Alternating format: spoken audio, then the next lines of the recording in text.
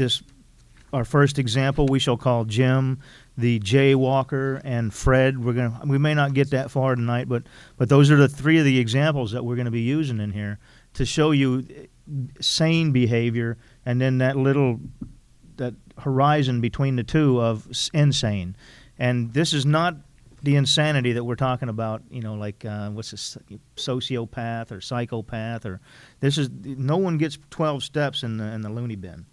This is the insanity that we're going to be talking about is how we react to the first drink.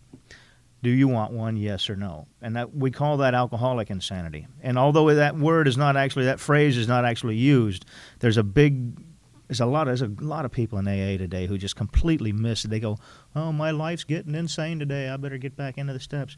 Well, if you didn't pick up a drink, that's not the insanity that we're talking about. We are talking about, and this says this in several places, even in Bill's story, the subtle insanity that precedes the first drink. That's what he's talking about. And that subtle insanity is rooted in self-centered fear is one of the most basic principles of our recovery program. But anyway, we're going to read these 2 or 3 little quick stories here. Actually, I don't think we're going to get that far. But anyway, if you'll slow down, like I used to read through pages of this thing, and I go, man, I didn't see nothing. I read that whole chapter. I read it 3 times. I still don't see. But somebody had to slow me down and say, pay attention to what you're reading. So this is the bottom of page 34.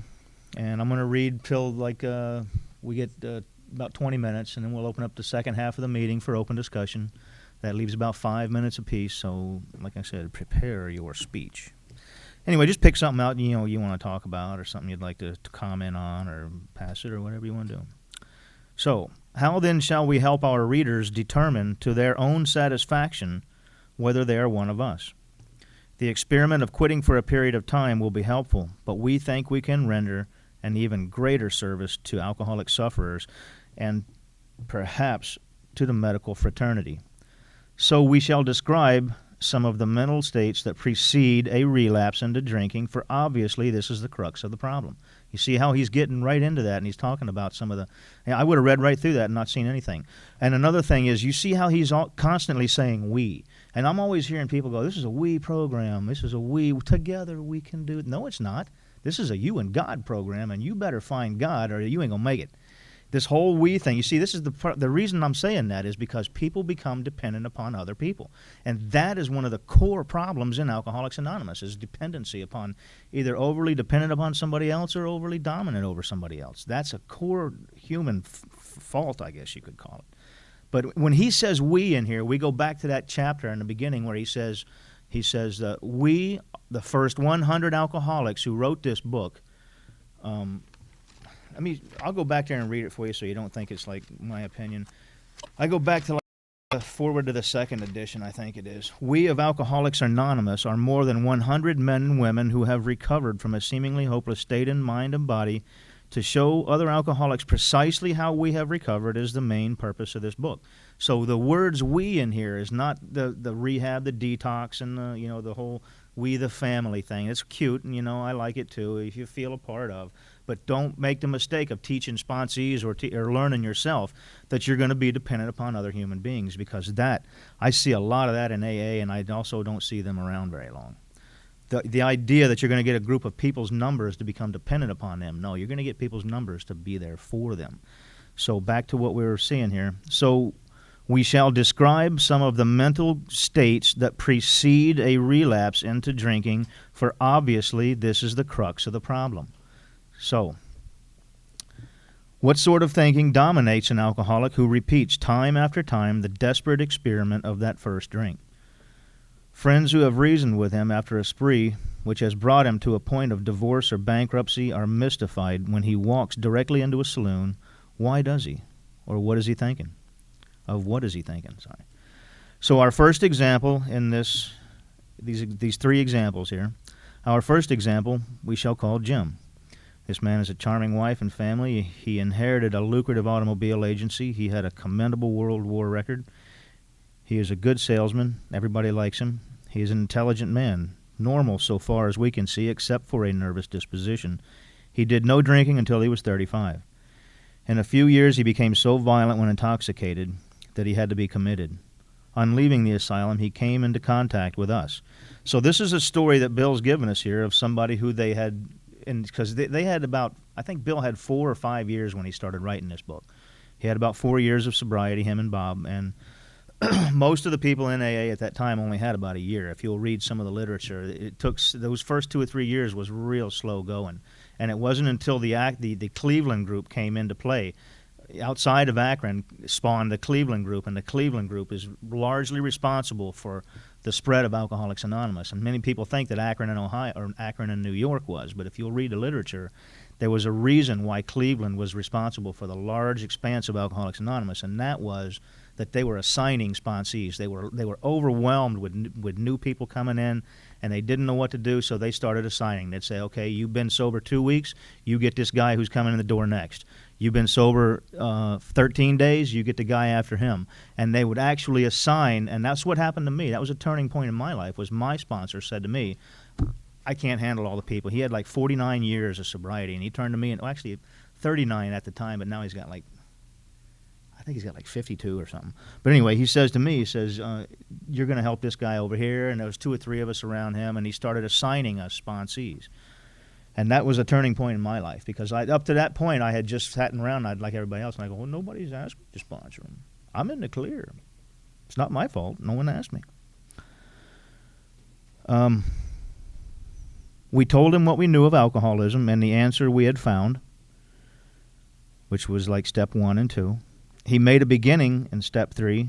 His family was reassembled, and he began to work as a salesman for the business he had lost through drinking. All went well for a time.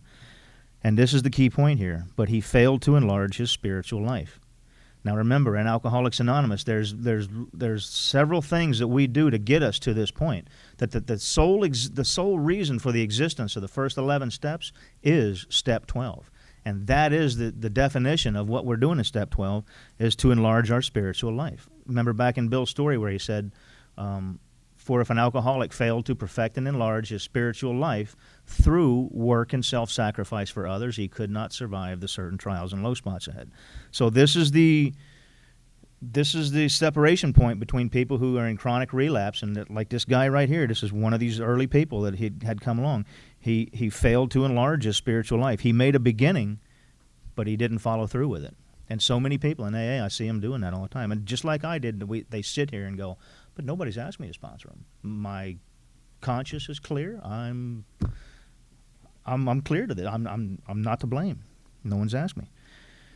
To his consternation, he found himself drunk 6 times in rapid succession. On each of these occasions, we worked with him, reviewing carefully what had happened. He agreed he was a real alcoholic. Remember that they do make there's out in the chapter to wives, there are 4 descriptions, and the last one is described as, I don't know about you guys, but me, the worst case scenario. And in the doctor's opinion, there are 5 types of alcoholics outlined out there. But I think the 5th type that he describes is manic depressive. It's like the 5th one that the doctor describes. But he agreed he was a real alcoholic and in a serious condition. He knew he faced another trip to the asylum if he kept on. Moreover, he would lose his family for who he had a deep affection. Yet he got drunk again. We asked him to tell us exactly how it happened, and this is his story. I came to work on Tuesday morning, and you know those guys make a big joke about that. He goes, he came to work on Tuesday morning. Where was he on Monday? Why didn't he come to work on Monday morning? But anyway, that was just those seminar guys always brought that up. Now, this is a part that I keep highlighting here. He says, I remember I felt irritated. You see that? I remember I felt irritated. This is like a precursor to his relapse here. And remember what it tells us in the 4th step. It says that resentment, anger is the number 1 offender. And what irritated, what else could you call irritated? A form of anger, I guess. A mild form of anger, maybe. I don't know. Repeated. Anyway. I remember I felt irritated that I had to be the salesman for a concern I once owned. I had a few words with the boss, but nothing serious. Then I decided to drive into the country and see one of my prospects for a car. On the way, I felt hungry, so I stopped at a roadside place where they have a bar. I had no intention of drinking. I just thought I would get a sandwich. I also had the notion that I might find a customer for a car at this place, which was familiar, for I had been going to it for years. I had eaten there many times during the months I was sober. I sat down at a table and ordered a sandwich and a glass of milk, still no thought of drinking. I ordered another sandwich and decided to have another glass of milk. Now, you see where it's turning into these italics now. This is where the sane behavior, all of a sudden he was a normal guy, and then bang, out of nowhere comes this thought. Suddenly the thought crossed my mind. And this is the crux of the problem for the alcoholic. What does he say?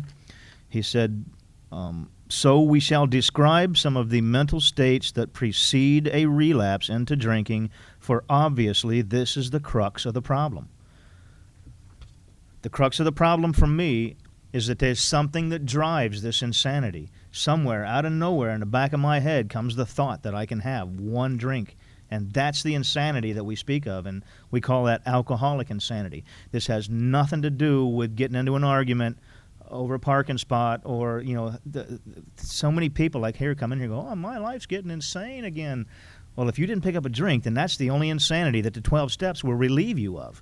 They will not relieve you of psychotic behavior. They just won't. There's nothing they can do for you in a real mental manic depressive. I mean, I think Bill did say that his depression was rooted in self-pity when he finally found his way out, that he had suffered for some 15 years in a deep chronic depression, and when he finally found his way out after all the pills and doctors, that he looked back on it and said that he still found that underlying he had some kind of dependency on things human, that he wouldn't completely let everything go to God. But anyway, I'm not saying that alcohol, this 12 steps are the cure-all, but he did write that depression he felt was based in self-pity. His depression was. But here's this insanity that we're talking about here. That's a subtle insanity. As Bill puts it in his story, then came the subtle insanity that precedes the first drink, and on Armistice Day of 1934, I was off again. And that's how he writes his last relapse that he remembered as he left the detox there with Silkworth. Suddenly the thought crossed my mind that if I were to put an ounce of whiskey in my milk, it couldn't hurt me on a full stomach. Now, this is a guy who had been in contact with AA and had been through the first 3 steps with a sponsor, where he says he made a beginning. We told him what we knew of alcoholism and the answers we had found. They told him what the answer was. He knew it. And he made a beginning, but he never followed through with it. He wasn't sponsoring anybody. He wasn't doing a daily inventory. He wasn't finding his anger and applying forgiveness. He wasn't finding his guilt and applying amends to it. And he wasn't finding his fears and helping others to get out of self-centered fear. It's the basis of our recovery program. I vaguely sensed I was not being any too smart, but felt reassured as I was taking the whiskey on a full stomach. The experiment went so well that I ordered another whiskey and poured it into more milk. That didn't seem to bother me, so I tried another. Thus started one more journey to the asylum for Jim. Here was the threat of commitment, the loss of family and position, to say nothing of that intense mental and physical suffering which drinking always caused him. He had much knowledge about himself, yet, as an alcoholic, yet all reasons for not drinking were easily pushed aside in favor of the foolish idea that he could take whiskey if only he mixed it with the milk. Whatever the precise definition of the word may be, we call this plain insanity. And I can't stand it when people come in here and go, the definition of insanity is doing this. Well, somebody smack that guy. Well, it's Polly want a cracker. And I call it the Polly want a cracker syndrome, and I was one of the worst ones when I had a year sober. I did the same thing. I'm not pointing the finger at anybody. I'm just saying I wish we could get the record straight, because so many people come in here and go, what's the definition of insanity? Is doing the same thing? No, the definition of insanity is that you picked up a drink knowing that it's going to devastate your life again. That's the definition of insanity for us, the one that we're concerned with. Whatever the precise definition of the word may be, we call this plain insanity. How can such a lack of proportion of the ability to think straight be called anything else? You may think this an extreme case. To us, it is not far-fetched, for this kind of thinking has been the characteristic of every single one of us. We have sometimes reflected more than Jim did upon the consequences, but there was always the curious mental phenomena that parallel with our sound reasoning. There inevitably ran some insanely trivial excuse for taking that first drink. Our sound reasoning failed to hold us in check. The insane idea won out. The next day we would ask ourselves in all earnestness and sincerity how it could have happened. So you see, remember what he's doing here. He's writing in this book to somebody in Butte, Montana in 1939. There's no way. Somebody can't say, why don't you go to an AA meeting and straighten out? There was no AA meetings. There was the hint of an AA on a radio show. Remember, they didn't even have TV back then. Maybe they had something at the when you go to see the movies that have a little play in the front of it or something. You might have heard something about it. I don't know, but I know that the AA was largely a word of mouth thing. There wasn't the system of CNN and headline news or whatever we have today. In some circumstances, we have gone out deliberately to get drunk, feeling ourselves justified by nervousness, anger, worry, depression, jealousy, or the like. But even in this type of beginning, we are obliged to admit that our justification for a spree was insanely insufficient in the light of what always happened. We now see that we had began to drink deliberately instead of casually. There was little serious or effective thought during the period of premeditation of what the terrific consequences might be. So, essentially what I'm seeing here is that the fear of what will happen if I drink will not stop me from drinking. And the reason I brought that up is because I happen to know for a fact that there are two ways of staying sober in alcohol. There's two ways of staying sober, period. One of those is the fear of what will happen if I drink. If you're a real alcoholic, there are people who are not as far gone as he quotes it in here, as a real alcoholic. I am a real alcoholic. I tried for years, and I after several years of thinking that I can control it, thinking of what I can, I'm smart enough to put this thing together, I came back and I said, you know what? I cannot decide. I decide not to have one, and I have one anyway. There's no question about it. So now what we're talking about here is trying to get this idea to the people in Butte, Montana in 1939. There's a part of this book that I like to bring up constantly, and that is out into the last chapter that we call the actual big book, Before Dr. Bob's Nightmare, the personal stories, where he says, though you be but one man with this book in your hand. This is page 162 at the bottom down there, and 63 at the top. Thus we grow, and so can you. Though you be but one man with this book in your hand, we believe and hope it contains all you will need to begin. And he goes on to say that you too can help other alcoholics in your community. You can go after these people. You can, with all the desperation that a drowning man grasps a life preserver, duplicate what these guys did and try to help somebody and get other people sober, and as a byproduct, keep yourself sober. And that is one of the most basic ideas of Alcoholics Anonymous that I try to take to every meeting that I go to, and back it up with some of this literature that we have. Our behavior is as absurd. Now, this is that jaywalking story here, which I thought was, I used to think it was cute, comical, but I do see how, you can replace drinking for jaywalking and see how this would mimic our behavior exactly as an alcoholic.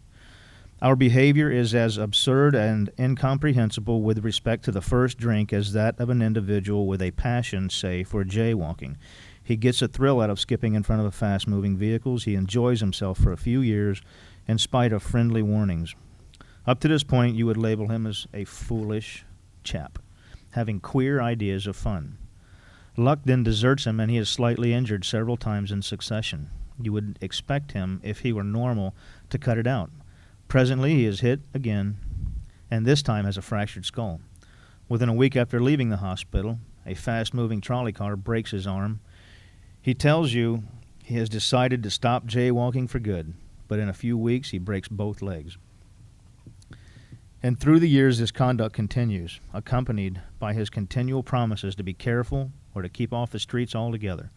Finally, he can no longer work. His wife gets a divorce, and he is held up to ridicule. He tries every known means to get the jaywalking idea out of his head. He shuts himself up in an asylum, hoping to mend his ways, but the day comes, out he races in front of a fire engine, which breaks his back. Such a man would be crazy, wouldn't he? And you may think our illustration too ridiculous, but is it? We who have been through the ringer have to admit if we substituted alcoholism for jaywalking, the illustration would fit us exactly. However intelligent we may have been in other respects, where alcohol had been involved, we had been strangely insane. It's strong language, but isn't it true? All right, so I'm going to stop right there, and next week I'll pick up. Some of you are thinking, yes, what you tell us is true, but it doesn't fully apply. I'll pick up there next week. So we got those two stories underneath our, behind us here. The story of this first chap, this first example we should call Jim, and the jaywalker. And remember, what we're trying to do here is establish the pattern of number one, that our behavior has been insane. And although it may not be, like clinical, the craziness that you might expect in someone who's like out killing people for the fun of it or something, it is a certain insanity that, I don't know. For me, I can easily see it. I always say, you know what, the first step for me, and I think it just to be a gift of alcohol. No one could explain the first step to me. All I could do was see the first step in hindsight. I didn't like learn the first step and then experience it. I experienced it and then read it in a book and said, yeah, that's exactly what I felt. And I think that's the same thing for most people. Most people finish the first step like I did years before I ever quit drinking. And I believe so too. If you'll read Bill's story, he says that too. He says that how dark it is before, and I forget. It won't take me but a second to find it. Bill's story, Bill's first step. No words can tell of the loneliness and despair I found in that bitter morass of self-pity, quicksand stretched around me. And I had met my match. I had been overwhelmed. Alcohol was my master. But he drinks again. And how dark it is before the dawn. He then came the insidious insanity of that first drink. So, I'm in Butte, Montana in 1940, and then there is no sponsorship. It's just this book, and I'm expected to read this, comprehend what it is that I'm reading, get sober, and then start helping other people get sober. You might say that's crazy, but it has happened. That's the way Alcoholics Anonymous, although we did spring up a lot through, the span. When you read Comes of Age, you'll see that many of the other cities, like they say Miami and Dallas and many of the cities that are south of that came from Cleveland. All of the people who were from Cleveland were like traveling salesmen, and it was a very big job up in that area, I guess, at that time. And those traveling salesmen would go to other cities, and that's how AA started up. And although you say New York and Akron are largely responsible for AA, Cleveland is credited with the biggest expanse. Anyway, back to the idea of insanity. I don't know about that whole doing the same thing over and over again. I mean, does that help me at all? I don't think so. What helps me is to know that we're not talking about loony bin, and psychiatrists don't sit back and go, what I think you ought to do is work these 12 steps of recovery, and instead they give them a little pill, whatever those Thorazine or whatever I don't know what they prescribe for people. I've never been to one, but psychiatrists rarely prescribe 12 steps for really insane people who are really crazy. So I think I need to get the separation of those two, because there's a lot of people in AA who don't seem to notice the difference between those two, the real crazy people versus just me thinking, hey, I can have a drink now. That was crazy as shit. You destroyed your life for 15 years, and you think you can have a drink? Anyway, I'll open up the floor. We got 30 minutes, so that's about 5 minutes each. Who's first? Anything that we've read? Hey. Hey, Al. Doug, you started on one of the follow-up books you said, actually, you said that there are two ways that you can stay sober in alcohol. One was fear to change it, and you do a second one, right? Faith in God. That's what the result of the step 12 is, faith in God. Faith that He will take care of everything. It's how we combat the fear. As we read on, we're going to see that insanity that precedes that first drink, that drives us to that first drink, is based in fear. The fear, for me, that never keeps me sober. That's just it, yeah. Fear-based sobriety will not last. It must be converted into a faith-based sobriety. And then the other thing I expect coming out is the concept of that sponsor thing. And I've been in other fellowships where, they go and get a sponsor, and this time, it happened very strangely. Some guy came up to me, a second meeting, and said, introduced himself and asked me about what your sponsor that you wanted. And I said, yeah, he actually kind of came up, and I found that originally it was like, wow, this must feel really aggressive with me. I'm not comfortable with it. But it's really what I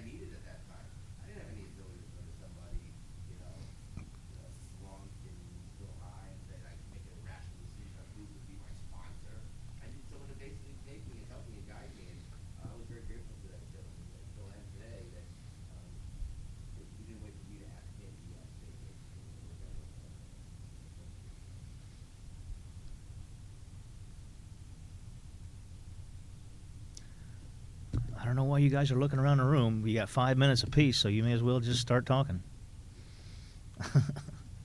Either that or sit there while I ramble on some more.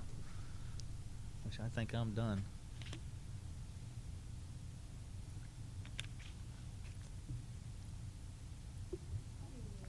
I'm Jeannie and I'm Alcoholics. Hi, Gene. You're right on target with everything you're saying.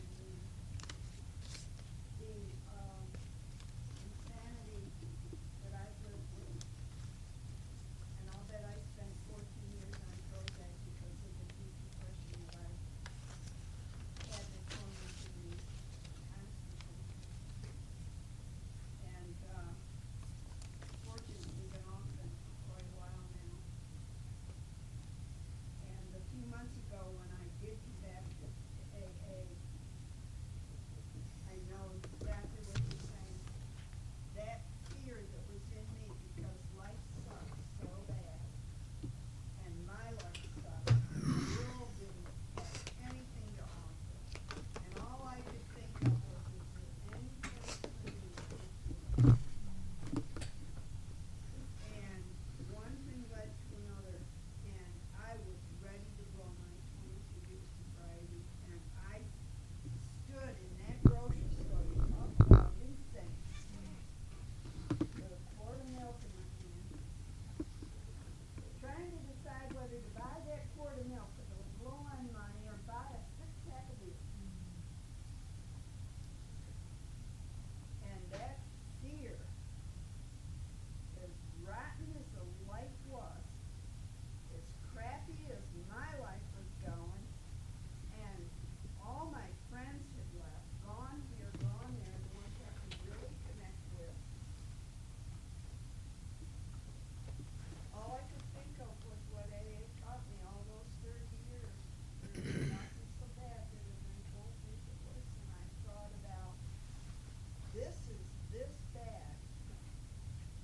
If I take that, it's going to be even worse. Let me tell you, that scared me right into taking the milk. I bought the milk. And sitting at home that day, thinking, some of the best time of my life was the first 7 years that I was building my life with God in my church. And we started an AA group in the church. They were the best years of my life, those 7 years. And then everything broke away. Why is it that every good thing out there ends up leaving? Or going, or breaking, or something, and it's gone. And let me tell you, the insane thoughts that kept going through me, I isolated myself away for almost a year right now, to a point that I couldn't even stand to live with myself.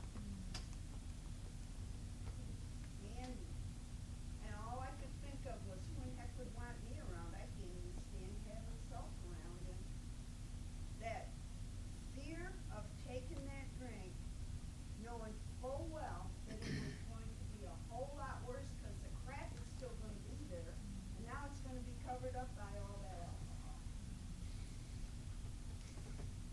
I gotta tell you, Doug, you hit it right on the nose with me. Thank you.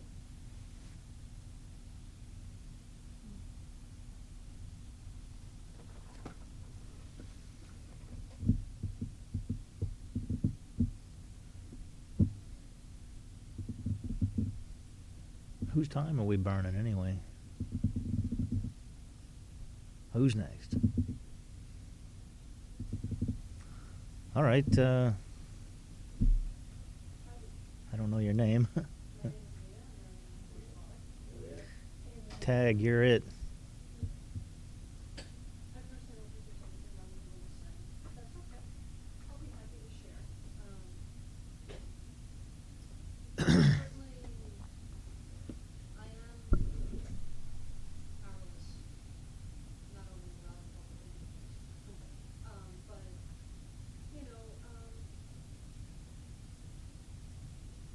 definitely am very good at trying to talk myself into thinking this time.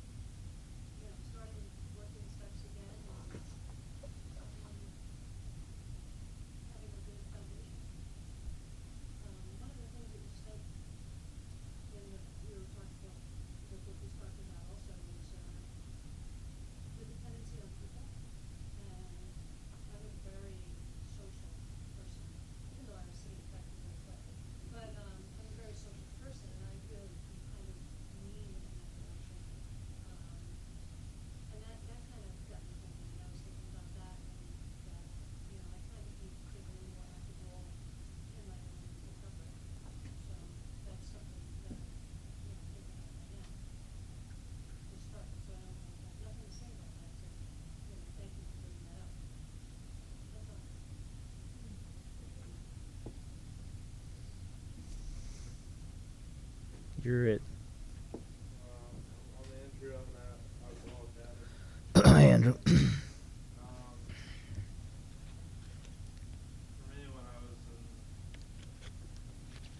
my really bad state of addiction, I mean, that insanity was there all every day.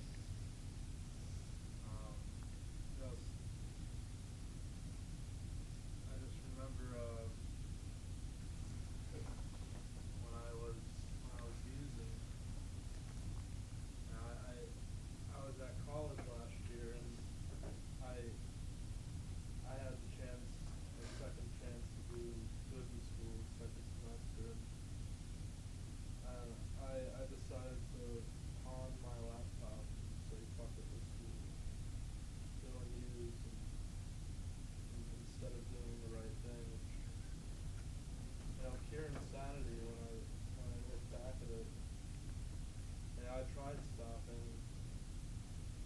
I was clean for like 3 weeks. I got back to school and I was, maybe I can do it one more time, just one more time, and now everything will be fine. And I could stop after that.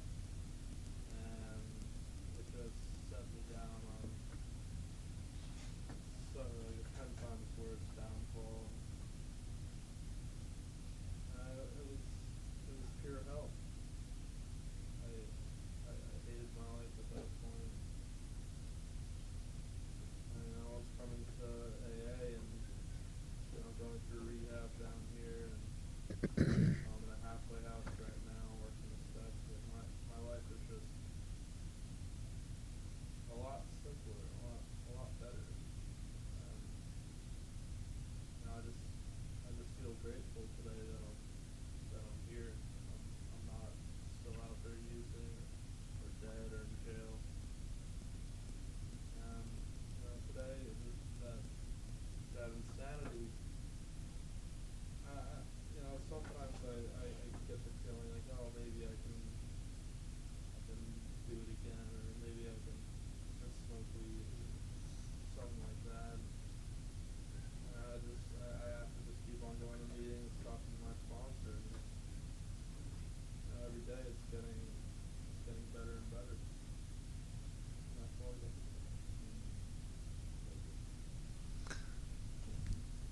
Name's Bill. I'm an alcoholic. And, Hey, Bill. I like their choice of words. Suddenly the thought crossed my mind. Suddenly. That's usually the way it happens. Suddenly. I think it was just like a month ago. I was sitting on the couch watching some TV show where a white American dude was up in the headwaters of the Mekong River in China talking to the local fishermen with an interpreter.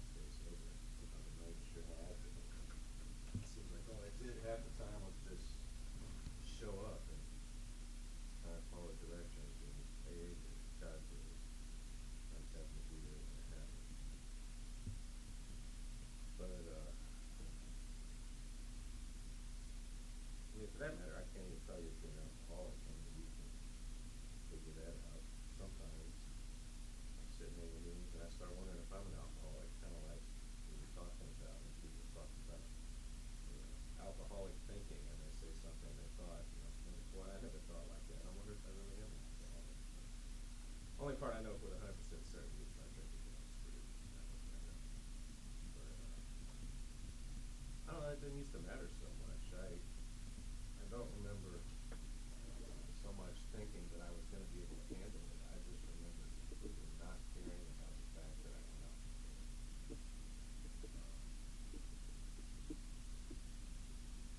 Mine was a less than 25-cent break. I had my first drink in the mornings over the toilet, and I knew I was gonna puke it out. But I had to knock it back and puke it out so I could get the second one, which I still had over the toilet, because even though it stayed down most of the time, sometimes it would come out. So I could have the third one out of the bathroom, because that one was gonna stay down. And I was okay with drinking like that, but the third one made me feel the way I wanted to feel. As long as I could get to that third one, what was the business wrong? I had to get rid of those immigrants. I never in my life, prior to getting intervened on, shoved into AA and being stuck here for a while, never before all that it occurred to me that it might be a good idea to take stuff. I would have probably drank myself to death and convinced myself that I was happy to do so. But this is where I am. I'm lucky this thing is here for me. I'm lucky I identified the right thing. So it showed up or found. Last week, this is the Big Book meeting. Last week we left off on page 39. Fred is a partner of a well-known accounting firm. And what we're doing here is we are establishing, remember that the book was written, it's finished in like 1939 and published, and it was written at a time where there wasn't AA, but only in 3 or 4 places. You know, I think there was a Cleveland group, there was the Akron group at number 1, there was one in, I think there was 2 of them in New York at like Bill Wilson's house, and then that one that they had started on whatever that was, 35th Street or some crap like that, I forget. But there wasn't, you know, people in the rest of the world, like in California or Utah or Arizona or Texas, there was no AA. And they had received requests from these faraway places, but they, you know, there really was nowhere to go for AA back then. AA was a fledgling, a freshly started group. There was the Oxford groups in the Northeast, a lot of, from what I heard. I don't think the Oxford groups were out in California or Texas or anything either. As far as I know, they were like confined to that little Northeast corridor there, you know, like the New England area. But so the argument was to write a book to get AA. You know, if it was, if Alcoholics Anonymous was going to be a one alcoholic working with another program, it wasn't going to get to California and Texas and you know, Utah for another 20, 30, 40 years, depending on how long, you know, one handed off to another thing. So they wrote this book to be your sponsor. Many people don't look at it. When you read this book, you have to read it from the standpoint of the context. And ooh, it's raining, huh? This roof leaks every once in a while when it rains, too. We had a couple of good ones here last year. When you read this book, you have to read it from the context in which they wrote it. It's important. If you're trying to understand what you're reading, you need to know how it was that they wrote this to take you through the steps and to be your only contact with Alcoholics Anonymous. They wrote this, in a sense, to be your sponsor, your guide through the steps. And that can easily be seen out in the chapter, A Vision for You, where, so you don't think it's my words, we'll go to A Vision for You out in 155, 157... a little further. Here it is, 163. This is, you simply read this and you can see that this is meant to be your guide through the steps, your sponsor. Not that you shouldn't get a sponsor and you should try to figure this out on your own, but what we're trying to do here is figure out, you know, our understanding of what it is that we're reading here. And he says at the bottom of page 162 in A Vision for You, and thus we grow, and so can you. Though you be but one man with this book in your hand, we believe and hope it contains all you will need to begin sponsoring others and opening up an AA meeting in your hometown and growing AA in Butte, Montana, or in California or Texas or wherever you are. Though you be but one man with this book in your hand. So there goes the idea that sponsorship, it doesn't say though you be but 2 guys, a sponsor and a sponsor who are reading this book and going over it. It says though you be but one man. And that's the idea that you need to get in your head when you're reading this thing, because it'll make it easier for you to understand what it is we're doing here. Like in this story we're getting here, Fred is a partner of a well-known accounting firm here in 39. We're transitioning into an area from step 1 into step 2 where they're talking about the insanity of alcoholism, not the insanity of plotting out and murdering your wife or whatever it is, your wife's boyfriend or whatever kind of crazy, insane stuff that goes on in this world. We are not talking about that. The 12 steps will not restore a how would you describe it? Not a criminally insane, but a clinically diagnosed insane person. They don't give them 12 steps and go, here, try these 12 steps, you'll be just fine. No, they give them lots of little pills and doctors and stuff. But this is 12 steps to restore the alcoholic who thinks, I can have one drink and it won't hurt me this time, when it's been killing you for the last 15, 20 years, 10 years, and you know you can't have it. Somehow, out of nowhere, after you have proven to yourself time and time again that you cannot have one drink of alcohol without it leading to another, I lost everything again, or close to it, or whatever, The idea here is that that's the sanity that God will restore to us, that he will restore. And in step 10 is where he says, for by this time sanity will have returned. That's what we're getting at here, is that God will restore the sanity of do you want to drink or not, yes or no. And that's what's going to happen for the alcoholic. He's going to react sanely and normally, and we will find that this has happened automatically. We haven't given it any thought. Remember out in step 10, those are the words that he says, that we will react sanely and normally. We will not take a drink. I tell you, we'll go out there and read that just for a minute, and then I'll read real quick, and I'll open up the floor. Don't worry, you guys are going to get about 5 minutes apiece, so don't think I'm going to sit up here and babble through the whole meeting. This is out in step 10 on like page 85, I think it is. 86. The bottom of 85. Wait a minute. Bottom of 84, top of 86. Remember, we're talking about alcoholic. We're even going to give it a title here. We're going to say alcoholic insanity and loony bin insanity, or nut house insanity. At the bottom of page 84, the promises of the 10th step. The promises of the 10th step are like one big paragraph with part of it starting here at the bottom of 84. And we have ceased fighting anything or anyone, even alcohol, for by this time sanity will have returned. Remember in step 2 he says that came to believe that a power greater than ourselves could restore us to sanity. And the idea that we're trying to get here is the sanity that we speak of, and these 12 steps are going to restore to us. They're not going to restore that we're going to stop stalking our wife and plotting her new boyfriend's murder, something along those lines. What it's going to restore is how you react to the first drink. Do you want one, yes or no? As an alcoholic, the thought comes into my head and says, you know what, I think it's been 3 months, it's been a week and a half, I can have one, and here's how. I proceed to tell myself that I can do it this time, but it's been 10 years of that nightmare, and I have no mental defense against that first drink. And that's what we're trying to establish here. For by this time sanity will have returned. What time does sanity return? When we're doing this daily inventory and applying these four spiritual solutions. I'm going to start saying 4 because I'm going to start adding confession to that, or admission, if you would. In the 12 steps, it's in step 5, it's admission. But we have forgiveness. First, step 5 would be like admission, and 6 and 7 would be forgiveness, 8 and 9 would be making amends, and 12 would be having faith. And by those spiritual solutions that we have, that's what we're going to be doing every day in step 10 here, with the exception of step 12. Of course, when you look at the 12 steps the way that they're written, 10, 11, and 12 are really, it's not like you're getting 6 months later you're doing step 12. You're doing 10, 11, and 12 essentially within a few days, because if you'll read Bill's story, even he says, while I lay in the hospital bed, the thought came to me that there were thousands of alcoholics out there who could use this message. But anyway, we will seldom be interested in liquor. If tempted, we recoil as if from a hot flame. We react sanely and normally, and we will find that this has happened automatically. We'll see that our new attitude toward liquor, why has it happened automatically? Because the fear that drove us to it will no longer be there. But anyway, back to the idea here.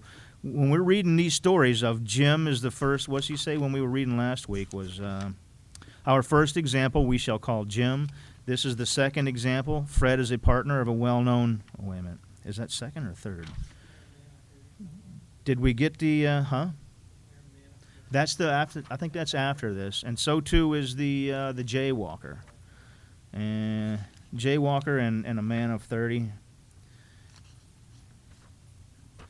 Anyway, so Fred is a partner in a well-known accounting firm. His income is good. He has a fine home, is happily married, and the father of promising children of college age. He has so attractive a personality that he makes friends with everyone. If ever there was a successful businessman, it is Fred. To all appearances, he is stable, a well-balanced individual. Yet he is alcoholic. We first saw Fred about a year ago in a hospital where he had gone to recover from a bad case of jitters. It was his first experience of this kind, and he was much ashamed of it. Far from admitting he was an alcoholic, he told himself he came to the hospital to rest his nerves. The doctor intimated strongly that he might be worse than he realized. For a few days he was depressed about his condition. He made up his mind to quit drinking altogether. You know, that's one of the words that's used in the early area, the first few pages of More About Alcoholism, where he talks about the desire to quit altogether. And I'm always hearing people in AA say, "Oh, don't worry, you just worry about the 24 hours at a time. It's absolutely imperative, in my opinion, to come in here wanting to stop drinking forever and to never want to take a drink of alcohol as long as I live. If I came into AA and said to myself, and it's my opinion, and I believe it's backed up with this, he made up his mind to quit drinking altogether. There's a couple of places in here where on page 34, for those who are unable to drink moderately, the question is how to stop altogether, right in the middle of the page there. This is the same chapter, More About Alcoholism. For those who are unable to drink moderately, the question is how to stop altogether. We are assuming, of course, that the reader desires to stop. Whether such a person can quit on a non-spiritual basis depends upon the extent upon which he has already lost the power to choose the will.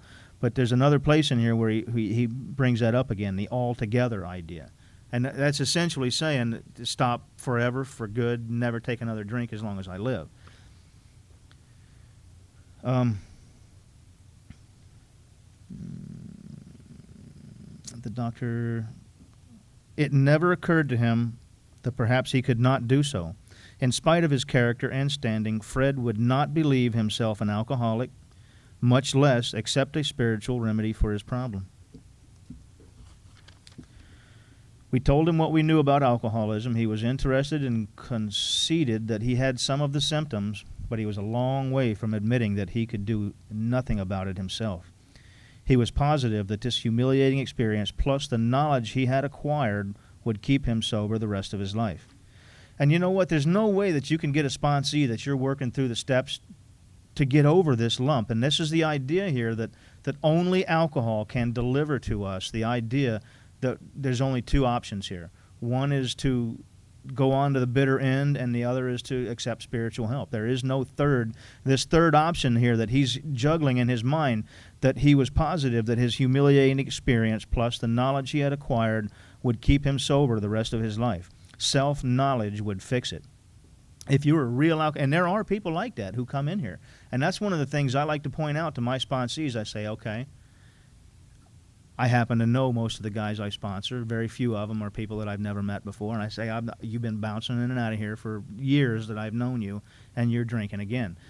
And what I see when I see you come in here is you don't sponsor people. I don't see you either reading the book or going through this, like, what do they say, with all the desperation that the drowning men grasp a life preserver. You don't act like this is the most important thing in your life. I hear people say things like, I would like to get my life back. I didn't come in here to dedicate my life to this AA place. I mean, this is as bad as death. And then they say something like, I need to get my life back, and I'd like to balance my life between coming to AA and doing the AA and then going out there and living my life. And that's the first thing I think is, uh-oh. He hasn't found it yet, has he? This is either the most important thing in your life. If you're a real alcoholic like me and Fred and the rest of us that are coming in here, this is the most important thing in your life. And that's going to be the difference between people who come in here and stay sober and never take another drink as long as they live. And I believe that. I'll never take another drink as long as I stay on this path. And that there's some people, you're looking at people who come in here and they don't do these things. They don't sponsor people. They don't dedicate their life to AA. It's not the most important thing in their life, and you can see it through their actions. They come strolling in late. They leave early. They talk to all the good-looking women. They half-ass most, and you're saying to yourself, yeah, look at that. He doesn't have to dedicate his life to this AA thing, so why do I have to do it? Because he can stop on a non-spiritual basis, and that part of the rules that we have in AA does not say that you must be a real alcoholic. And we have a test that we're going to put you through, otherwise you're out of here. We let people come in here who can stop on a non-spiritual basis, and that's fine, but we have to make sure that people who are real alcoholics like me know that there's a difference between somebody whose life it depends on, like myself, and somebody who can stop just by thinking that, like he says here, he was positive that his humiliating experience plus the knowledge he had acquired, and for some people this may suffice. This may very well stop them from drinking ever again. The knowledge he had acquired would keep him sober for the rest of his life. Self-knowledge would fix it. We heard no more of Fred for a while. One day we were told he was back in the hospital. This time he was quite shaky. He soon indicated he was anxious to see us. The story he told us is most instructive, for here was a chap absolutely convinced he had to stop drinking, who had no excuse for drinking, who exhibited splendid judgment and determination in all his other concerns, yet was flat on his back nevertheless. Let him tell you about it. So this is Fred telling us his story about what happened to him. Why this self-knowledge plus the humiliating experience would keep him sober, why it failed to work. I was much impressed with what you fellows said about alcoholism, and I frankly did not believe it would be possible for me to drink again. I rather appreciated your ideas about the subtle insanity that precedes the first drink. And that subtle insanity is based in fear, and all fear is based in self, and that's one of the most basic ideas of Alcoholics Anonymous. That the lack of faith in God is one of the driving factors of this subtle insanity, that somehow we think that secretly in the back of our mind we are not in control of this world and the things that are going on in my life. Somewhere in the back of my mind when I was drinking, I said to myself out front, and I thought to myself, I am in control of my life, my destiny, the things that are happening to me, and secretly in the back of my mind was a lingering fear that I had control over nothing. I could not even control my breathing when I was sleeping at night. I couldn't control my heartbeat. And only thing I could control with my heartbeat was to run, get it going faster, or to slow down and sit down and get it slowing down. That was my ability to control something so close to my life, much less when you're going through these lights on the way home, how much control do you have over whether somebody in one of these cop chases comes barreling through the red light when T-bones you at 60 mile an hour? All you can do is trust in God that you're going to make it through this light without, I go through 1,000 lights a month, and you go through every one of them. Faith in God that I'm not going to get T-boned by somebody running from the cops or something. And that's the idea here. The subtle insanity which precedes the first drink is a lack of that trust and faith that everything's going to be okay. But I was confident it could not happen to me after what I had learned. I reasoned I was not so far advanced as most of you fellows, and I had been usually successful in licking my other personal problems, and that I would therefore be successful where you men had failed. I felt I had every right to be self-confident, that it would be only a matter of exercising my willpower and keeping on guard. In this frame of mind, I went about my business, and for a time, all was well. I had no trouble refusing drinks and began to wonder if I had not been making too hard a work of a simpler matter. One day I went to Washington to present some accounting evidence to a government bureau. I had been out of town before during this particular dry spell, so there was nothing new about that. Physically, I felt fine. Neither did I have any pressing problems or worries. My business came off well. I was pleased and knew my partners would be too. It was the end of a perfect day, not a cloud on the horizon. I went to my hotel and leisurely dressed for dinner. And here in italics is the insanity, the subtle insanity that precedes the first drink that happened to him. This is where his relapse occurred in his life. I crossed the threshold of the dining room. The thought came to mind that it would be nice to have a couple of cocktails with dinner. That was all, nothing more. I ordered a cocktail and my meal. Then I ordered another cocktail. After dinner, I decided to take a walk. When I returned to the hotel, it struck me that a highball would be fine before going to bed. So I stepped into the bar and had one more. I remember having several more that night and plenty the next morning. I have a shadowy recollection of being in an airplane bound for New York and of finding a friendly taxicab driver at the landing field instead of my wife. The driver escorted me about for several days. I know little of where I went or what I said and did. Then came the hospital with unbearable mental and physical suffering. As soon as I regained my ability to think, I went carefully over that evening in Washington. Not only had I been off guard, I had made no fight whatever against that first drink. This time I had not thought of the consequences at all. I had commenced to drink as carelessly as though the cocktails were ginger ale. I now remembered what my alcoholic friends had told me, how they prophesied that if I had an alcoholic mind, the time and place would come. I would drink again. They had said that though I did raise a defense, it would give way before some trivial reason for having a drink. Well, just that did happen and more, for what I had learned of alcoholism did not occur to me at all. I knew from that moment that I had an alcoholic mind. I saw that the willpower and self-knowledge would not help in those strange mental blank spots. I had never been able to understand people who said that a problem had them hopelessly defeated. I knew then. It was a crushing blow. So see, this guy has been delivered just like I was, that I was an alcoholic and that I have no defense against that first drink. No matter what I do, I have no defense, no effective. That's one of the key points he says there. That I have no effective mental defense against the first drink. And this defense must come from a power greater than me. I have no power over this. 2 of the members of Alcoholics Anonymous came to see me. They grinned, which I didn't like so much, and then asked me if I thought myself an alcoholic and if I were licked this time. I had to concede both propositions. They piled on me heaps of evidence to the effect that an alcoholic mentality such as I had exhibited in Washington was a hopeless condition. They cited cases out of their own experience by the dozen. Now, that's an important part right there. When I'm working with my sponsees, I didn't used to do that. I used to try to just burn it into their head that, and you know, I've recently, as I read out there in the chapter, working with others, it's absolutely important that I make a connection with, even though I may tell them, yes, I'm an alcoholic, that for me to give them details of something that happened to me. And I'll give you an example. The last night I was drinking, I stepped into the bar and found myself almost, before I even took a drink, I felt like I was in a blackout and had gone into the bar in a blackout, only I hadn't had a drink yet. And I looked around and I go, how in the hell did I end up in here? It's like remember how I used to drive home at night drunk and then run outside when I woke up to see if my car was there and go, man, I don't know how my car got here, but I guess I got here again, drinking and driving home. But that's how I would end up in the bar. I was like I was in a blackout, and autopilot took me right into the bar, only I hadn't even had a drink yet. That to me was, and then, you know, the last night that I was drinking, I swore I was not going to step off into this bad neighborhood over here and pick up some stuff to, you know, finish off my booze night.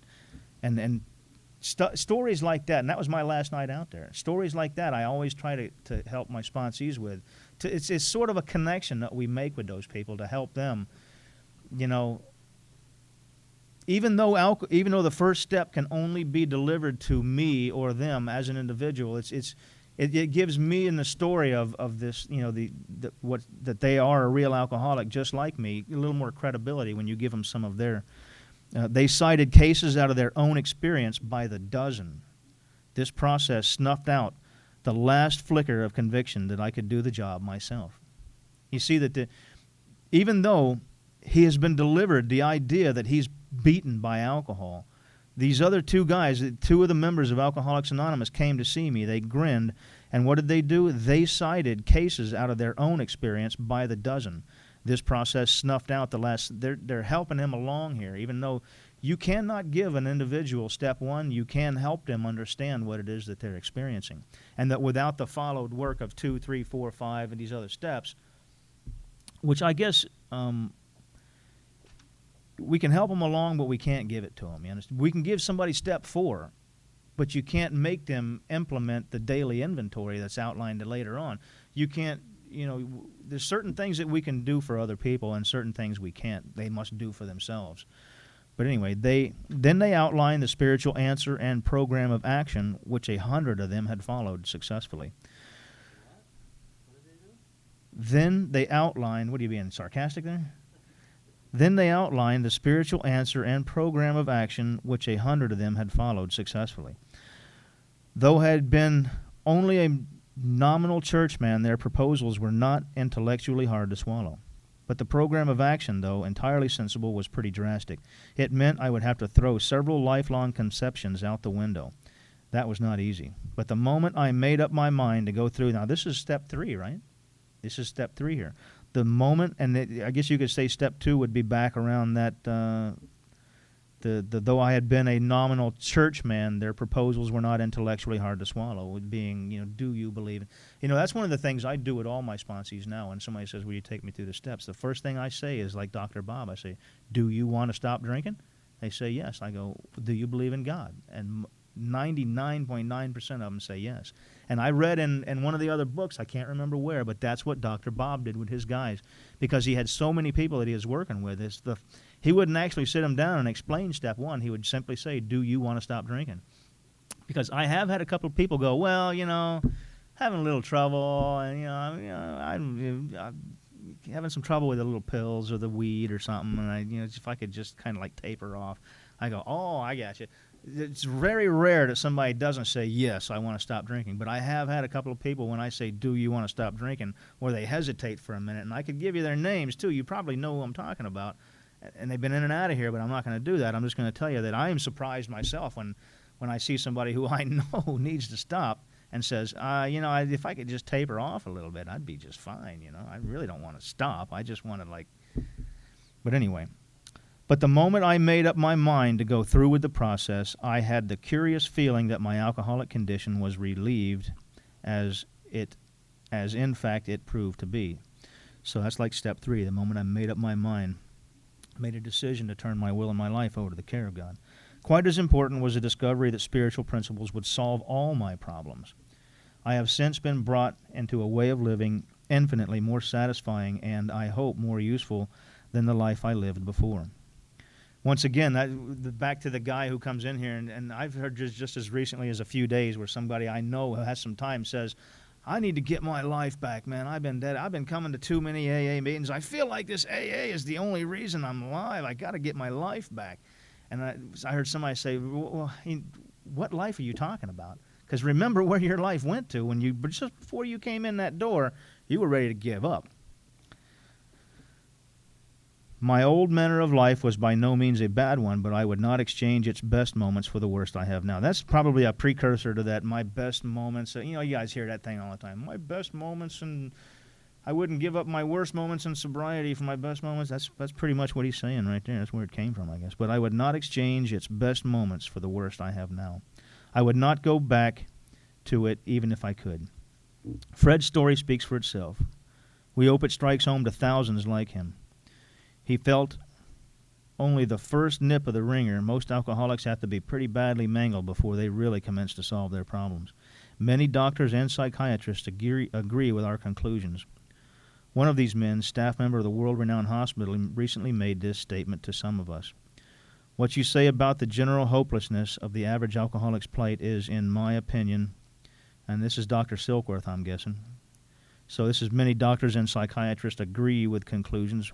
One of these men, staff members of a world-renowned hospital, that was that hospital that Silkworth was in up there, recently made this statement to some of us. What you say about the general hopelessness of the average alcoholic's plight is, in my opinion, so you might say the doctor's opinion, correct.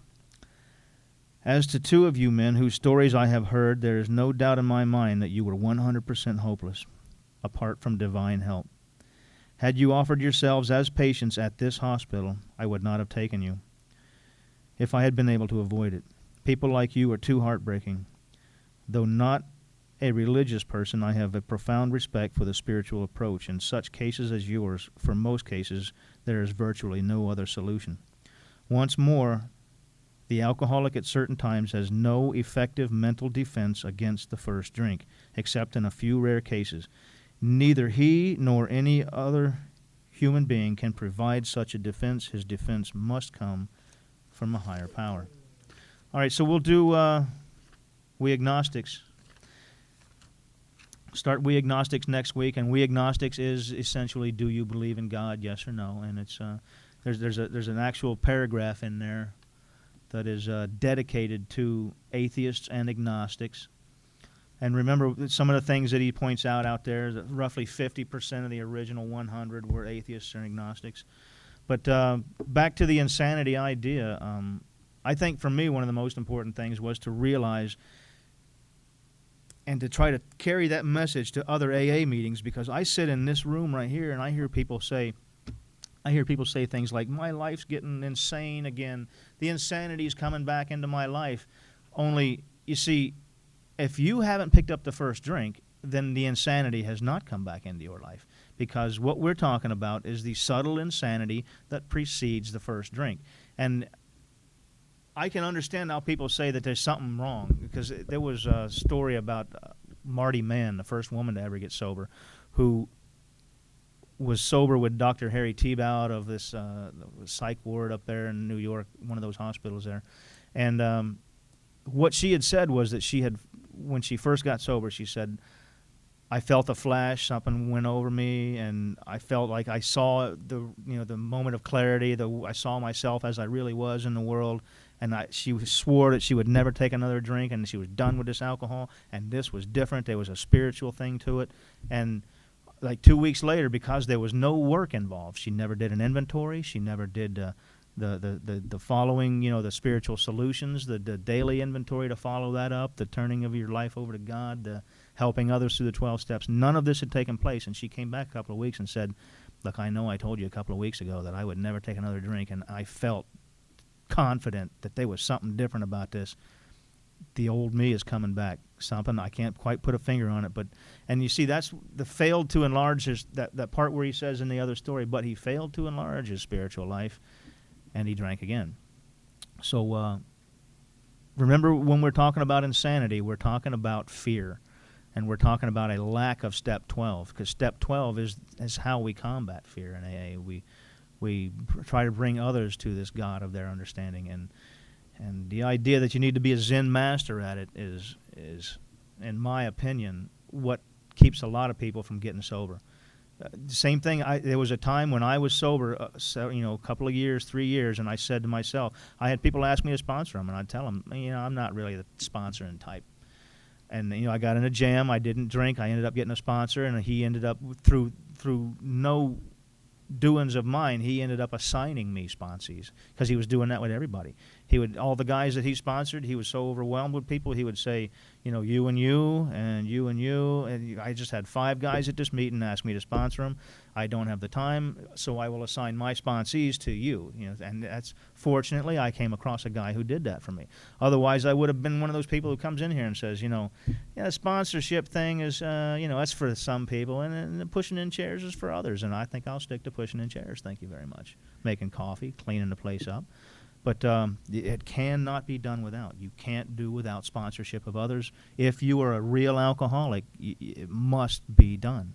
It must be the most important thing in my life, or I go back to, just like Fred, I'll drink again. We'll open up the floor. We got about 7 minutes for each one of you, 5 minutes for each. And when we were reading more about alcoholism, we see somewhat of a transition between step 1 and step 2. The idea, that the stories that we were reading, the Jim and the Man of 30 and Fred, and the idea that the jaywalker, the idea that there's an insanity that we have in our lives, and we're transitioning into this second step, because this chapter, We Agnostics, is essentially the question, do you believe in God, yes or no, is one of the early timers of AA used to approach people in that way, and Dr. Bob in particular would say, do you want to stop drinking? They'd say yes. They'd say, do you believe in God? And most people, although this thing here says about half of our original fellowship, where you could say out of 100 people, that would be 50, would say that they don't know whether or not they believe in God, or no, they do not believe in God. Half are atheists or agnostics. But most of the people I've come in contact with do say yes, they believe in some kind of power greater than themselves or whatever. And that was it. It would take you straight into the fourth step. And the third step would be whether or not, you went on with the rest of the steps. And that's, but here in this chapter, a lot of times over the years I've heard people refer to this chapter as if this was the chapter that says you don't need God to get sober. And I mean that. They would say, oh, you don't need God. Turn to the chapter to agnostics. And they would take something out of context and say a one sentence that not in the paragraph that it was in, designed to prove that you don't need God to get sober. And, I know this ain't, the religion thing really rubbed me the wrong way, and sometimes it still does when I'm in here, and somebody, one of the more religious people or somebody, it's always somebody who's early in recovery. I'll give you an example. One of the guys that I'm working with right now calls me up, and we've butted heads a few times on the honesty thing. And remember, in the Oxford groups, they had those tenets that they talked of, the absolutes, and one of them was absolute honesty. And when you read the literature, you see the reason that Alcoholics Anonymous broke away from the Oxford groups was because of the depth of their, the absolute honesty, absolute love, absolute, and these are virtually unattainable. Although, you might set this as a goal for yourself, absolute honesty really is unattainable. We're even instructed to lie. Was my take on it. Was in the ninth step where it says, except when to do so would injure them or others, says that if you're going to say something that's true to somebody and it's going to hurt them, it's going to really, like a ton of bricks on the plane of, like, you tell your wife you cheated on her and it was her sister, and you destroy the relationship between her and her sister for maybe even a decade or something, But so you're almost instructed to lie to keep from hurting them. And this buddy of mine says, no, you're not instructed to lie. I said, not volunteering information is not the same as lying. And I'm like, the same thing that I heard was, well, you're splitting hairs with that one. The idea that absolute honesty is, anyway, back to what I was talking about, the reason we broke away from the Oxford groups was the absolute honesty idea. And one of the things that I was saying was that the idea of honesty is, when I first got sober, I was so afraid of lying, and I thought I would drink if I lied. I said, if I lie about anything, no matter what it is, I'm done. It's over. And as you relax over the years, you got to thinking, well, this is really about turning your life over to God and doing what, and what I was getting at was that when I first got sober, and I see some of the early people come in here with the idea of religion, and they're just so overwhelmed with, the release of the obsession, that first drink, and somebody come in here and go, religion this, religion that, and they start spouting off a 5-minute spiel on their particular religion, and the rest of the room's like, man, would somebody throw that guy out of here, please? But anyway, this chapter, We Agnostics, is based on an explanation that, as Bill put it in his story, you don't need someone else's concept of God to get by. All you need is the willingness to believe that there is something there, you don't know what it is, and in working the rest of the steps, it will come to you, because if you do it the way that it's outlined, you will get the results that are described in here. You will get release of that insanity that drives that first drink. Anyway, we're going to read a couple of 3 or 4 pages. We'll open up the floor for open discussion. That gives each one of you about 5 minutes to talk. So don't think you're getting out of here without saying anything. I'm going to ramble on for a little while here, and this is Chapter 4, We Agnostics. Essentially, when you read this chapter, you got to keep it in the context of that the big book was meant to be your sponsor. The big book was written on the premise that Alcoholics Anonymous was one alcoholic working with another. It was one person transmitting this to another person, but that the message might get diluted as it works its way through 30 people, and it wouldn't get to California for another 25 years, one person at a time from Akron, Ohio to California. So they reluctantly agreed to write the book, and that this book was written as your guide through the steps. And whenever you read that, you need to keep that in mind, because it'll help you understand what it is you're reading. You're reading this from the standpoint of they assume that you know nothing about the program of recovery, and they're trying to get to the basics of it. So We Agnostics, Chapter 4. In the preceding chapters, you have learned something of alcoholism. Now remember, when he says we hope we have made clear the distinction between the alcoholic and the non-alcoholic. He's explaining this from the standpoint of the people who wrote this book. We, the people who wrote this book, hope that we, the people who wrote this book, have made clear the distinction between the alcoholic and the non-alcoholic.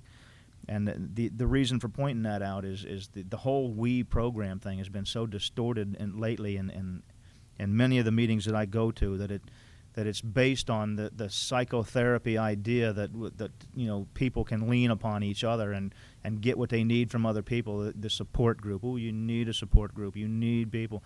Yeah, you do need people, but remember, don't lose track of the God thing, because many people describe that in such a way that it takes away from it's almost people who come in here looking for an easier, softer way and hear the we program thing and the we idea and you can get numbers and together we can get sober. Then they start the easier, softer way thing to get away from the idea of you and God thing, which is much harder to do in my experience. It's a lot harder than the easier, softer way, the no human power can relieve our. If when you honestly want to, you find you cannot quit entirely, or if when drinking you have little control over the amount you take, you are probably an alcoholic. So you remember the 40 questions or the 60 questions or whatever it is to find out whether you're a real alcoholic? That's the 2 questions. These are the 2 questions of Alcoholics Anonymous.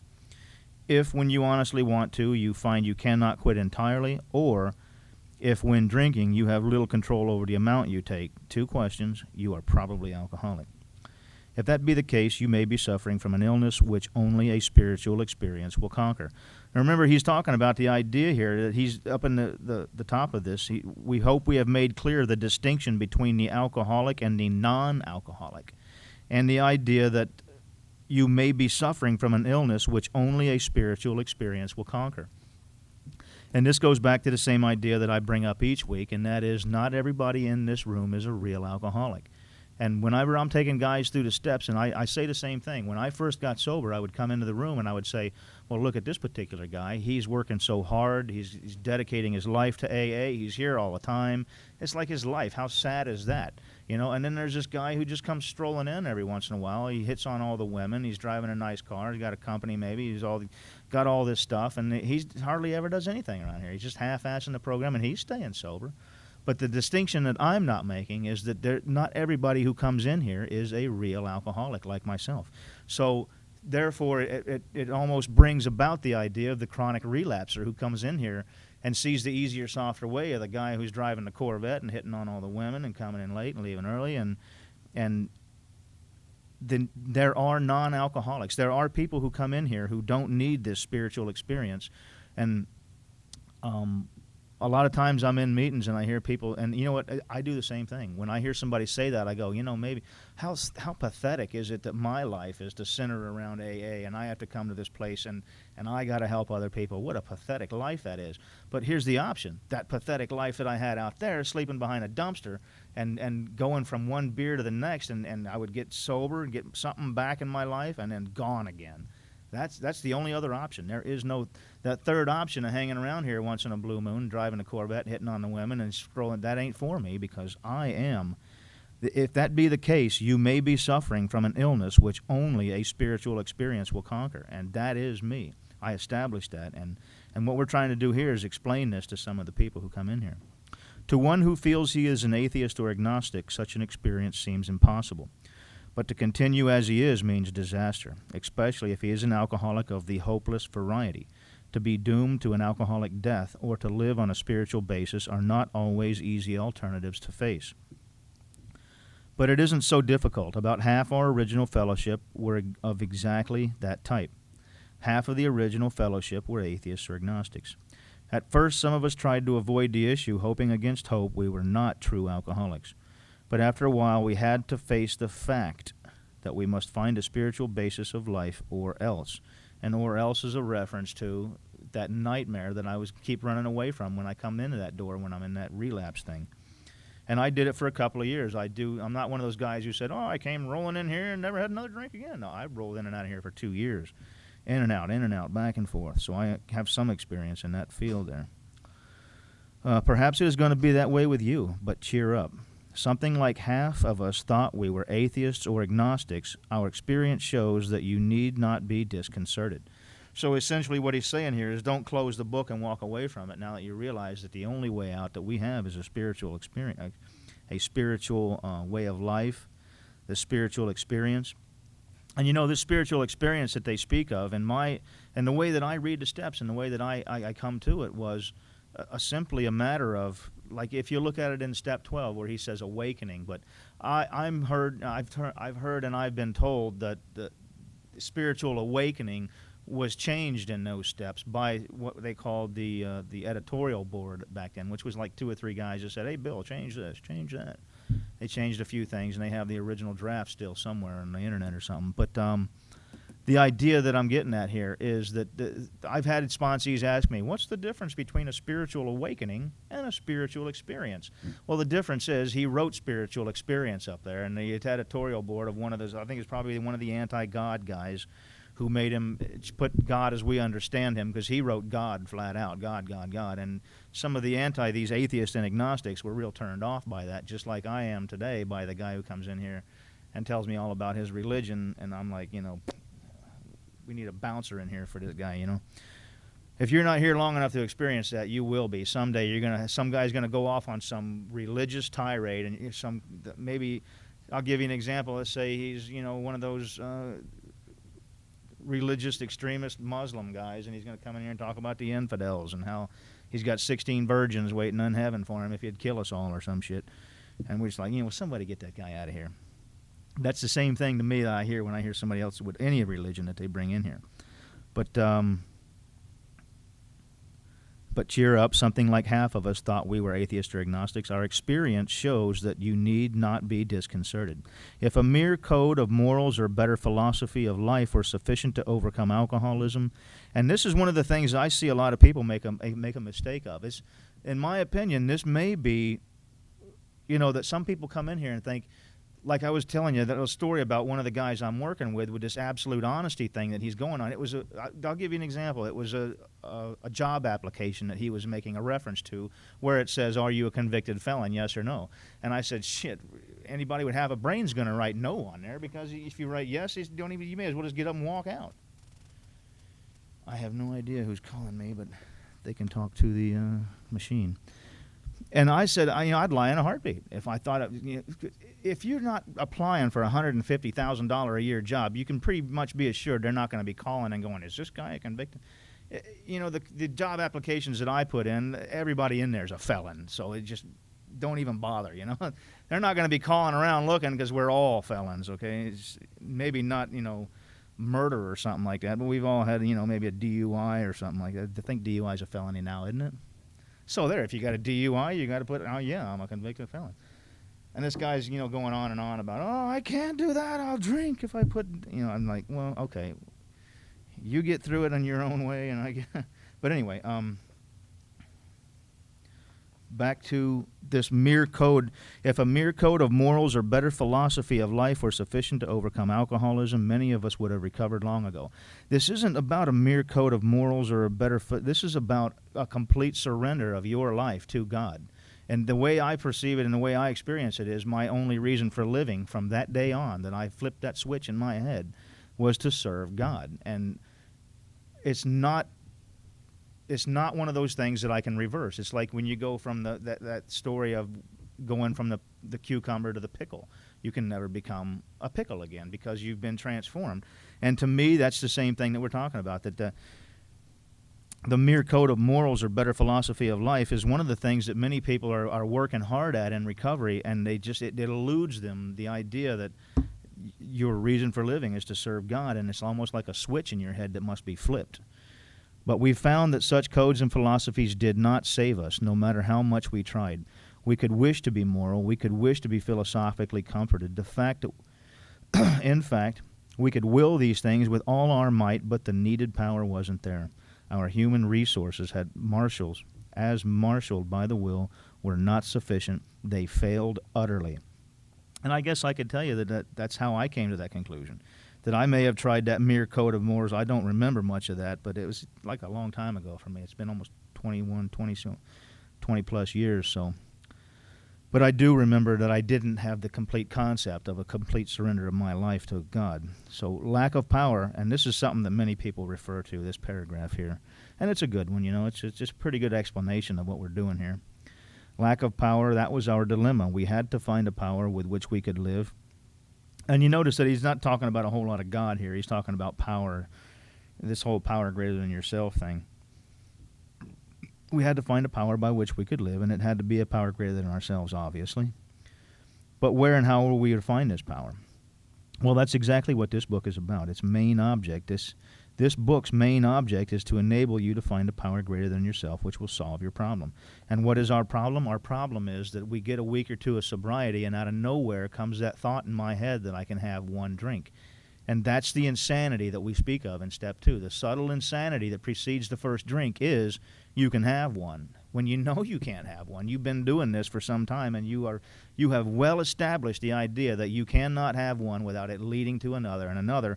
But out of nowhere, even some people I know guys that are doing this crap for 20 years since they know about the details of the steps, and here they are 20 years later still thinking, I can have one, and off they go, But that insanity will be restored, will be taken away from us. Our sanity will be restored when we get out into the inventory, the daily inventory and the application of the spiritual solutions of the latter steps, like 10, 11, and 12. That means we have written a book which we believe to be spiritual as well as moral, and it means, of course, we're going to talk about God. There's that word. I always hear people say something like, there is no God in the second step, but failing to notice that the very next step, step 3, says, made a decision to turn your will and your life over to the care of God. I don't... I think what happens is I saw myself in... I think it's the chapter Working with Others where he says, some of us had even become violently anti-religious, and that's what I was. I know when looking back on it, I had become violently anti-religious, and I'll tell you why I became violently anti-religious, because I found a God of my understanding long before I ever got sober, and I looked at these people who came in here with their religion, or not in here, I was out and I was sleeping on park benches, and religious people would wake me up and hand me pamphlets and try to save my soul, and I would... And, it was always the thing that I was going to hell if I didn't believe in their version of God. And that irked me, man. That rubbed me the wrong way because I felt like you're looking down on me. Like you're better than I am because I don't believe in I'm going to some place that I don't even believe in if I don't believe in, and in my opinion, what it felt like to me was people were looking down on me and I didn't like it. Even though I was sleeping on a bench, I didn't like people who had a home somewhere looking down on me, But anyway, that's why I had become violently anti-religious. But I hear a lot of people make a reference to there is no God in the second step was what I had gotten off on there. And the God is in this chapter. I haven't counted, but it's numerous. I think I've circled like 25 times the word God is in these next few pages. Here difficulty arises with agnostics. Many times we talk to a new man to watch his hope rise as we discuss his alcoholic problems and explain our fellowship, but his face falls when we speak of spiritual matters. And out in the chapter Working with Others is one of my favorite passages in this book, and it says that in dealing with these people, in dealing with an agnostic, that's why when like Dr. Bob first thing he'd say was, do you believe in God? Because we got to know whether you believe in God or not if I'm trying to explain the 12 steps to you. And I'm sure they did come across people who either said, no, I don't believe in God, or shit, I don't know. Do I believe in God? I haven't really answered that question yet. So once the sponsor who's trying to help another person establishes who they're dealing with, where they're sitting in the God thing, then you can establish how to approach them. And what it says out in the chapter Working with Others is, in dealing with these atheists and agnostics, you'd better use everyday terms to describe spiritual principles. And what he's essentially saying is that, like my sponsor is a real religious guy, and sometimes it rubbed me the wrong way, but he was so smart and he helped so many people, I tended to overlook it, like one of his shortcomings or something. But I think the world of the guy, but he was like he called the Bible the bigger book. You guys are reading the big book, need to get into that bigger book. But so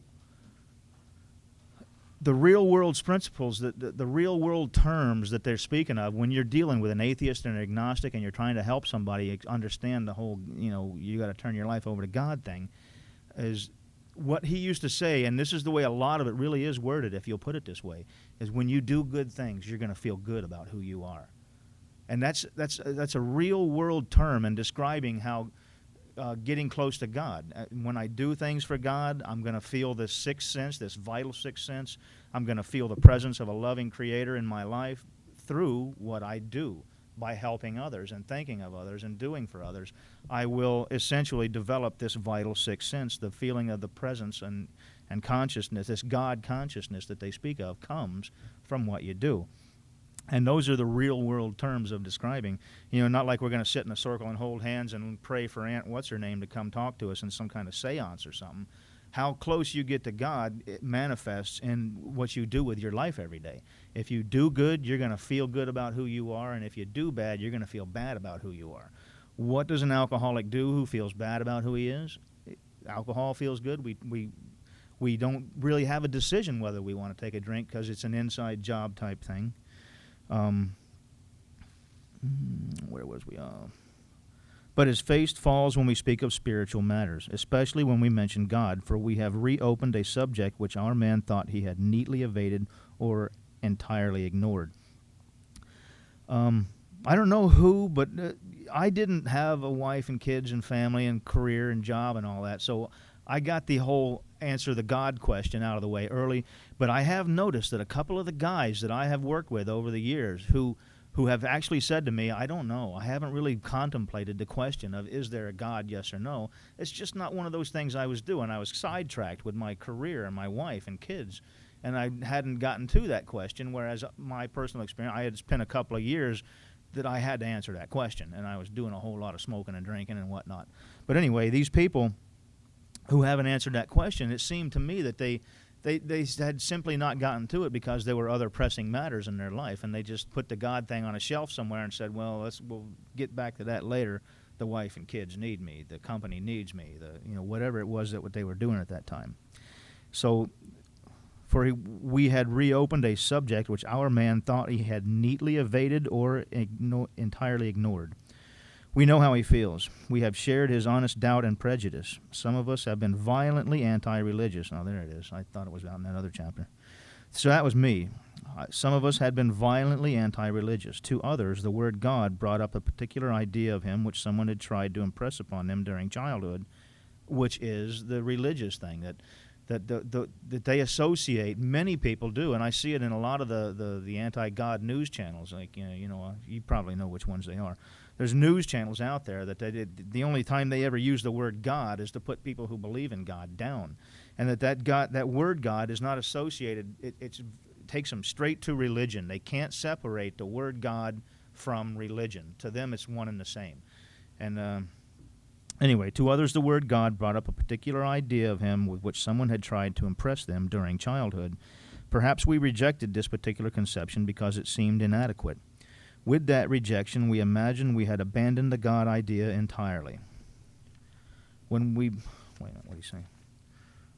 We were bothered with the thought that faith and dependence upon a power greater than ourselves was somewhat weak, even cowardly. We looked upon this world of warring individuals, warring theological systems and inexplicable calamity. That's one of the biggest ideas that I hear a lot in the society today, that all wars were created by religion, that the idea of the Jews and the Christians and all the wars, then going back to like the Crusades, the Christian Crusades, and back in the old days, and that all these wars were based on two religions battling it out. So we looked upon this world of warring individuals, warring theological systems, and that theological systems is the religious concepts. Theology is like discussion of God or something. An inexplicable calamity with deep skepticism, we looked askance at many individuals who claimed to be godly. How could a supreme being have anything to do with it all? And who could comprehend a supreme being anyhow? Yet, in other moments, we found ourselves thinking, when enchanted by a starlit night, who then made all this? There was a feeling of awe and wonder, but it was fleeting and soon lost. Yes, we of agnostic temperament. You know, don't forget that Bill Wilson wrote this book. And he's not ghostwriting this chapter as, when you go out and you read the chapter to wives was written by Bill. And when you read it, it says, we wives approached our husbands in this way. But Bill's not a wife. He didn't approach his husband. He sought input from the wives that he had known of the people that was around him at the time. So you could almost say that Bill Wilson ghost wrote the chapter to wives because he wasn't a wife. He was the guy that was drinking. He was the husband. But he got the input from the wives. So he was like the ghost writer of that chapter. But however, when you read this, Bill Wilson was an agnostic. He was not sure. Why is it when you go back to Bill Wilson's story, he says, my friend had emphasized that hang on. I'll read it. You guys, we'll go back to Bill's story just for a sec.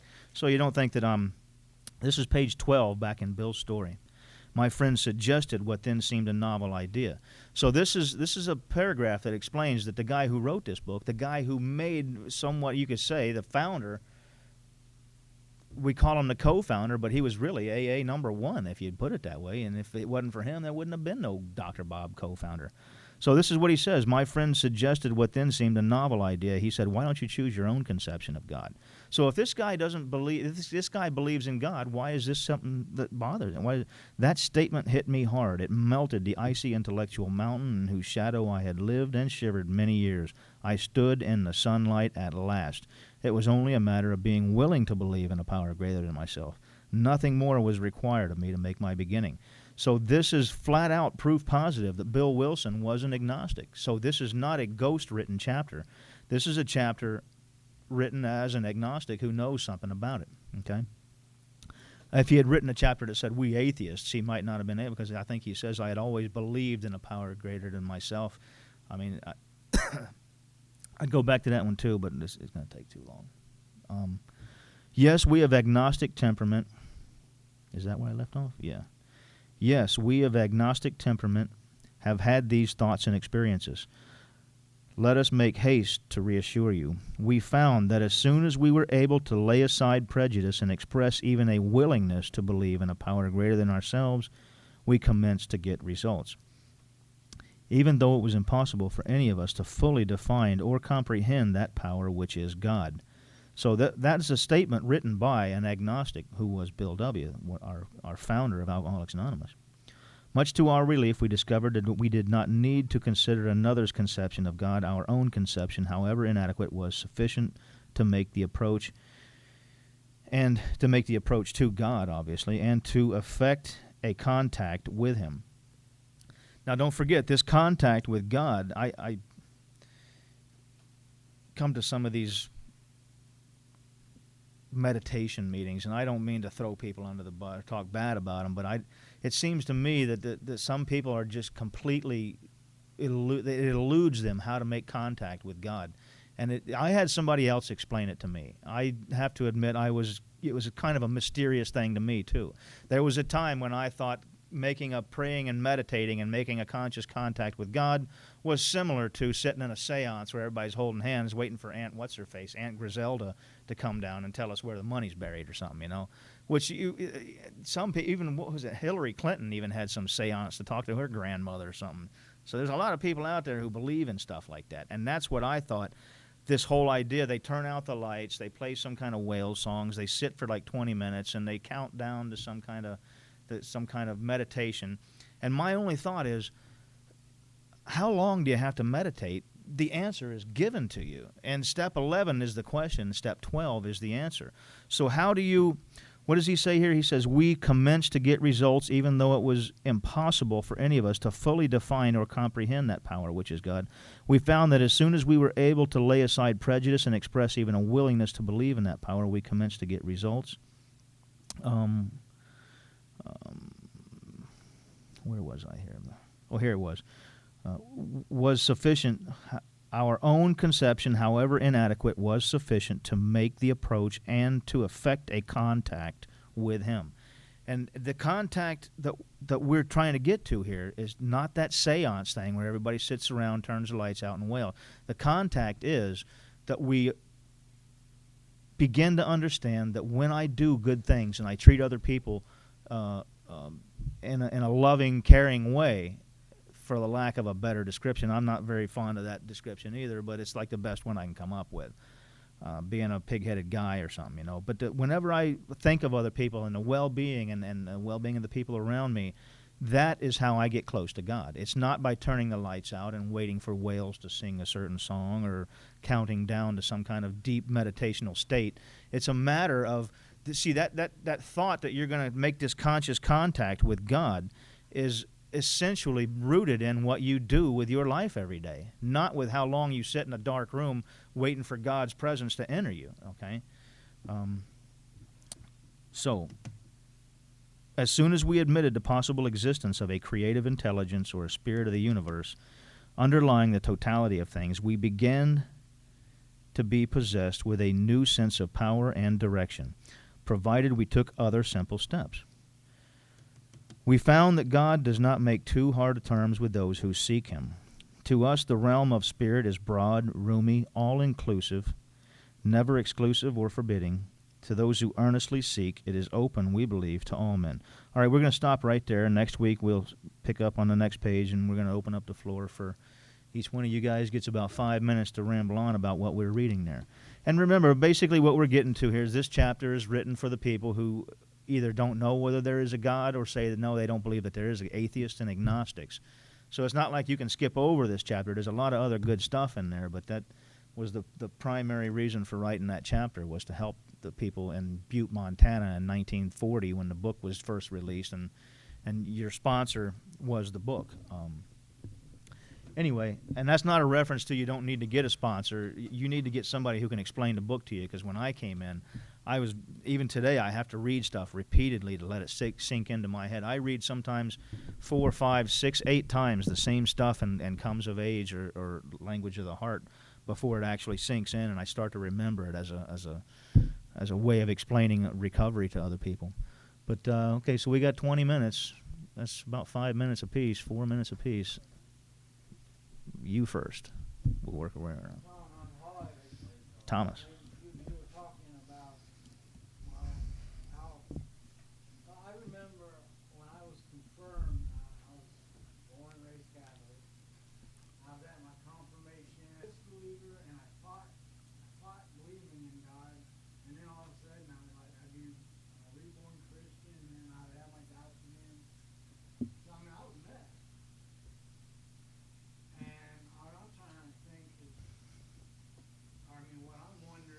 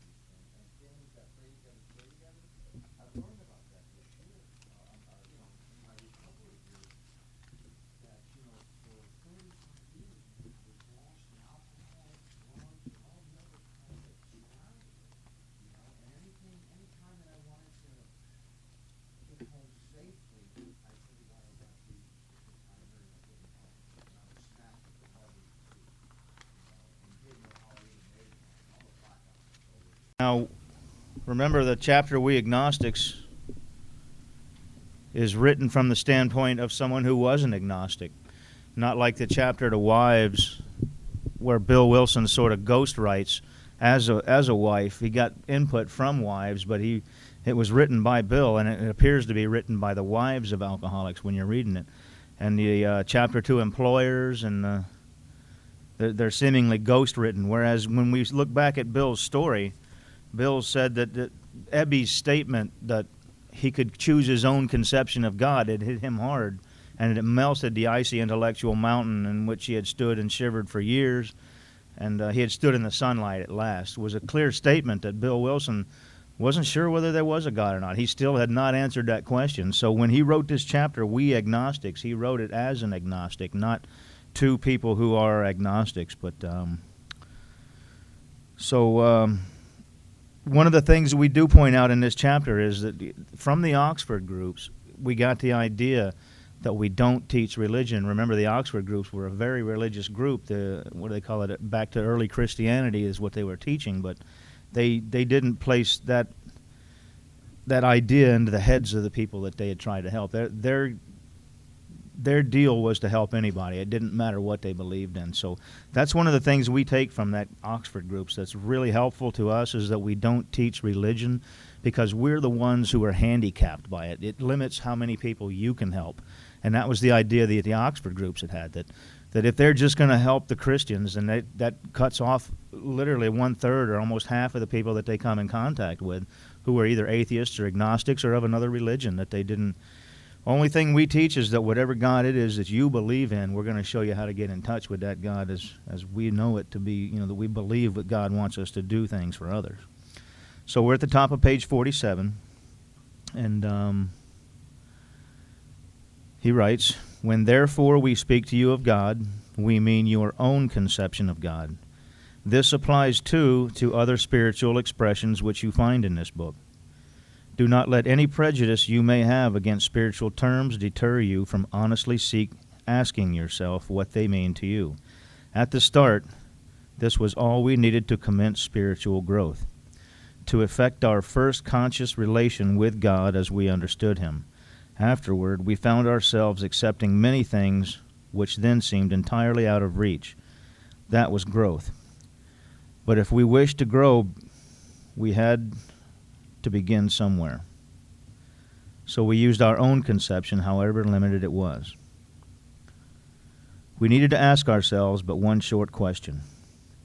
Do I now believe, like the agnostic might say, or am I even willing to believe, that an atheist might say, that there is a power greater than myself?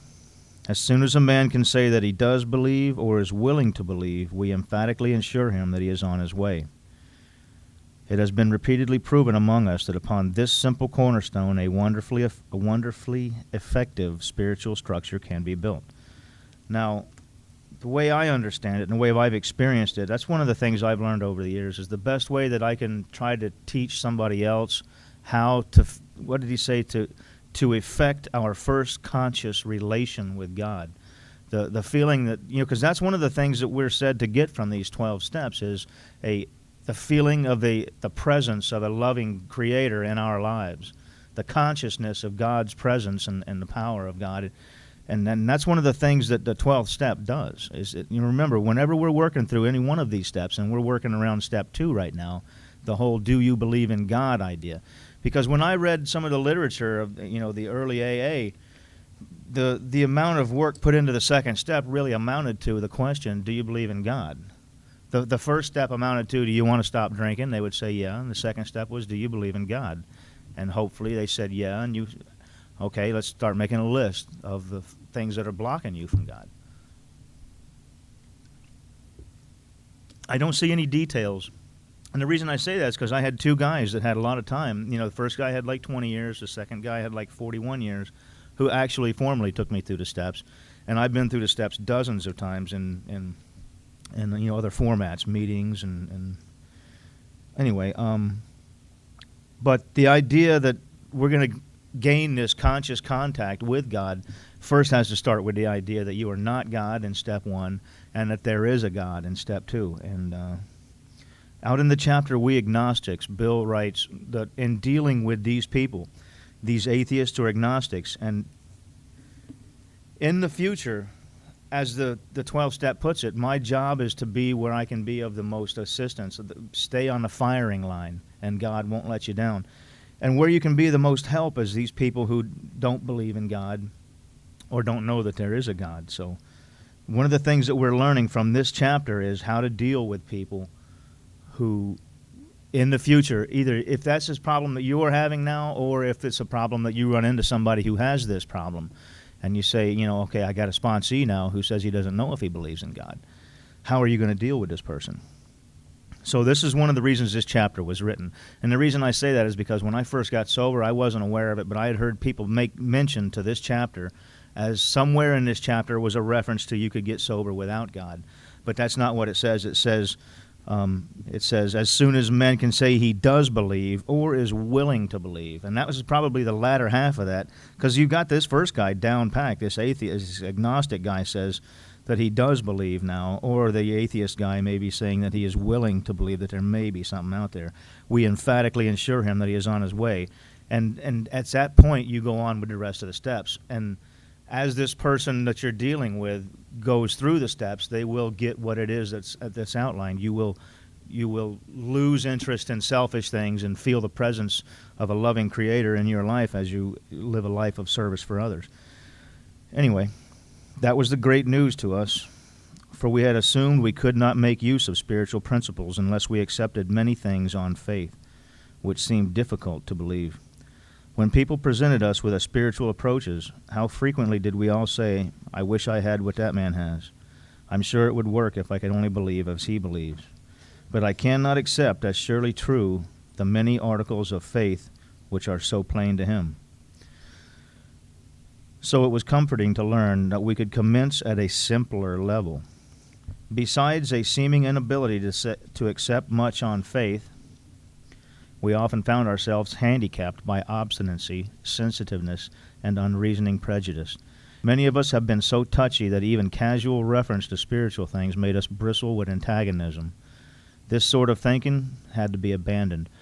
And from myself, I have to say that I actually did experience those feelings when I was, before I had gotten sober, the sensitiveness and unreasoning prejudice. I always felt like I was being spoken down to by religious people.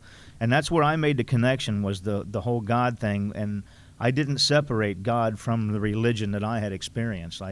I do today. I see them as two entirely different things. I see faith in God and believing in God as two entirely, completely different things. Do I believe in God is a simple yes, I believe in God. And faith in God is something that I feel inside, a feeling of peace and content that everything's going to be okay is the best way that I could describe it. And they are two completely different things. But early on, I had to burn the idea into my head that they weren't the same, that religion and God are two different things, because religion's just, some people's point of view, and that's the way I had to look at it. But that's where this antagonism came up, and the prejudice, unreasoning prejudice, the obstinacy, the sensitiveness. Many of us have been so touchy that even casual reference to spiritual things made us bristle with antagonism. This sort of thinking had to be abandoned. Though some of us resisted, we found no great difficulty in casting aside such feelings.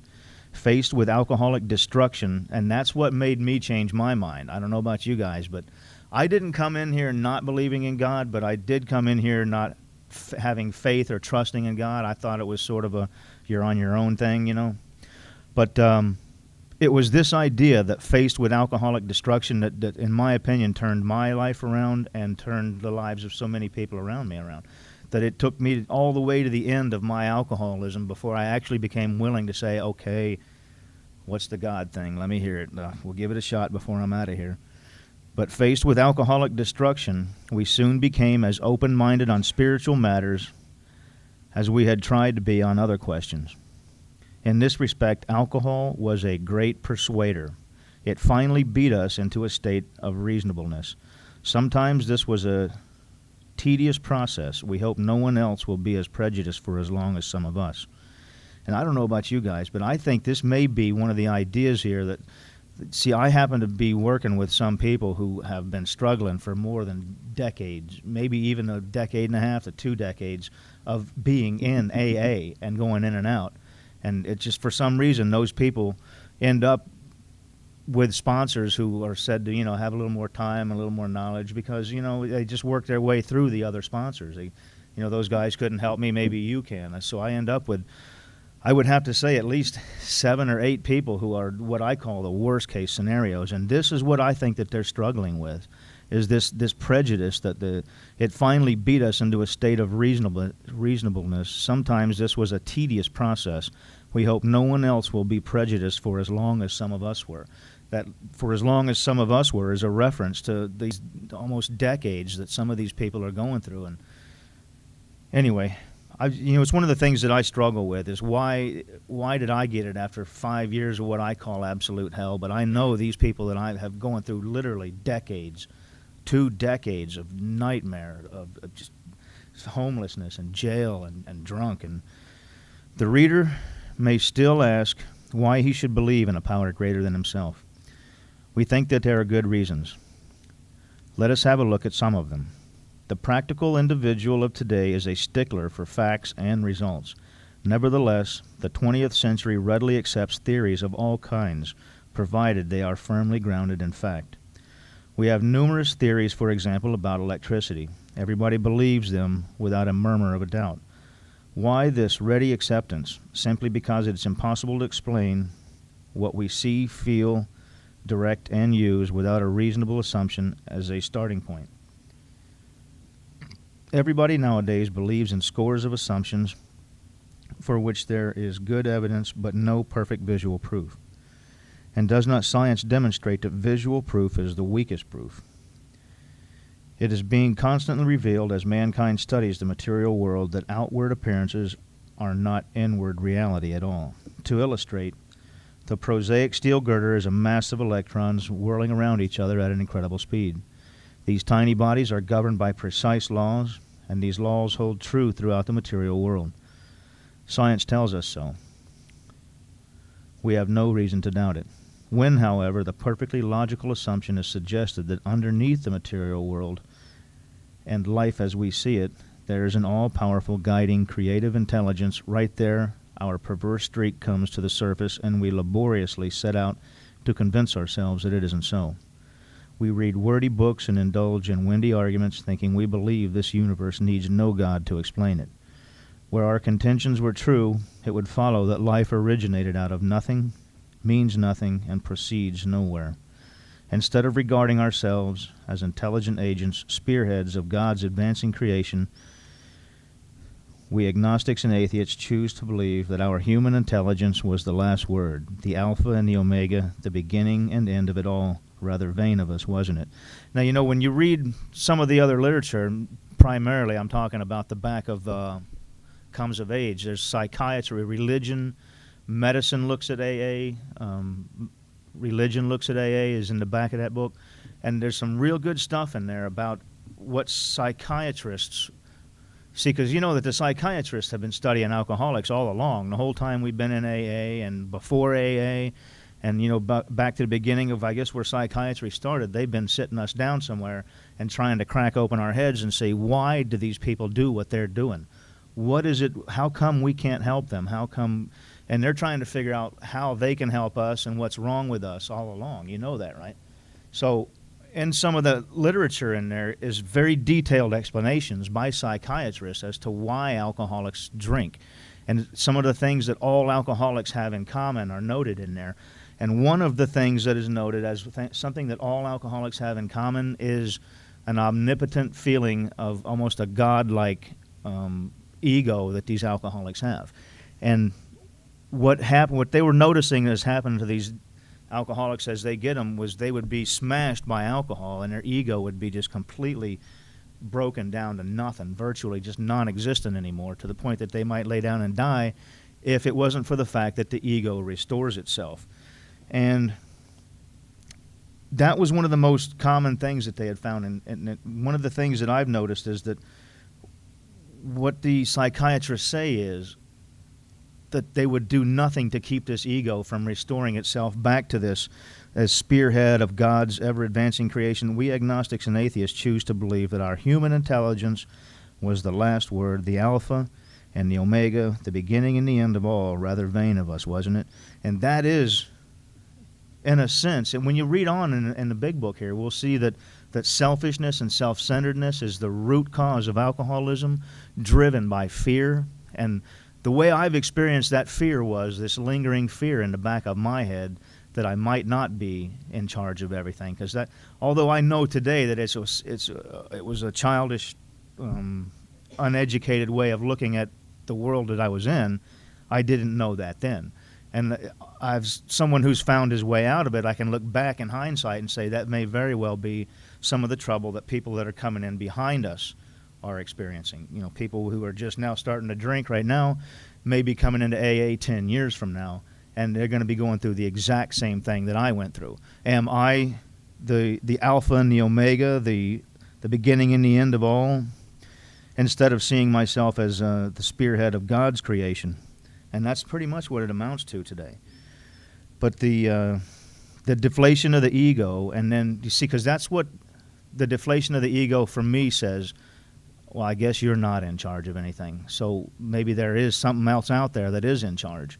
And that's the reference that he's making here, is that you have to smash the idea that you're in charge of anything in step one with alcohol, and then give in to the idea that there may be something else running this place. And we who have traveled this dubious path beg you to lay aside prejudice, even against organized religion. We have learned that whatever the human frailties of various faiths may be, those faiths have given purpose and direction to millions. People of faith have a logical idea of what life is all about. Actually, we used to have no reasonable conception whatever. We used to amuse ourselves by cynically dissecting spiritual beliefs and practices, when we might have observed that many spiritually minded persons of all races, colors, and creeds were demonstrating a degree of stability, happiness, and usefulness which we should have sought ourselves. Instead, we looked at the human defects of those people and sometimes used their shortcomings as a basis of wholesale condemnation. We talked of intolerance while we were intolerant ourselves. We missed the reality and the beauty of the forest because we were diverted by the ugliness of some of its trees. We never gave the spiritual side of life a fair hearing.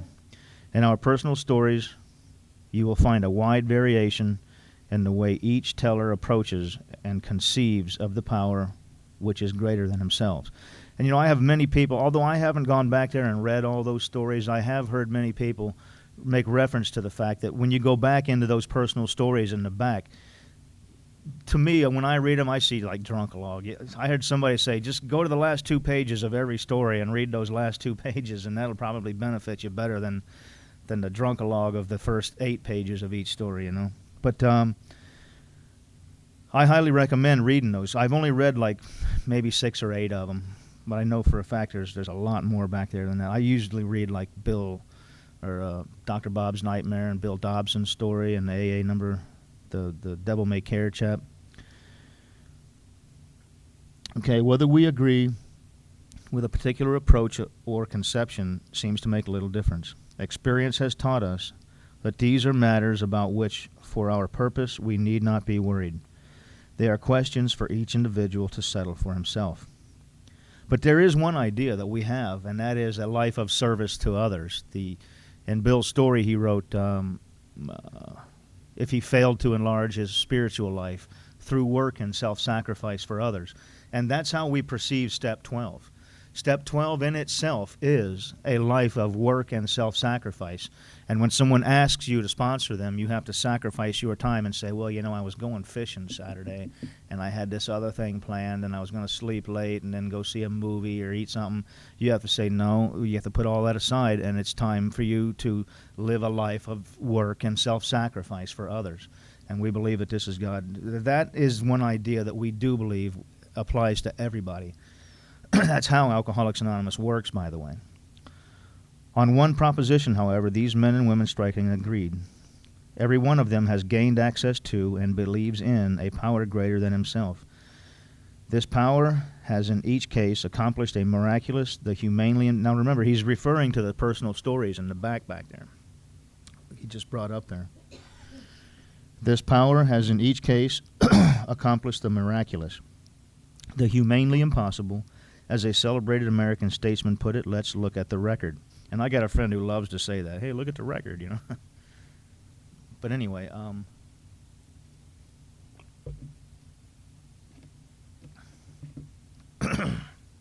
drying out. Now he writes here are thousands, but when you read the book, he says we of Alcoholics Anonymous are more than 100 men and women. So when he says we are thousands of men and women, he may be referring to the families of all these people. Because for every one drunk, there was the wife, the kids, the parents. And so when he said thousands, that may be what he's talking about. Here are thousands of men and women, worldly indeed. They flatly declare that since they have come to believe in a power greater than themselves, to take a certain attitude toward that power, and to do certain simple things, there has been a revolutionary change in their way of living and thinking. In the face of collapse and despair, in the face of the total failure of their human resources, they found that a new power, peace, happiness, and sense of direction flowed into them. This happened soon after they wholeheartedly met a few simple requirements. Once confused and baffled by the seemingly futility of existence, they show the underlying reasons why they were making heavy going of life. Leaving aside the drink question, they tell why living was so unsatisfactory. They show how the change came over them when many hundreds of people are able to say that the consciousness of the presence of God is today the most important fact of their lives. They present a powerful reason why one should have faith. You know, when we're reading this chapter, remember that in the beginning of the chapter, he says we agnostics and atheists are roughly 50% of the original fellowship, that half of the people who got sober are of this atheist or agnostic category. And when we're reading this chapter, what we're reading is that they are now believers. You're not reading that they got sober and they're still atheists. You're not reading that they got sober and they're still agnostics. They haven't answered that question. And when we get into some of these latter paragraphs over here, we're going to see what he says. He says, one of the paragraphs I have almost memorized is, actually we were fooling ourselves. For deep down inside every man, woman, and child is the fundamental idea of God. It may be obscured by calamity, by pomp, by worship of other things, but this whole chapter is telling us that they became converts. I'll be done just a minute. We'll open up the floor for open discussion. So, this world of ours has made more material progress in the last century than all the millenniums which have went before. Almost everyone knows the reason. Students of ancient history tell us that the intellect of men in those days was equal to the best of today. Yet in ancient times, material progress was painfully slow. The spirit of modern scientific inquiry, research, and invention was almost unknown.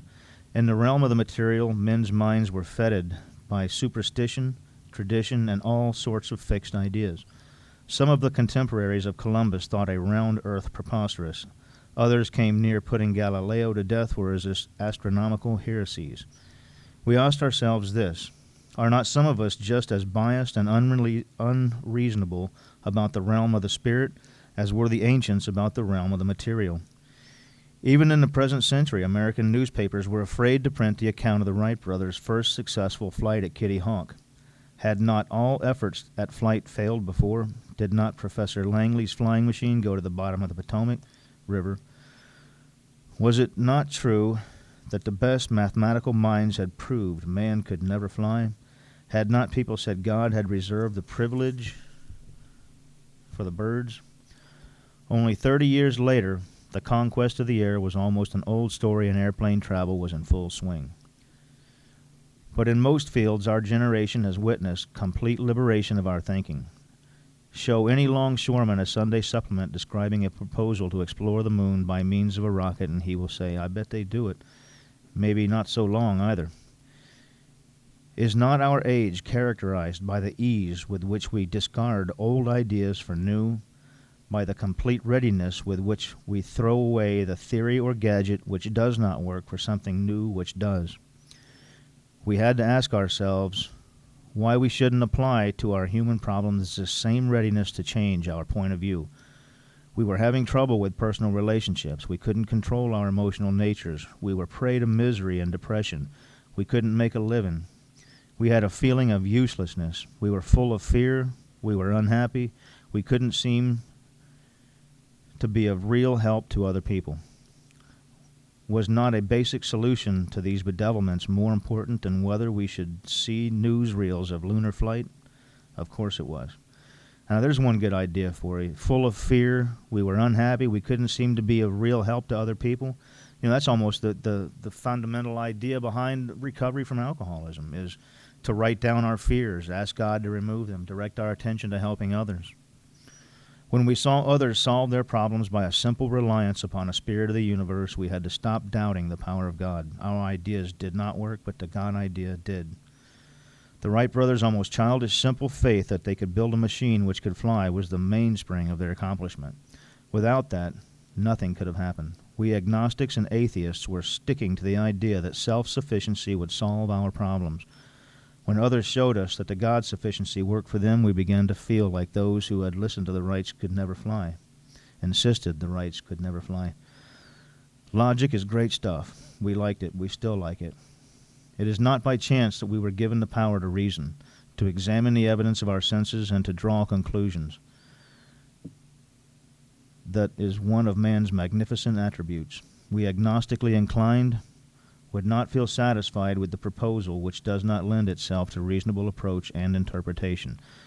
Hence, we are at pains to tell why we think our present faith is reasonable, why we think it is more sane and logical to believe than not to believe, why we say our former thinking was soft and mushy when we threw up our hands in doubt and said, "We don't know."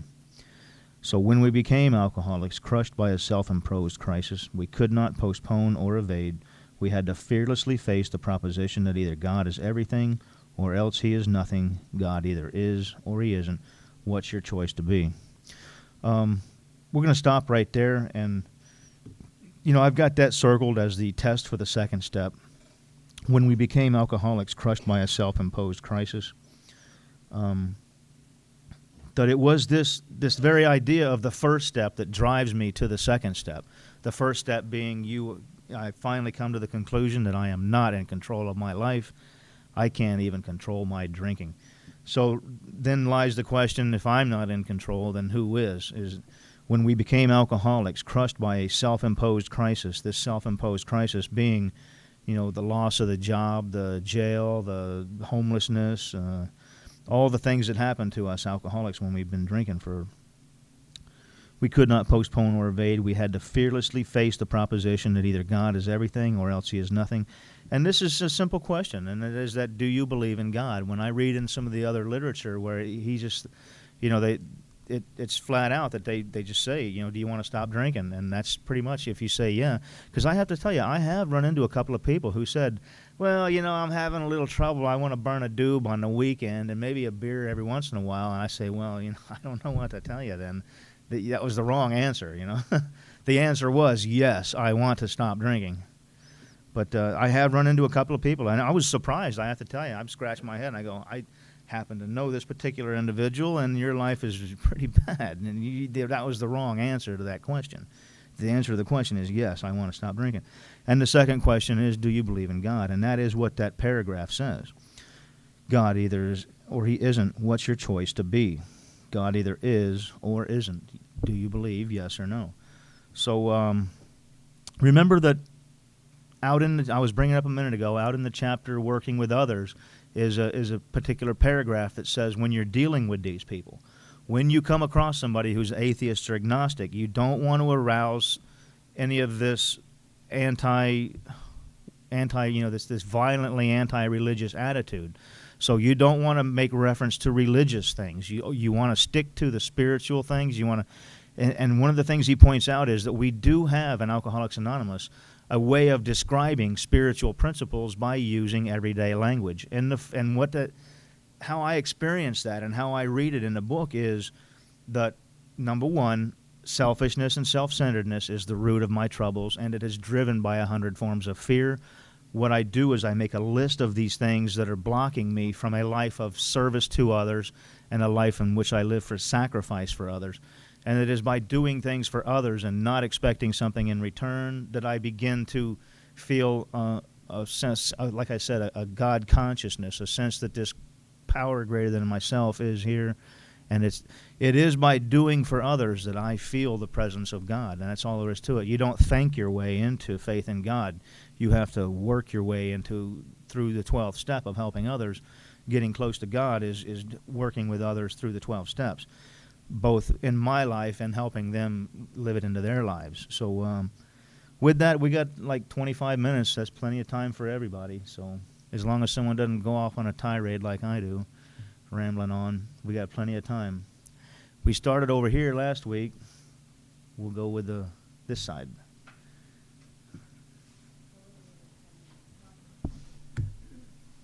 My name's Tanya, I'm an alcoholic. I've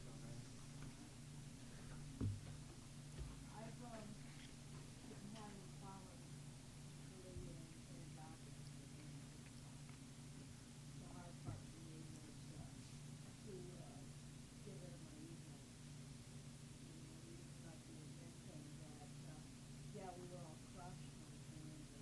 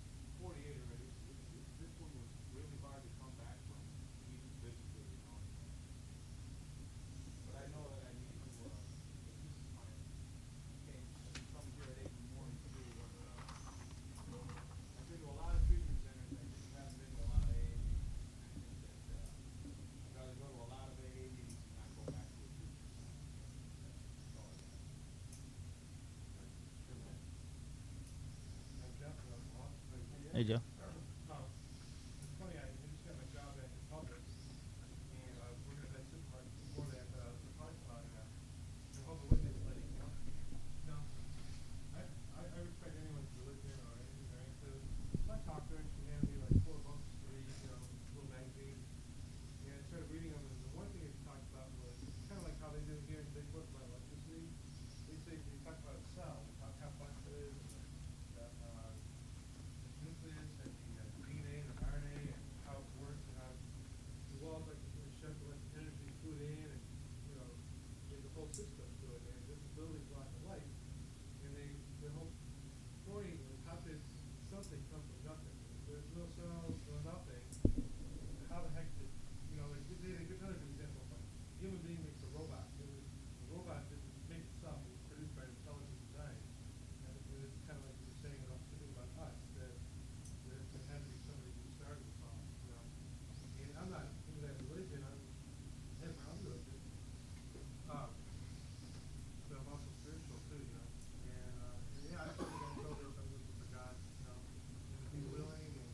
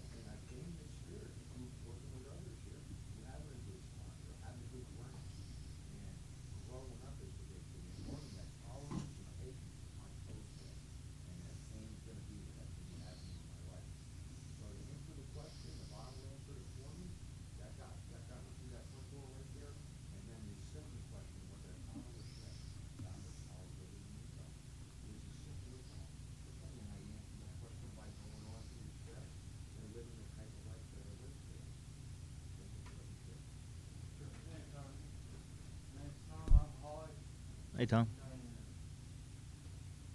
Power from God changed my life because right here on Vacation Eve that where was it? We followed when we saw others solve their problems by simple reliance upon the spirit of the universe, the power of the universe, we had to stop doubting the power of God. Our idea did not work, but the God idea did. And when I made the decision to even believe in God, something happened. And something did happen. I like what it said over here on 53. It says, logic is great stuff. You like it? We still like it.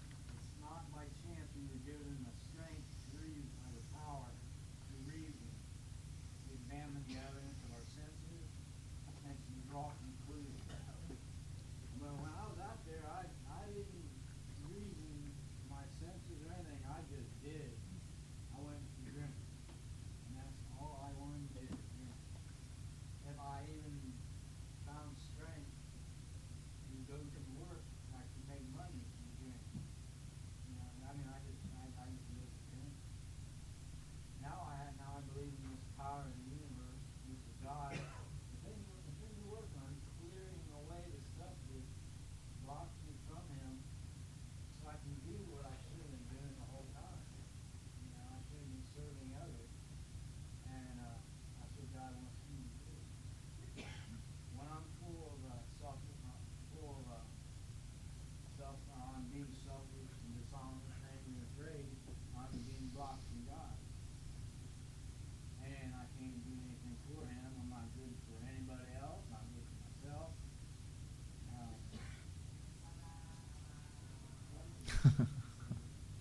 Can you hear me now? And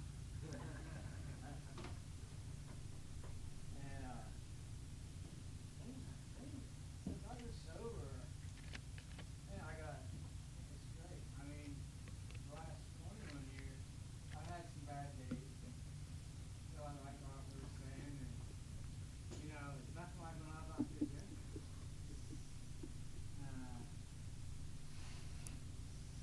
I like my life. I got a wife who loves me, actually, and I love her. We have some ups and downs, and sometimes I'm doubtful, but everything seems to be going pretty good in all areas of my life. Good, I'm done. I talked more than I wanted to. I'm Michael, I'm an alcoholic. Hey, Mike. Hey, Mike. It's really amazing to me because I love to hear that. 3 weeks ago, my guy was the white light, so he just came on and life been so I went from 4 days on the street to going back to my trade, getting a job, a sponsor, and just being happy. And good things are coming. I have not asking for. I'm not in my higher power. I believe in my higher power. I had 13 years over one time. I took my problem back. You know, and I went on a 6-year run. And things were good for 4 years. And 2 years, boom, boom, they're all the way down. And it's like I feel like I'm going to glow in the dark when I walk outside. The happiness just surrounds me. And I love when you say like 2.5 years, nothing really bad. The last 3 weeks have been so amazing. And everybody we meet, I tell people, get to the point in 3 weeks. You know, it's not all going to be like this forever. I'm praying it does. For my higher power than God. I really fear for it. I get something every need nothing else. Doesn't matter where I go or what alcohol is in the room. I love it. Just pray to my higher power. And the best thing I've heard is just leave it on the ground. Whatever we need to come up with. That's the other thing. I believe it does.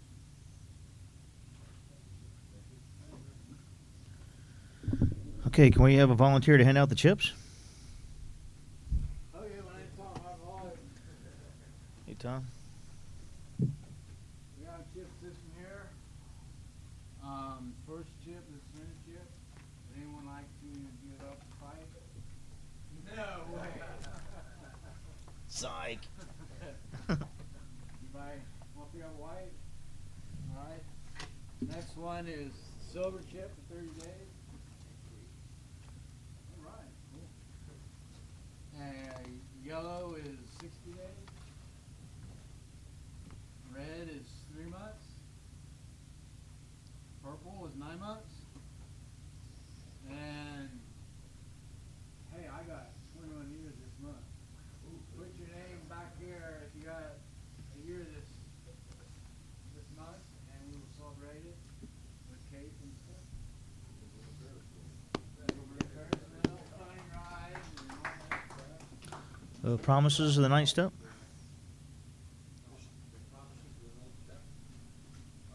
If we are painstaking about the stage of our development, we will be amazed before we are halfway through. We are going to know a new freedom and a new happiness. We will not regret the past nor wish to shut the door on it. We will comprehend the word serenity and we will know peace. No matter how far down the scale we have gone, we will see how our experiences can benefit others. The feeling of usefulness and self-pity will disappear.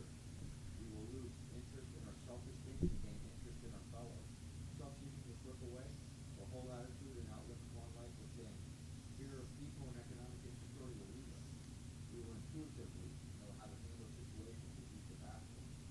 We will suddenly realize that God is doing for us what we could not do for ourselves. Are these extravagant promises? No. They are being fulfilled among us sometimes quickly, sometimes slowly. They will always materialize as we work for them. And anonymity is the spiritual foundation of all of our traditions, ever reminding us to place principles before personalities. We'll close with the Lord's Prayer.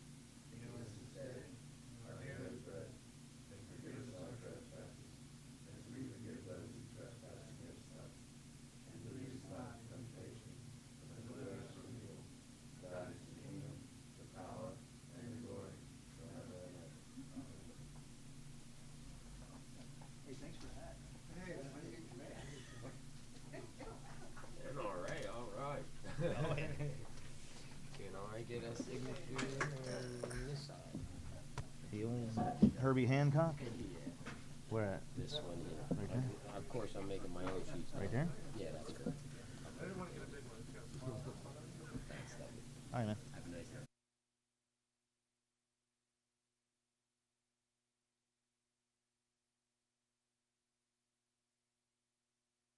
Remember that the chapter We Agnostics was written by Bill Wilson, and although there's some stuff in here that Bill wrote that he didn't write with it, like the chapter 2, the wives, he wrote that chapter as if it was coming from a wife, and obviously it wasn't.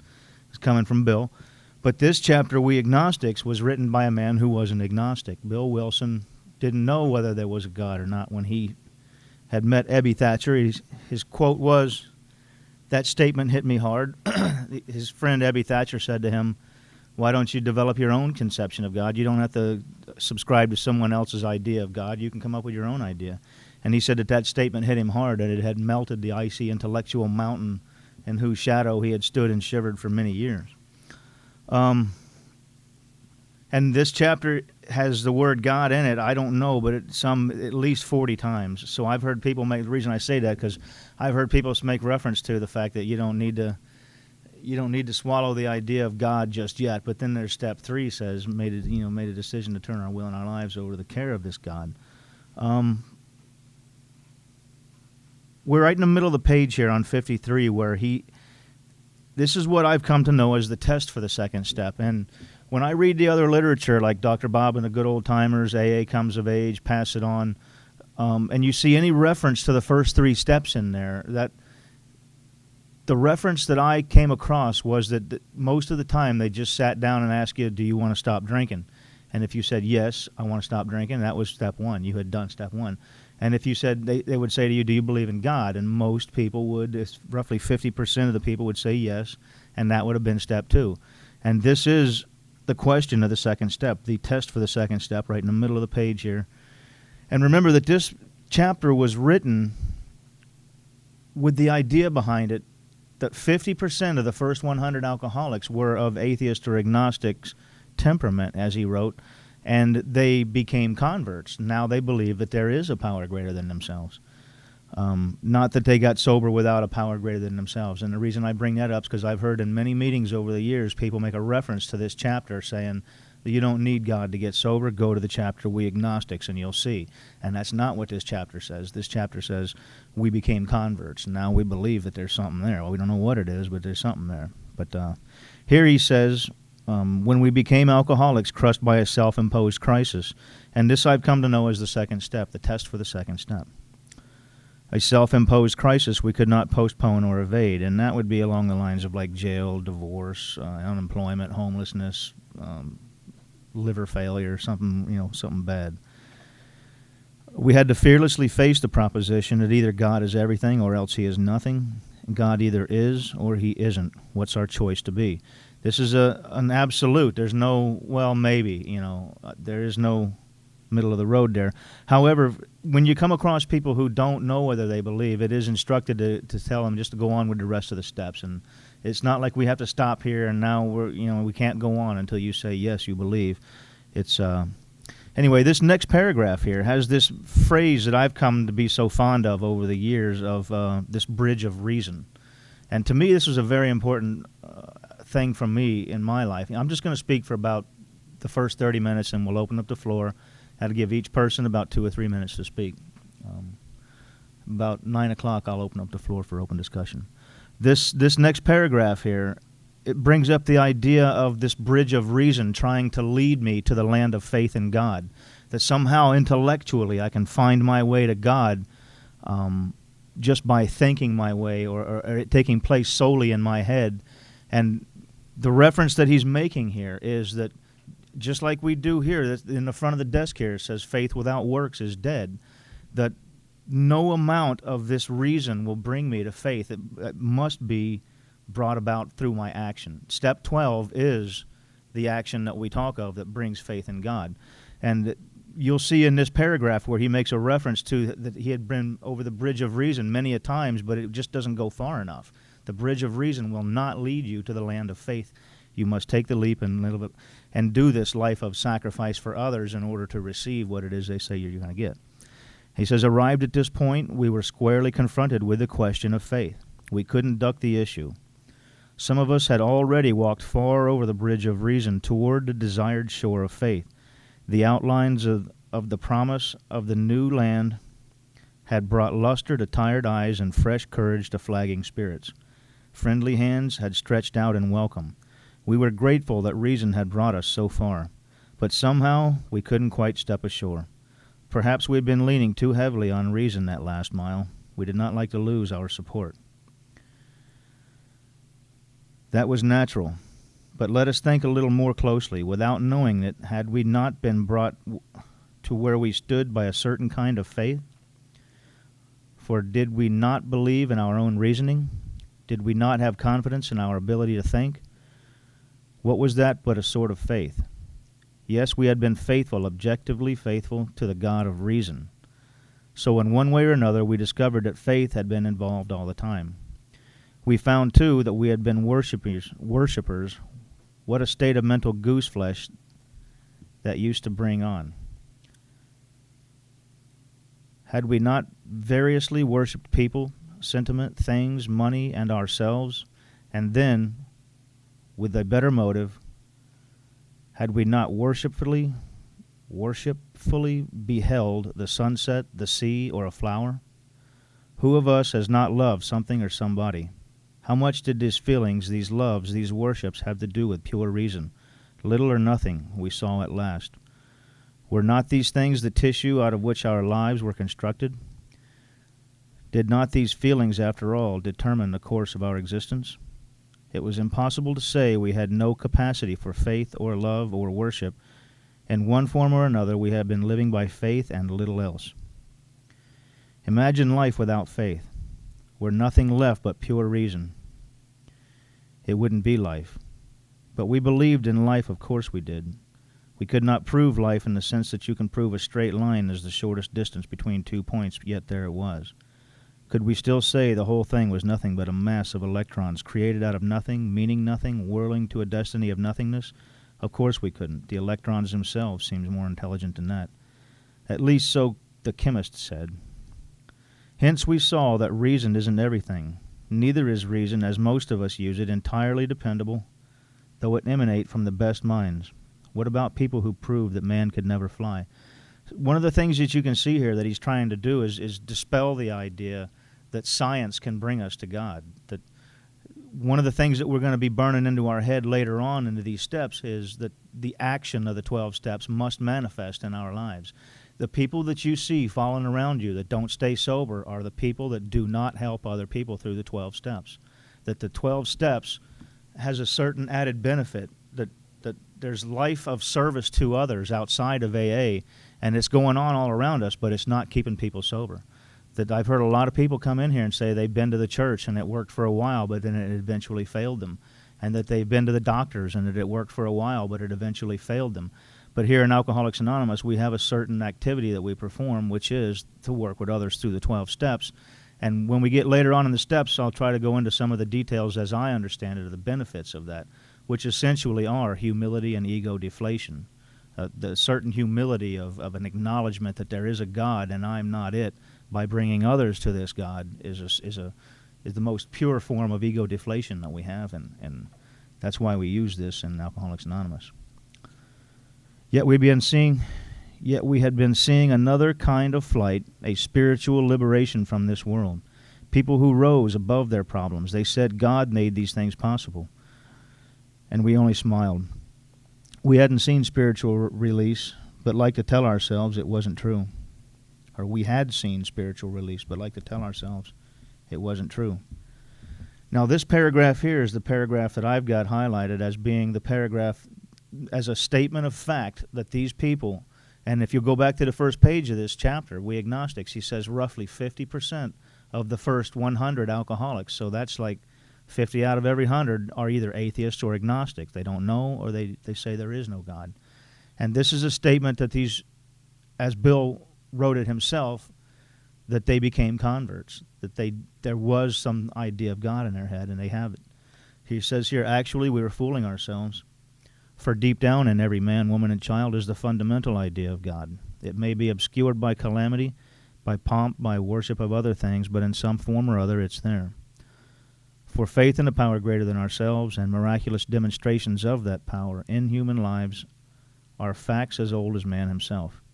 We finally saw that faith in some kind of God was a part of our makeup, just as much as the feeling we have for a friend. Sometimes we have to search fearlessly, but he was there. He was as much a fact as we were. We found the great reality deep down within us. In the last analysis, it is only there that he may be found, and it was so with us. So that one paragraph, or that 2 paragraphs right there, is a solid statement that these people now believe that there is something. It was only there that he may be found. It was so with us. Now, the reason I said that, because over the years I have heard people make a reference to this chapter as being the chapter that states that you don't need. And there's a couple of stories in the back there, too, that the people who want to fight the God idea will tell you, go back to this story in the back here. This guy says he got sober without God. Read this chapter. Fighting it, just like I did. I fought it too, and I bounced in and out for a couple of years fighting it. We can only clear the ground a bit. If our testimony helps sweep away prejudice, enables you to think honestly, encourages you to search diligently within yourself, then, if you wish, you can join us on the broad highway. With this attitude, you cannot fail. The consciousness of your belief is sure to come to you. In this book, you will read the experience of a man who thought he was an atheist. His story is so interesting that some of it should be told now. His change of heart was dramatic, convincing, and moving.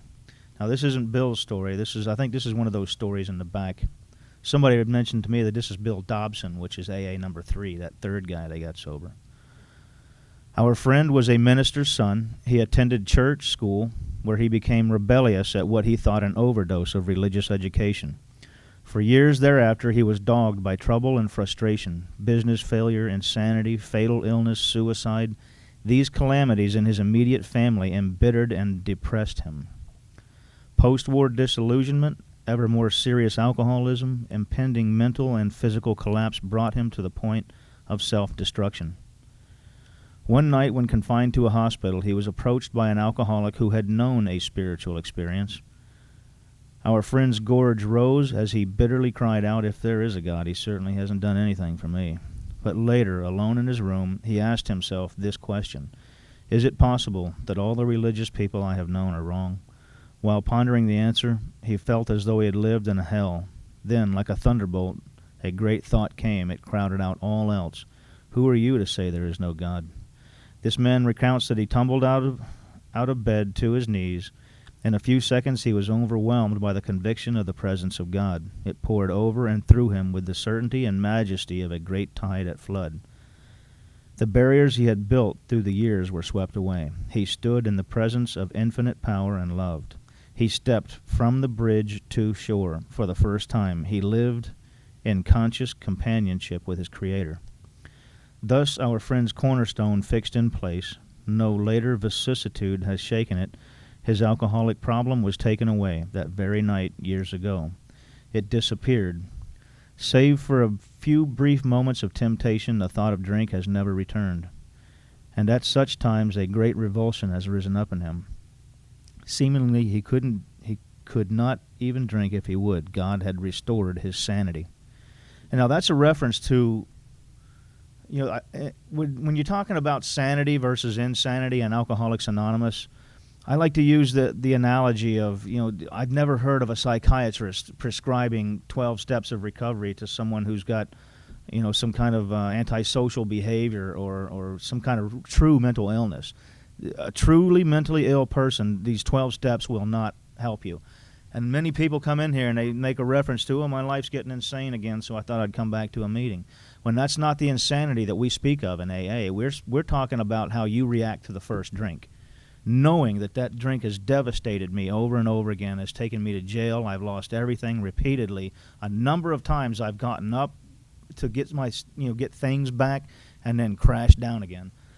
And it all boiled down to, do you want that first drink, yes or no? And to say, yes, I want that first drink is insanity.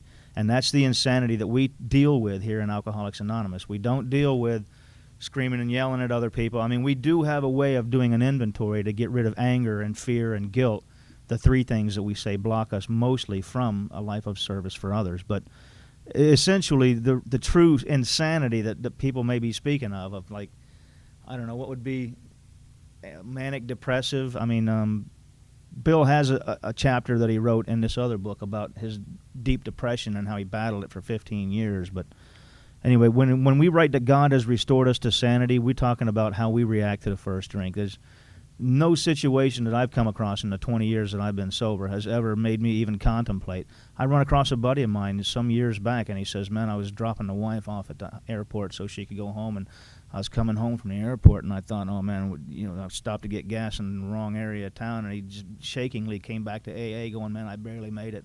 And I'm thinking, man, there must be something you're not doing right, because I don't do that. That doesn't happen to me. I drive through the neighborhood, and it doesn't bother me. Whatever it is that's going on, I walk through the aisle with the beer, and I don't even notice it. It might as well be hand grenades or something, as far as I know. But anyway, God had restored his sanity. And this was a story here that we're reading of the 10%. Remember, when we gave there's a statistic of roughly 10% of alcoholics receive this sudden and profound spiritual experience in which their obsession is removed that very day. And the other 90% of us have to fight tooth and nail like Dr. Bob did. Dr. Bob was, for 3 years, he said it was hand-to-hand combat. It was like he was, every morning he'd have to get up and put on his military suit and go out and battle it out with alcohol until the obsession was relieved from him. For 3 years he did this. And anyway, what is this but a miracle of healing? Yet its elements are simple. Circumstances made him willing to believe. He humbly offered himself to his Maker, then he knew. Even so has God restored us all to our right minds. To this man the revelation was sudden. Some of us grow into it more slowly. And that the statistic is, I don't remember where it's at, but it's 90% a gradually educated variety of spiritual experience, and 10% of the sudden and profound release from that obsession. But he has come to all who have honestly sought him. You know, that's one of the things. I work with a lot of people who, I mean, literally struggling for 8, 10, 12 years of bouncing in and out of recovery and asking me, hey, you know, you know a little bit about the book. You've got some knowledge. You know, I had other sponsees who didn't know what they were doing, and they come to me like I'm going to be any better than they were. But here's one of the in the chapter How It Works, we read, rarely have we seen a person fail who has thoroughly followed our path. And I like to say, how many people can you say who are in chronic relapse actually go after alcoholics, this 12 steps in Alcoholics Anonymous, like their life depends upon it, like the desperation that a drowning man would be grabbing at a life preserver somebody just threw at him, you know. That's the analogy that I like to use whenever I have these people come up to me, and I'll tell you it's always the same thing. I relapsed again on Friday when I got paid, and the AA things, I had, 3 months, 2 months, whatever, fill in the blank, you know. And this AA thing's just not working for me, and I'm trying to find my way too. I'm trying to help people understand what it is they're going through. And I know that I see a lot of people in the past drop people for when they, you drank, you're fired, a sponsee. I don't. I say, get back in here. Let's try to figure out what the hell happened, where we went wrong. It's right here in the book, somewhere along the lines here. And here where he says, some of us, but he has come to all who have honestly sought him. And where was that other one? There was another one there I was going to...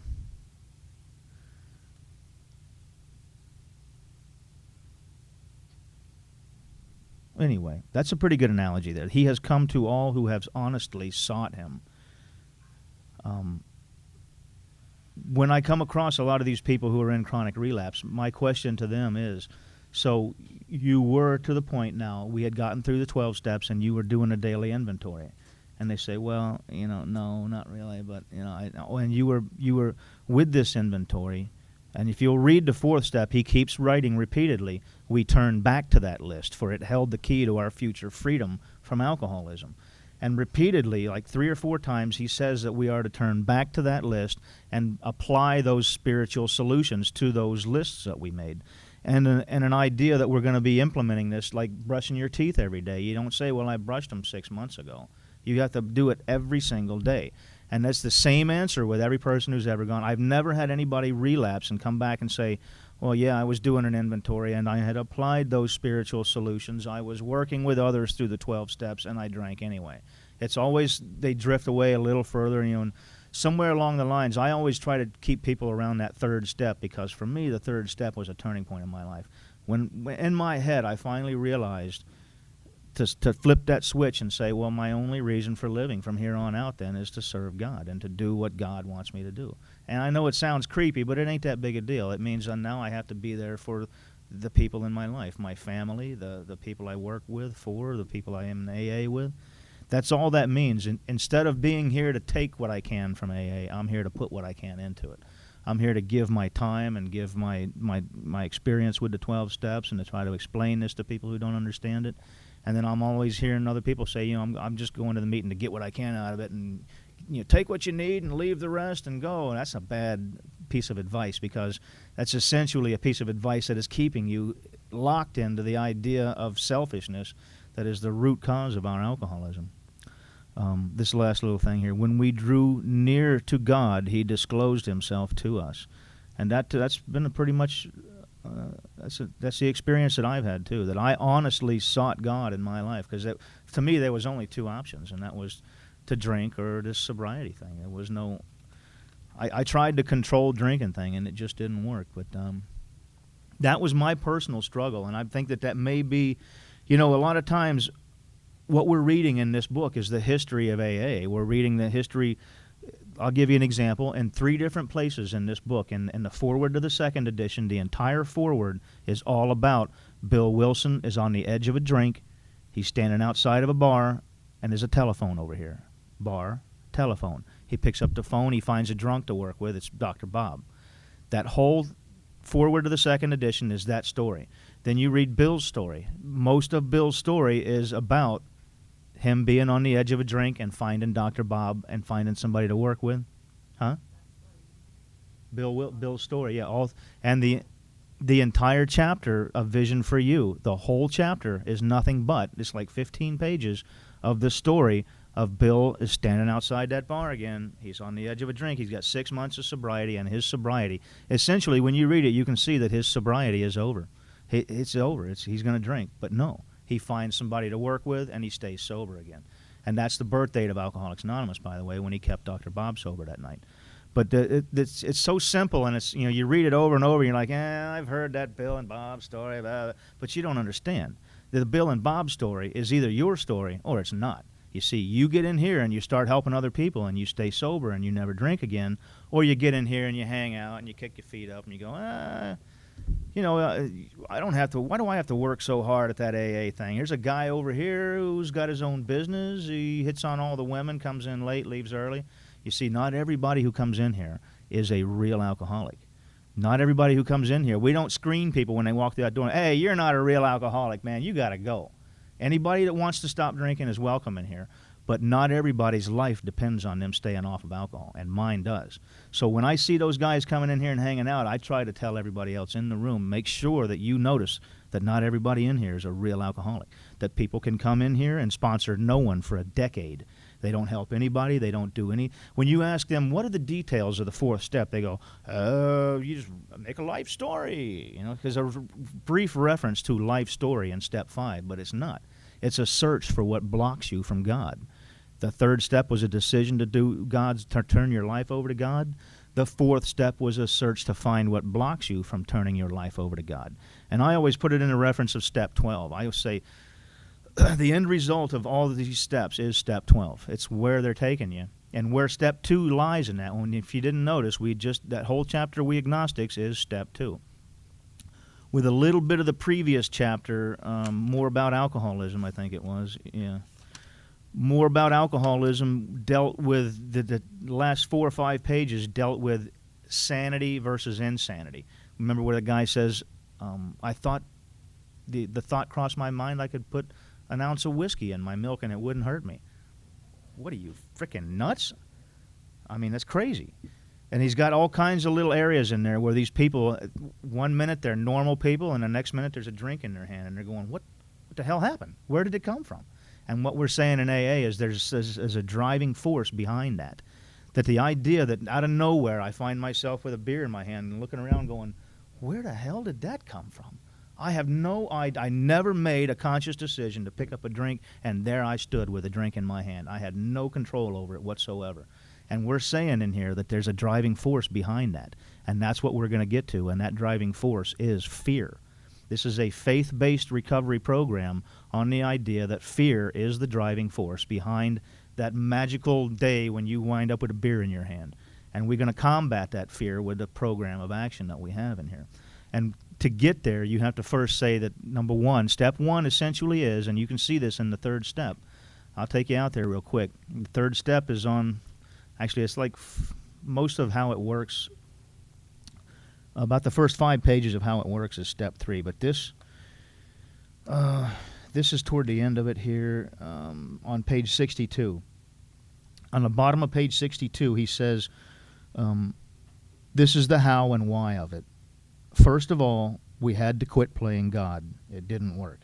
Now, what's first of all? That's step 1. First of all, if you're going to put this God of this world between you and that first drink, you have to first see that you are not it. You are not the God of this world. You are not in control of your life. I always tell my sponsees, you don't even control your breathing or your heartbeat. That's how out of control your life is, but you just don't know it. First of all, we had to quit playing God. It didn't work. Next, we decided that hereafter in this drama of life, God was going to be our director. And now this is the idea of the 12 steps. He is the principal, and we are his agents. We must go out and sell God as the principle, as a form of ego deflation and a source of continued humility, continued ego deflation. Even the psychiatrists in the back of the book, AA Comes of Age, there's a couple of chapters in there written by the psychiatrists who Bill Wilson says were the founders of Alcoholics Anonymous. We all point to Bill and go, he's the founder. Bill turns around and goes, no, no, no. The psychiatrists and the doctors and the priests, they're the founders of AA. They helped us put the three of those things together to come up with this one idea. And the psychiatrists say that what these alcoholics have, after studying the inner workings of the subconscious human mind, they've come up with Alcoholics Anonymous provides us with a continued source of ego deflation. That everybody had the ability to stay off of alcohol for a couple of weeks when they got smashed by it and just completely devastated them. But eventually they would turn into that same butthole that they were before. The ego would restore itself, and I see it all. It's so clear to me today. I'm working with people, and they come in here in tears, and they're broken, and they're begging for help. 2 weeks later, they're like, F you and that AA crap. I got this thing handled, you know. And you're like, whew, there goes another one. I hope it doesn't take too long. 10, 15 years really takes you down the hill, you know. But anyway, we'll open up the meeting for open discussion. We got 30, 25 minutes, whatever. If you keep it to 2 or 3 minutes, we should get everybody in who wants to speak. We Agnostics, Chapter 4, Step 2, do you believe in God? Yes or no? God either is everything or he is nothing. There is no middle of the road there. Hey.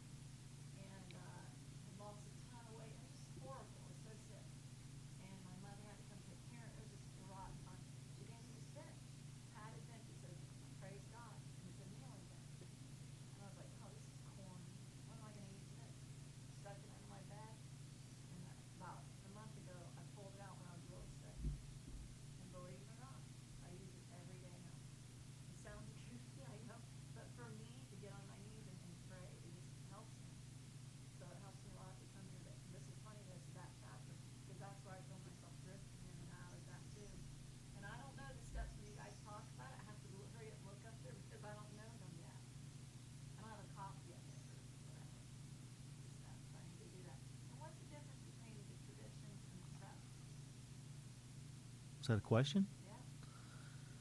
I'm I'm looking at both of them. and going, I'm told that the 12 steps are all about the individual inverting themselves from a taker into a giver. That the old alcoholic is a taker, Yeah. the new alcoholic is a giver, and that's for the individual. And it's the same. It's the same idea for the traditions, that the group is to give of itself and to sacrifice itself for the good of the whole of AA. That the individual is to sacrifice themselves for the good of the community, and that the group is to sacrifice itself for the good of the individual and the community. That's essentially, it's all about self-sacrifice. Yeah, it took a lot for me to walk through the doors, but it's changed my life just so much. It's essentially about the people of the group giving up their power and relinquishing their power to this God as we know it. It's a lot. And The first time you start coming, that takes just that, because I admit I'm out of control. I'm unmanageable. I need help. yeah. Because I still thought I was okay. Oh, at 12 o'clock I can meet my girlfriend, and we can have lunch, and we used to joke and call places lunch, and Desperate Housewives. Oh, it's all so fun. Until everyone started getting DUI and in accidents, and everyone started falling apart. I'm not kidding. And it got really nasty. I'm like, I gotta get out of this situation. It was really bad. And then it's the hardest thing, you know. Then there are times when I think, gee, am I gonna go buy a bottle of wine today and invite someone over and have some champagne or something? To drink champagne, that's not real alcohol. Oh my God, so many dumb ideas. So I'm glad to be here. Hey, My name's Jacob. hey, Jacob. I always celebrate God existed. I am a ministry son, so I was trying to get maybe a smile from everybody. And my problem wasn't that God existed. I felt that for a long time that God was up there and that he hated me, that I was some kind of mistake. I wasn't really sure what it was, but I knew that drinking kind of took that feeling away and made it seem like I was connecting with a higher power for a long time. Drinking was my higher power, but it came with so much destruction and so much chaos, and I didn't see it when I was actively using alcohol. And in the end, it took me going to the hospital, going to an institution, getting radioactive, going to treatment, and I realized that there's two ways I could live my life. I could live my life doing it with alcohol, doing it my way, or I could try to live a life without alcohol. And since I've started on this path,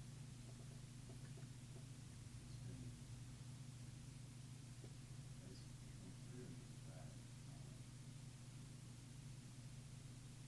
if God exists, and I believe he does, that his vision for me is to live without alcohol, because beyond a shadow of a doubt that I am an alcoholic. It's better, so much better without alcohol. I don't have to worry about lights flashing in the rear view when I'm driving. I don't have to be paying attention to my hangover that I going to work.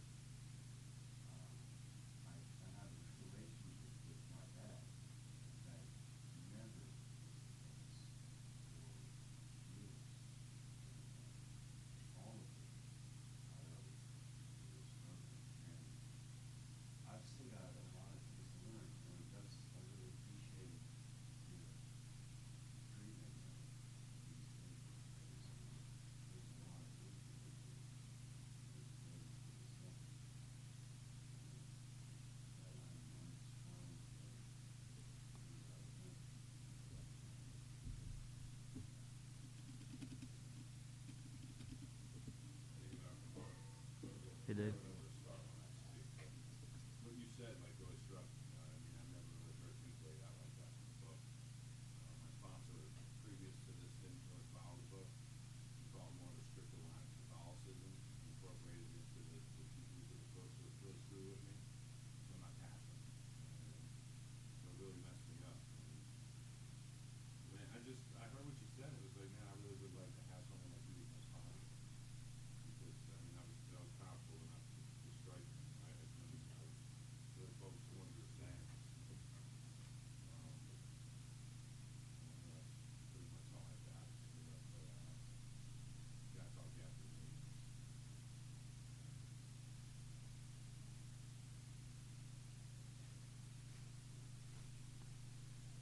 Who's next?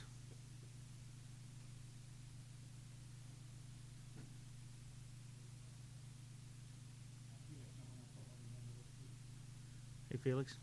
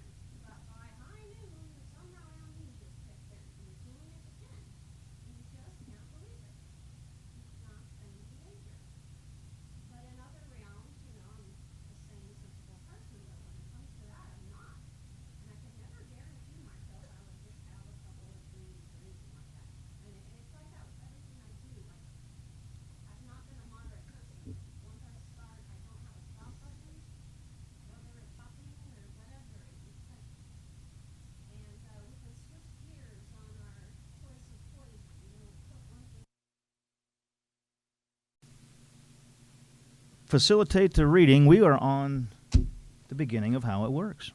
What a coincidence. Okay, last week we finished up We Agnostics, and we saw how We Agnostics is a chapter dedicated to saying not that 50% of the first 100 got sober without a God, but those 50% became converts who later found a God deep within themselves, where he says, actually, we were fooling ourselves, for deep down inside of every man, woman, and child is the fundamental idea, and it is only there, in that last analysis, deep down within us, it is only there that he may be found. It was so with us. So that was the end of step 2, in case you hadn't noticed. It was, do you believe in God, yes or no? It's a simple, and you don't have to say yes, but it's important you don't say no. The idea is if you're working with somebody who's a sponsee and they say they don't know whether there is a God, you tell them to be thorough with the remaining steps, and you will get the results. As a result of working those steps, you will come to believe in a power greater than yourself, because in my personal instance, and I wasn't really an agnostic, but I can say that I wasn't sure about faith in God. I believed in God 100%, and it was a God of my own understanding, but I didn't have any faith in that God, that he was taking care of everything. And it was through the process of working the steps that I, in hindsight, look back on it and say, well, something's taking place, and it wasn't me, and there's definitely, how did Bill put it? I couldn't believe that there was this all-knowing, all-powerful creator who was actually concerned with the details of our daily lives, who was actually, maybe it was more like there's a God and we're here and we're on our own, that God has no part in what's going on whatsoever. He just made it and stepped back away from it and let it go on its own, but that's not. That God is actually concerned with the actual details of our daily lives. That was something that I had struggled with for years, and I think that many people may also struggle with that same concept, because Bill wrote it in his story there.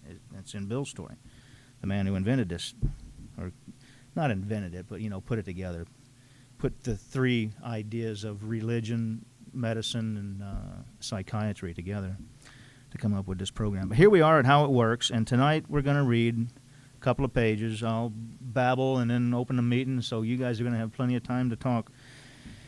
Don't think I'm going to do all the talking. Here in how it works, this is the beginning of step 3. Step 3 is, roughly, 4 pages? Step 3 is 58, 59, 60, 61, 62, 63, out to 64. So that's like 6 pages there. The top of 64 is the beginning of step 4. And in this third step, I tell you, there's a good place in Bill's story where he explains the third step. So we're going to go back there just to read that one paragraph real quick and get some of the idea of what we're looking at here. Because Bill's story, he's got a really good explanation of the third step in his own life. And I would have to say that mine comes pretty close to that too, that it was alcohol that had brought me to this point too. This is page 13 in Bill's story, and it's only like one paragraph, if that. It's like half a paragraph. Page 13, that's the second paragraph from the top right there, where there I humbly offered myself to God, as I then understood him, to do with me as he would. I placed myself unreservedly under his care and direction. I admitted for the first time that of myself I was nothing, that without him I was lost. And that next one kind of begins the step 4, where he says, I ruthlessly faced my sins. And down lower than that, we made a list of people that we had hurt and to whom we'd felt resentment. That's the other half of the 4th step there. But anyway, that idea here that of myself I was nothing, I placed myself unreservedly under his care and direction. I humbly offered myself to God. That's about the best explanation, the best description of the third step that I've seen in the book. There's a bunch of them out in the stories too, but Bill's is definitely a little more clear to me anyway. Of course, I've been over it so many times. So when we're reading this, how it works, we're reading essentially the directions for the third step. And many people don't know that when we're sitting in in the meetings, you know, and we read how it works, and it just goes in one ear and out the other, and we've heard it so many. I heard a guy in here who's been in here like 6 years that I know, who was sitting over there, and he says, I don't know where it says it, but somewhere in the big book it said, we're not saints, you know, at that part where he says we're not saints, and I'm going, we just read that like 2 minutes before you raised your hand, and we read it at the beginning of every meeting, so he doesn't even remember where it comes from. And but anyway, that's how complacent I get when they're reading how it works too. I just kind of like, you know, I'll be thinking about something else completely until we get the meeting going. So how it works, chapter 5, page 58. Rarely have we seen a person fail who has thoroughly followed our path. And that's a pretty deep description right there. How many people can you say who come in here who thoroughly follow the path? How many people do come in here and say, oh, that AA doesn't work for me, I must be different, you know? And could it be described that they were working the program thoroughly following the path of this book here? Those who do not recover, okay, so these are the people who don't recover. When we come in here and we see people that aren't making it, people bouncing in and out, who is it that doesn't recover? Those who do not recover are people who cannot or will not completely give themselves to this simple program. And that statement we just read out in Bill's story there, that I humbly offered myself to God to build with me and do with me as he would. Usually men and women who are constitutionally incapable of being honest with themselves. Self-honesty. Now that's the number one form of honesty that we deal with here in the 12 steps, is a self-honesty. And if you're going to say that self-honesty, and these people that don't make it are constitutionally incapable of being honest with themselves, then there lies the question, what is it that they're constitutionally incapable of being honest with themselves about? And you are brought right to the fourth step, where it says that we're looking for what blocks us from God, that selfishness. Here in the third step, he even says that selfishness and self-centeredness, that we think is the root of our alcoholism. And when somebody opens the book and says, you know, I'll give you an example. I have had a couple of sponsees who I've taken through the steps, and they come back to me and say, I don't have any resentments. And I say, well, then you're supposed to go back into your past and dig some up. I went back into my past. I haven't found any. There's been one or two little things over the years that made me mad, but I'm really not a person of resentments. And that's the first thought in my head, was those who do not recover are people who are constitutionally incapable. Meanwhile, their daily life is driven by a resentment, you know, whatever it might have been. So anger, fear, and guilt. I hear some guys who come in here with a lot of time say something about, I don't know about this whole alcoholism is caused by fear thing. I'm not buying into that. And for my first thought is, those who do not recover are people. Of course, this is somebody with a lot of time, and then there lies the idea that this person may have been able to stop on a non-spiritual basis. Because I don't know about you guys, but I'm always weighing the pros and cons when I see people who have a lot more than I do, and they don't do they do half-ass their program, and I got to dedicate my life to this place. Why do I have to do that? Why can't I come in here once a freaking month and not sponsor anybody and hit on the women that are coming in and out of here? And how come I can't do that and stay sober? Because I'm comparing apples to oranges, in a manner of speaking. You see, not everybody has to dedicate their lives to staying sober and dedicate their lives to coming to AA and helping others, because not everybody had to have a spiritual experience to stop drinking. Some people can still stop when things get bad enough, and those people are in this room too. They come into this room and they hang out, and it does not require that they sacrifice their lives for others, you see. And that's one of the things that confuses the new people, in my opinion. A new guy comes in here, he sees this guy over here, he's working with people all the time, he's always got sponsees, the book, and he's like, man, that guy's working hard at this. I mean, do I have to work that hard to stay sober? Or you see the guy who does nothing, and you go, that's the guy I want.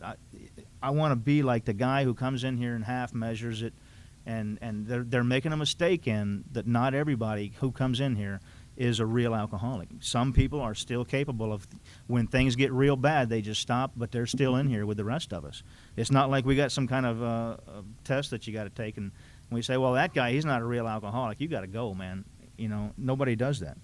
But it is important to point stuff like that out. And the people who are unable to, those who do not recover, people who can't completely give themselves to this, are constitutionally incapable of being honest with themselves. And there are such unfortunates. They are not at fault. They seem to have been born that way. They are naturally incapable of grasping and developing a manner of living which demands rigorous honesty. And when we get rigorous honesty up again, we're talking about the fear and the anger and the guilt that we have, the things that we've done to others. Remember, when we get out to step 5, one of the main things he points out, he says, we ask if we have omitted anything. When you're in step 6, he says, we carefully review the first 5 proposals. Have we omitted anything? And the idea that some people had gone out, and that when they come back in, we go over it with them and say, did you leave anything off of your 4th step? And they say, well, yeah, there was like one thing. It says in the 5th step that they had hung on to some of the worst items in stock. They only thought that they had humbled themselves. And in other words, they weren't completely honest. They are naturally incapable of grasping and demanding or developing a manner of living which demands rigorous honesty. Their chances are less than average. There are those, too, who suffer from grave emotional disorders, but many of them do recover if they have the capacity to be honest. And he's given us like these descriptions of real alcoholics, whereas back in the doctor's opinion and out in the chapter to wives, they give the descriptions of I guess there's 5 types outlined in the doctor's opinion, and one of those is the manic depressive, which is really just a whole other, like this grave emotional and mental disorder thing.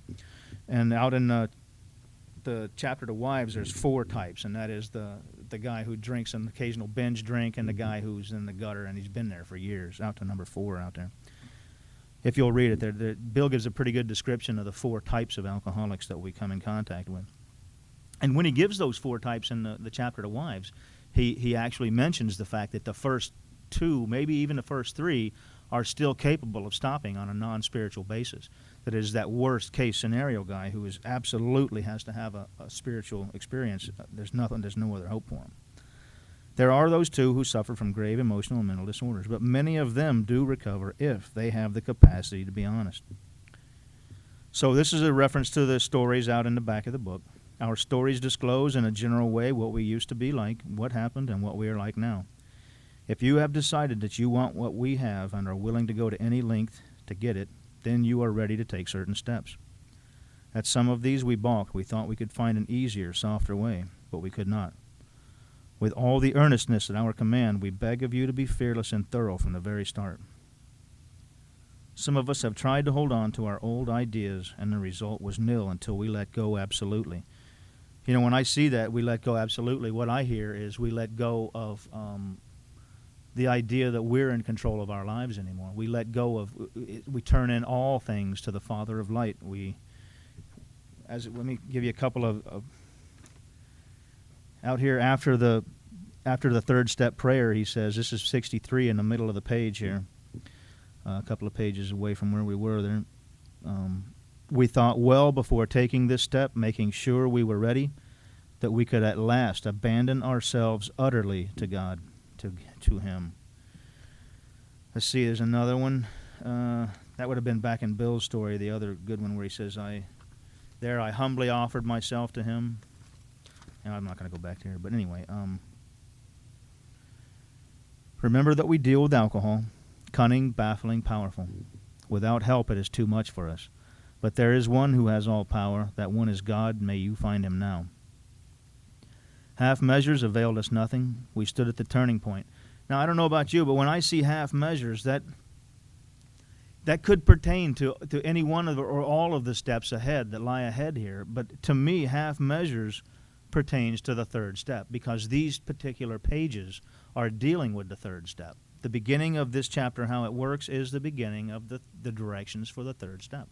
And the chapter prior to this was we agnostics was essentially the first part of the 2nd step, and the idea of the sanity that we deal with later on in the earlier chapter of the alcoholic insanity, not the crazy loony bin insanity.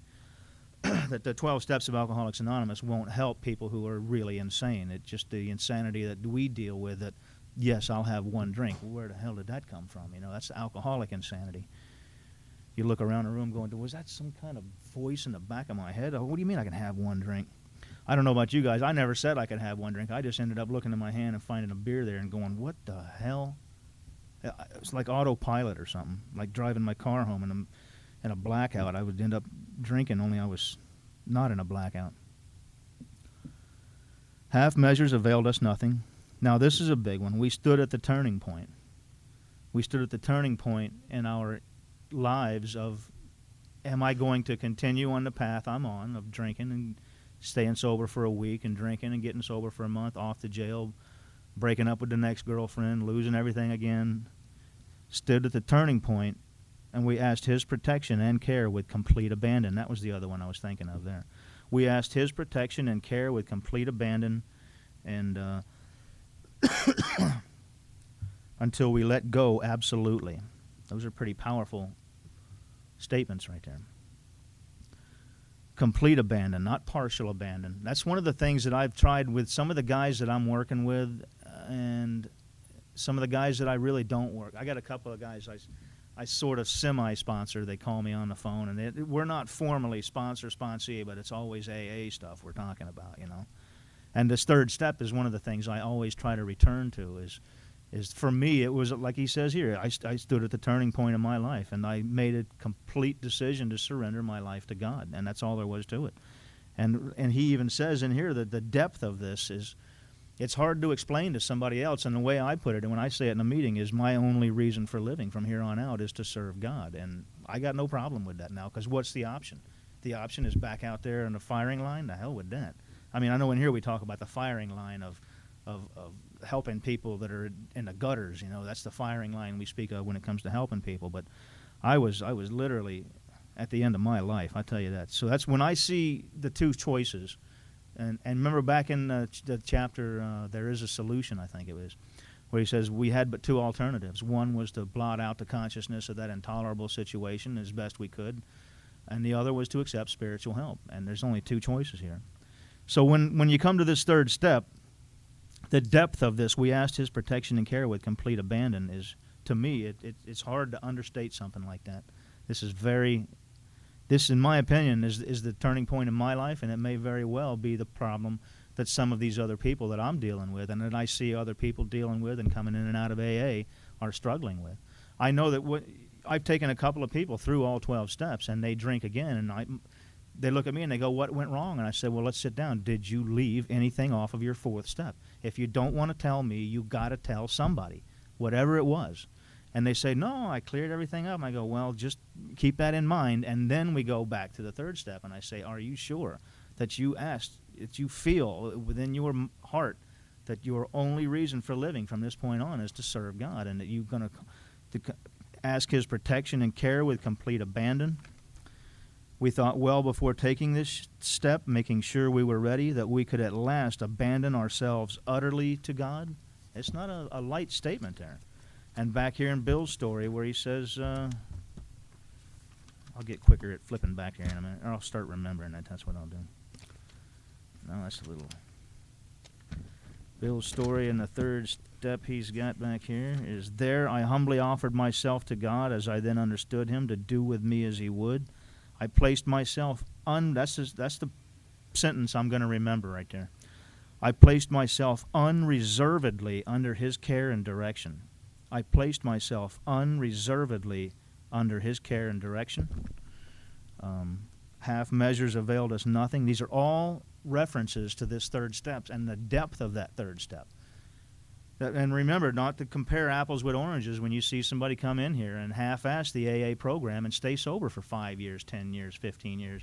And you're saying, well, if he can come around here and hang out and do nothing to stay sober, why can't I do that? Because he's not like you and me. For me, there's no other, it's absolute that I am a real alcoholic and there's no other way out. And I tried that for a couple of years. I said, well, and I guess in every one of us really has to do something of that nature, is to go out and test the water and to see if it, maybe I can do it without that, the level of intense sacrifice that an alcoholic has to. Maybe I can do it without a spiritual experience, but I soon learned different. I cannot. And I had to learn that myself. There was no other way to do it. You could have sat and told me that all day long, and that's what I see with some of the people that I'm working with. And they come back to me and say, "You've got some time. What can you do for me? You can help me." And I feel kind of helpless myself. I have to admit, I may have 20 years, but it doesn't mean I know everything. And my first thought is to direct them towards God, towards the third step, and to tell them that hospitalization is really important. And usually, you know, I don't know if you guys are dealing with people who are in chronic relapse or not, and they're still hanging around. I mean, most people aren't, but the only thing that I can do with them is tell them, don't worry, buddy. Help is coming. Help is on the way. Whether it's an ambulance, whether it's the police department, and the county jail for 6 months, or whatever it is. They take you to Bark Detox and they lock you up. And what do they call that when they Baker Act people? I've seen many people get Baker Acted where whoever it is signs and goes, man, you need to hang on to this guy for a while. But anyway, so here are the steps that we took, which are suggested as a program of recovery. Remember, every time we see that word "we" in here, because the reason I bring this up, because a guy brought it up to me, and it made perfect sense. And what we're trying to do with this idea is to dispel the idea that getting a group of people's numbers so that you can call on them when you feel like you are going to drink is not the program of Alcoholics Anonymous. And many people point to all these we stuff in here. We did this, we did that. And they say, it's a we program together. And somehow doesn't that take away from the idea that it's you and God?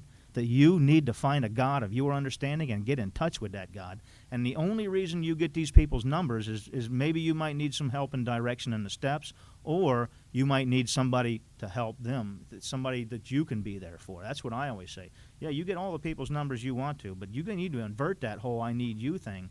And I know it's a process of learning the steps first, and sometimes I tend to leave that out, but I always say, look, these steps are really simple. They are. It's not complicated. All you need to do is find the right person to explain them to you. And one of my favorite things to say is if somebody has said something about a step or about AA, about recovery, that has left you confused and wondering what the hell they were talking about, they didn't do it on purpose. Whoever said that was confused and wondering what the hell they're talking about. I used to listen to people in AA meetings and go, I didn't understand a word that guy said. It sounded like just complete nonsense. He made it sound like the recovery program was some sort of ghostly seance type thing in which we all sit and try to contact our dead Aunt so-and-so, Aunt Esther or something, And it just, and that's not the way AA works. And one of the most important things I've seen, I'll open up the floor in just a minute here. The idea that I'm saying about this we program thing is that when you're coming in you're dealing with people who are coming in from the rehabs and the detoxes and the halfway houses, and I don't mean to belittle those people, but many of the people that I came through tend to stray away from the God idea. There's a separation of the medicine area and the religion area, and there seems to be a certain line drawn between them, in which the guys that I was being tutored to by you might call them, they had certifications on the wall that said, we're a certified alcohol counselor. Never said a word to me about God. They always talked about the chemical molecular composition of alcohol's effect on the body and how the body was some kind of biomechanical device that was influenced by the electrical, and they would do that kind of mechanical stuff, and I'd be like, man, where's the God thing in there, And that somehow there's a misconnection, and that's where that's coming from, that they say, it's a we program. We're a family. We together can. No, you better find God, or the family is going to walk away from you when you come stinking and smelling in here after 3 weeks of living behind the dumpster back there. And that's all there is to that. You better find God. And the we program that they speak of is a misconception, in my opinion. And I just try to dispel that when I go to meetings, because many people can look for that easier, softer way in that area of getting people to call, and somehow, if I could just get somebody to listen to my problems, But that's not AA. That was like rehab. And there's nothing wrong with group therapy. I enjoyed pissing and moaning too before I knew what the hell to really do with it.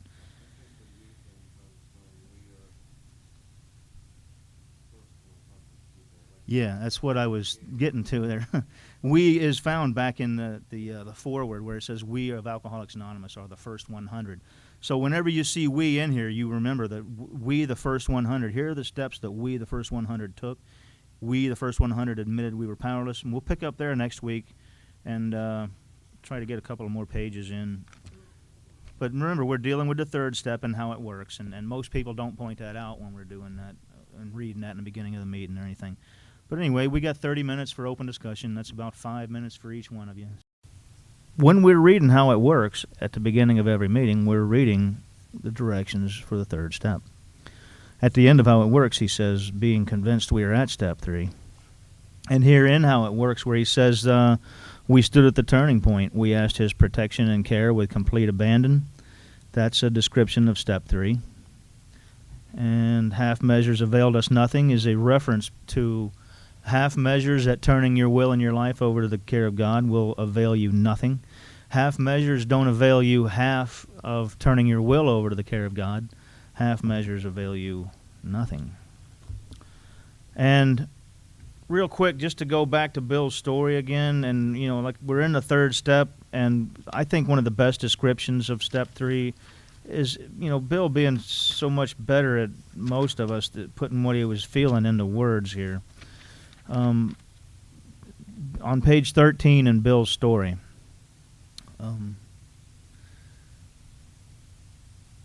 like the second page, the second paragraph down the page there, there I humbly offered myself to God. This is Bill Wilson's explanation of how he had experienced step 3. He's in the hospital, too. At the hospital, up like 1.5 pages. At the hospital, I was separated from alcohol for the last time. Treatment seemed wise, for I showed signs of delirium tremens. And there, in the hospital, in his bed there with Ebby, he said, there I humbly offered myself to God, as I then understood him, to do with me as he would. I placed myself unreservedly. Now, there's a key word right there that we don't see much of out there in the other pages. Unreservedly under his care and direction, I admitted for the first time that of myself I was nothing, that without him I was lost. And that's Bill's step 3. And now we're going to go back to where we left off here on page 59 at the top. So half measures availed us nothing with this third step. And we stood at the turning point in our lives. This third step is a turning point in which you either go back to drinking or go on with your sobriety. And we asked his protection and care with complete abandon. Here are the steps we took, which are suggested as a program of recovery. 1, we admitted we were powerless over alcohol, that our lives had become unmanageable. And the way I understand that, it's fairly simple. That this idea that my life is unmanageable doesn't mean that in the future, with the help of God and AA, that my life will become manageable again. Because what we're trying to get to here is a complete deflation of the ego, and then upon that completely deflated ego, we can build a new person, a person who is willing to constantly live a life of surrender and ego deflation and self-sacrifice for this God of my understanding. That my life will always be unmanageable. Not from that point on I will start to get management over my life again, but now from this point on I'm going to turn over the management of my life to God, and that this was a requirement of this process that's taking place here. The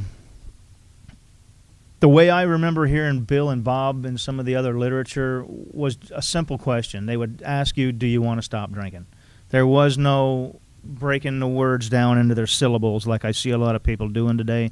That people will break down like powerless into the 2 syllables and say, what does power mean? What does less mean? What does powerless mean? And they go into like the dictionary definition of this thing, and they're going further than they need to, in my opinion. They're going a little. For me, this first step was simply something that flashed over me one day. It wasn't like I sat and contemplated it either. I didn't go, is my life unmanageable? Am I power? It was just one day alcohol had beaten me so bad. It was more of something that just overcame me. It just that's pretty much where it came from for me. It wasn't a matter of sitting down and. Really, in my experience, the first step was more of a hindsight, looking back on something that had already happened to me. Once I had gotten in here and I had asked somebody for help, it was just simply a matter of looking back and going, yeah, I did that. I don't remember when or how or where, but there was some day I was sitting there and something flashed over me and said, that's it, you're done. And it's over.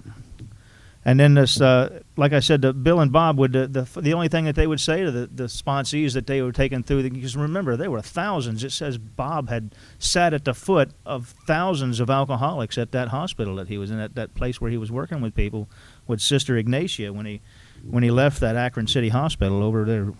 I forget where that other place is. I forget the name of it, but it said that he had worked with some 5,000 alcoholics. So the version of working the first step really amounted, for the most part, to a simple question: do you want to stop drinking? And it really does go straight to the core too, because I mean, I have had a few people in my experience. I have had a few people who say, I'd like to burn a doob every once in a while. It's wrong answer. Wrong answer. The answer is, above everything else, I want to stop. I don't want to touch any of that crap ever again as long as I live. Please, God. That's the answer you're looking for. And a lot of people will be honest about it too if you ask them, if you're trying to get to it, And step 2 came to believe that a power greater than ourselves could restore us to sanity. Simple question from Bill and Bob early on: do you believe in God? Do you want to stop drinking? Yes. Do you believe in God? Hopefully, yes. In some cases, I don't know. That's what the whole chapter that we had just gotten through with, We Agnostics, is dedicated to helping me and us, is dedicated to helping us when we're trying to sponsor other people. And you're having a problem with someone who says, I don't know whether there is a God or not. Always go to the chapter, We Agnostics. In that chapter, you will find the answer that you're looking for. Because remember that Bill has 4 years of experience behind him when he wrote this. He wrote this in 39. He got sober in 35. He had 4 years of experience of intensive work with alcoholics, trying to explain to them the 12 steps. And really, essentially, just the birth of Alcoholics Anonymous was a result of their hard work in those first few years of literally dedicating their life to helping others and understand these steps. And most of the experience that I've had with it is like the chapter We Agnostics says, that deep down inside every man, woman, and child is the fundamental idea of a God. And whether it's a God of their own understanding or whichever God it is they choose, they want to go back to the religion of their childhood or whatever, you leave that up to them. We do not teach what God to believe in. All we teach is how to get in touch with whatever God it is that these people we're trying to work with believe in. And this third step, made a decision to turn our will and our lives over to the care of this God as we understood him, is essentially a decision to go on with the rest of the steps. It is through the rest of the steps that the act of turning our will and our lives over to the care of God is through the rest of these steps. And this is only a decision to go on with for me, it was a turning point in my life. It was just like he says up here, half measures availed me nothing. Half measure of turning my life over to the care of God does not avail you half sobriety. It avails you nothing. It avails you, as we put it earlier, untreated alcoholism. We stood at the turning point for me, and apparently for these first 100 who had written this book and had gone over these directions, and reviewed it before it was printed. It was a turning point in their lives, and it was a turning point in my life. So therefore, when I have a sponsee who's having trouble, and we get them through all 12 steps and they relapse, or a lot of the guys I get through 4, 5, 6, and that's when they relapse, when they're out in the application of the spiritual solution steps, and they're not actually doing this, and they relapse during this period. I always bring most of these people, if they say they believe in God, or even if they say they don't believe and don't know whether they believe in God, you still move on with the rest of the steps. You don't stop at step 2 and say, well, we can't go any further. You don't believe in God. You say, well, it's only a matter that you be willing to believe in a power greater than yourself, and you go on with the steps. But I always return these people to this third step because for me it was a turning point in my life. And when I read this literature, when I read this book and all these stories that I have read, I have only read 3 or 4 of them back there. But there are other places where you see stories too, and that is like this other book, Came to Believe. There's a lot of stories in there that people give about how they made a connection with God and some of the depth of this third step and what it means to them. But the depth of this third step, and I'll give you another one. Over here on 63 is the third step prayer, and at the end of the third step prayer, we have, thy love and thy way of life. May I do thy will always, the end of the third step. And this is where he says, we thought well before taking this step, making sure we were ready, that we could at last abandon ourselves utterly to him.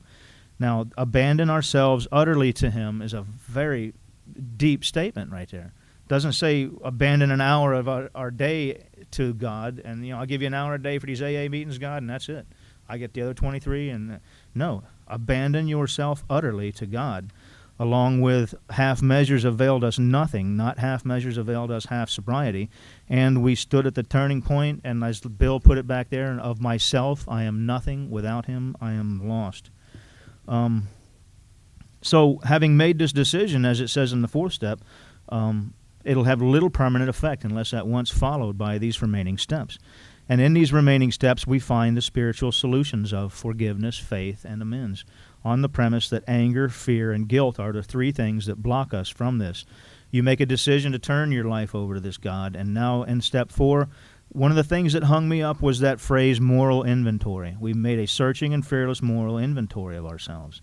Now, this moral inventory, I've heard so many different explanations of it, and I'll tell you one of them I heard recently was a guy had made a reference to, in order to find what a moral inventory is, you must first decide what religion you're going to subscribe to, and then apply to that religion for what their morals are, and therefore you can find what morals it is you're looking for to make an inventory of, which is absolutely crazy because we're given precise directions in here on exactly what to do. And the idea that this moral inventory is anything other than a search for what blocks us from God. And that there are, in the words of this book, there are three things, and they are the most common forms of self that block us from a life of self-sacrifice. Selfishness being the root of our trouble, self-sacrifice being the solution to that. What's keeping me from self-sacrifice is anger, fear, and guilt. So that's all that fourth step is. And how we put that, how I always say is made a searching and fearless moral inventory of ourselves to find anger, fear, and guilt that blocks us from receiving and doing God's will, which is a life of self-sacrifice for others. And number 5, I admitted to God, to ourselves, and to another human being the exact nature of our wrongs. What wrongs? Self-will for an alcoholic is wrong. God's will is right. Those are like the two opposite ends of this spectrum, self-will and God's will. Self-will is wrong. Whenever you see wrong in here, like out in step 10, he also says, when we were wrong, promptly admitted it. What is it you were admitting? In both of these steps, you were admitting the most common manifestations of self that block me from a life of service and sacrifice for others, which is God's will. So what we're doing here is we're looking to find and apply these spiritual solutions. In step 6, as a result of the first 5 steps, we're entirely ready to have God remove all those defects of character, anger, fear, and guilt, which are the 3 most common manifestations of self that block us from a life of self-sacrifice for others. 7, you humbly asked him to remove those shortcomings, and each one of these is saying something different, and that threw me when I first got sober, because I didn't get sober around people who were knowledgeable enough to explain to me. It wasn't until I had gotten to, after I had I think, 8 years of sobriety, and I had went to the Big Book seminar, that I heard those seminar guys say that each one of these is the exact same thing, that the moral inventory, exact nature of your wrong, defects of character, shortcomings, it's all the same thing. The most common manifestations of self that block us from God, or a life of service for others. That is what we do for God. And how we get close to God is what we do for God. So in 7, we humbly asked him to remove our shortcomings, and when you actually go through the steps, you'll see that it is primarily has to do with the anger part. That when we're angry, we must be rid of that anger or it kills us. And to get rid of that anger, we apply forgiveness. And forgiveness is one of the main, there is in step 9, there are directions in which it reflects back and says that we ask God to help us with these amends. And also in the fear category, there is an idea in there that says, it's a reference to 6 and 7, where it says we ask God to remove our fear and direct our attention to what he would have us be, and that once we commence to outgrow that fear, which is a reference to step 12. We'll get to that when we get out to those pages, though. But oh yeah, 6 is get ready for 7, and 8 is get ready for 9. There's nothing to do but willingness in step 6 and step 8 are acknowledgement steps only. When we get out there, we'll go into further detail. That if you'll look at step 6 in this light, as a result of the first 5 steps, we're entirely ready to have God remove these defects of character. And when you read step 6, all he really says is we went home and we were quiet for an hour. We carefully reviewed the first 5 proposals, making sure we did not leave anything out purposely. So 6 is a sort of a precursor or a get ready for step 7, and 8 is a precursor, because if you'll look at step 8, he's saying in a past tense, we already made a list of all persons we had harmed. So all you're doing here is acknowledging that you have this list and that you're willing to make these amends, because if you don't make them, you may very well drink over this. So it's only an acknowledgement. These are acknowledgement steps only. There's no actual work to do. It's sort of a resting point, if you would. A get ready for or an acknowledgement step, a precursor to.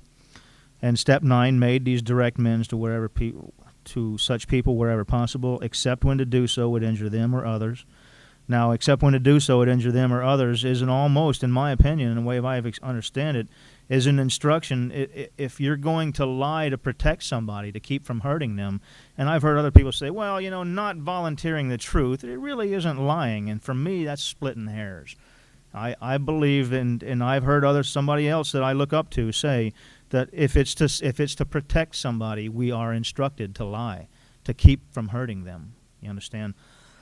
And I'll give you a couple examples. I think there is an example of a guy who cheats on his wife. It doesn't say this, but I always say he cheated on his wife with his sister, his wife's sister. And, you would destroy the relationship between her and her sister if you tell her that. So you can say, well, I cheated on you and I'll never do it again, but you can't say, I cheated on you and it was your sister. It's over. From that point on, the whole family is like, you've destroyed trying to clear your conscience for something you've done. You have destroyed the lives of 3 people.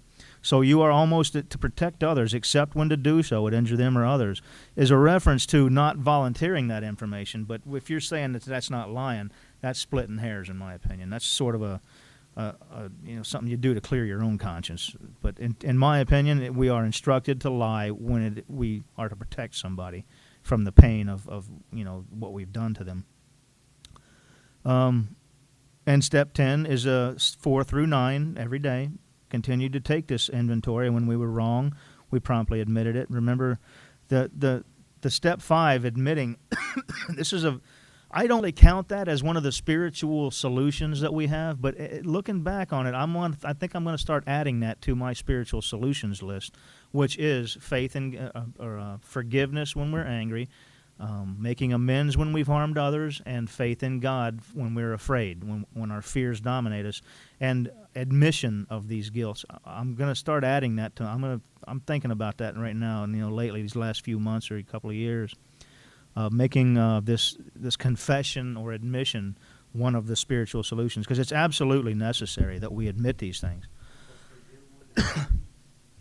Forgiveness is the spiritual solution to anger. Making amends is the spiritual solution to harms done others, or the guilt that we feel. Making amends is the spiritual solution to guilt. And faith in God is the spiritual solution to fear. And faith in God is always a reference to step 12. Step 12 is faith in God, like this sign up here. Every time you see this, faith without works is dead, is a reference to step 12. The works of step 12. And all these 11 steps, sole reason for existence is to bring you to step 12. That's the only reason that's their primary purpose. It's what they do. It's their function, is to bring us to step 12. Continue to do steps 4 through 9. And there's another reference to that in step 12 where he says, practice these steps in all our affairs. And when we were wrong, there's that wrong again. Wrong is self-will. Promptly admitting it is a sort of a description of step 5 again, admitted to God. So both in 5 and 10, we have the admitted and wrongs in both of those steps. 11, sought through prayer and meditation to improve our conscious contact. Now, there's one that I disagree with some people, the idea of sitting in a dark, quiet room and trying to make some conscious contact with the God as you understand him. I understand where people are coming from because they seem to be distanced from, I've heard many people make a reference to a God being out there somewhere when the way I've experienced it is God is in here somewhere. And God's not out there. He's right here in this room. He's everywhere that there is, actually. God is everything or he is nothing. God either is or isn't. What's your decision to be is one of the descriptions in back in the chapter 2 Agnostics, the test for the second step we read a couple of weeks back. But in my opinion, prayer and meditation, in my experience, prayer and meditation is talking to God and listening to God. And it says here, it tells us exactly what to say. When we're talking to God, it says this is what you're going to say. When you pray to God, this is what you're going to do. You're going to pray only for the knowledge of his will for you and the power to carry that out. So half of the step is explained right there. It says that you're going to seek to improve your conscious contact with God through prayer and meditation, and this is what you're going to pray for. So this half of the step is explained here. The other half of the step, meditation, is step 12. It's a question that's imposed, a question that's proposed to God.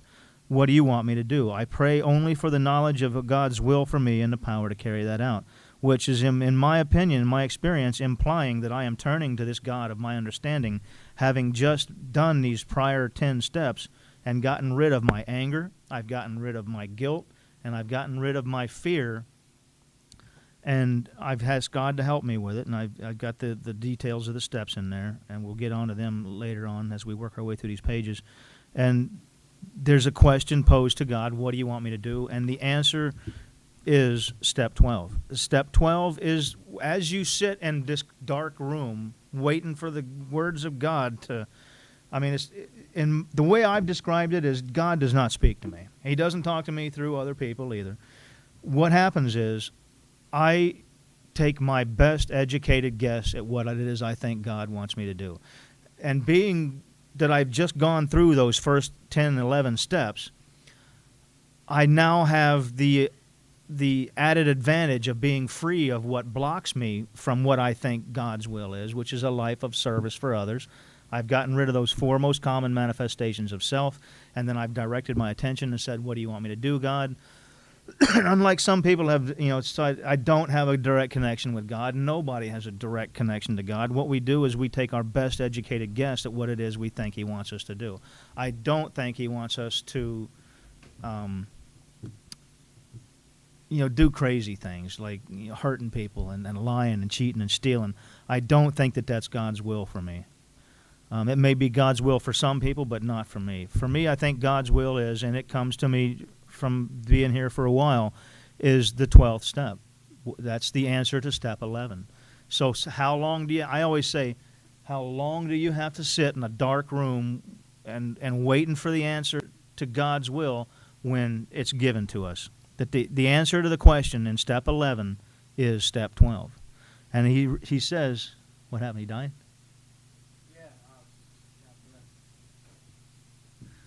Having had a spiritual awakening as the result of these steps, that's implying, obviously, that there's something that has happened to us as the result of these steps, and that something is, quite simply, we have learned that anger, fear, and guilt are the primary forms of self, and from those primary forms stem all the sub-forms of self, the smaller forms of self that stem from these, okay?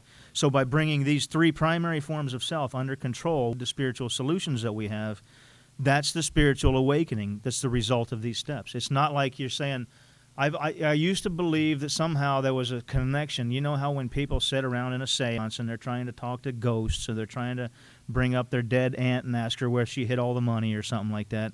Whatever it is that people are trying to make this connection to the other world, the people with the cameras running around looking for ghosts and stuff, I thought that somehow there was some kind of connection between me and the spiritual world that was supposed to be taking place here.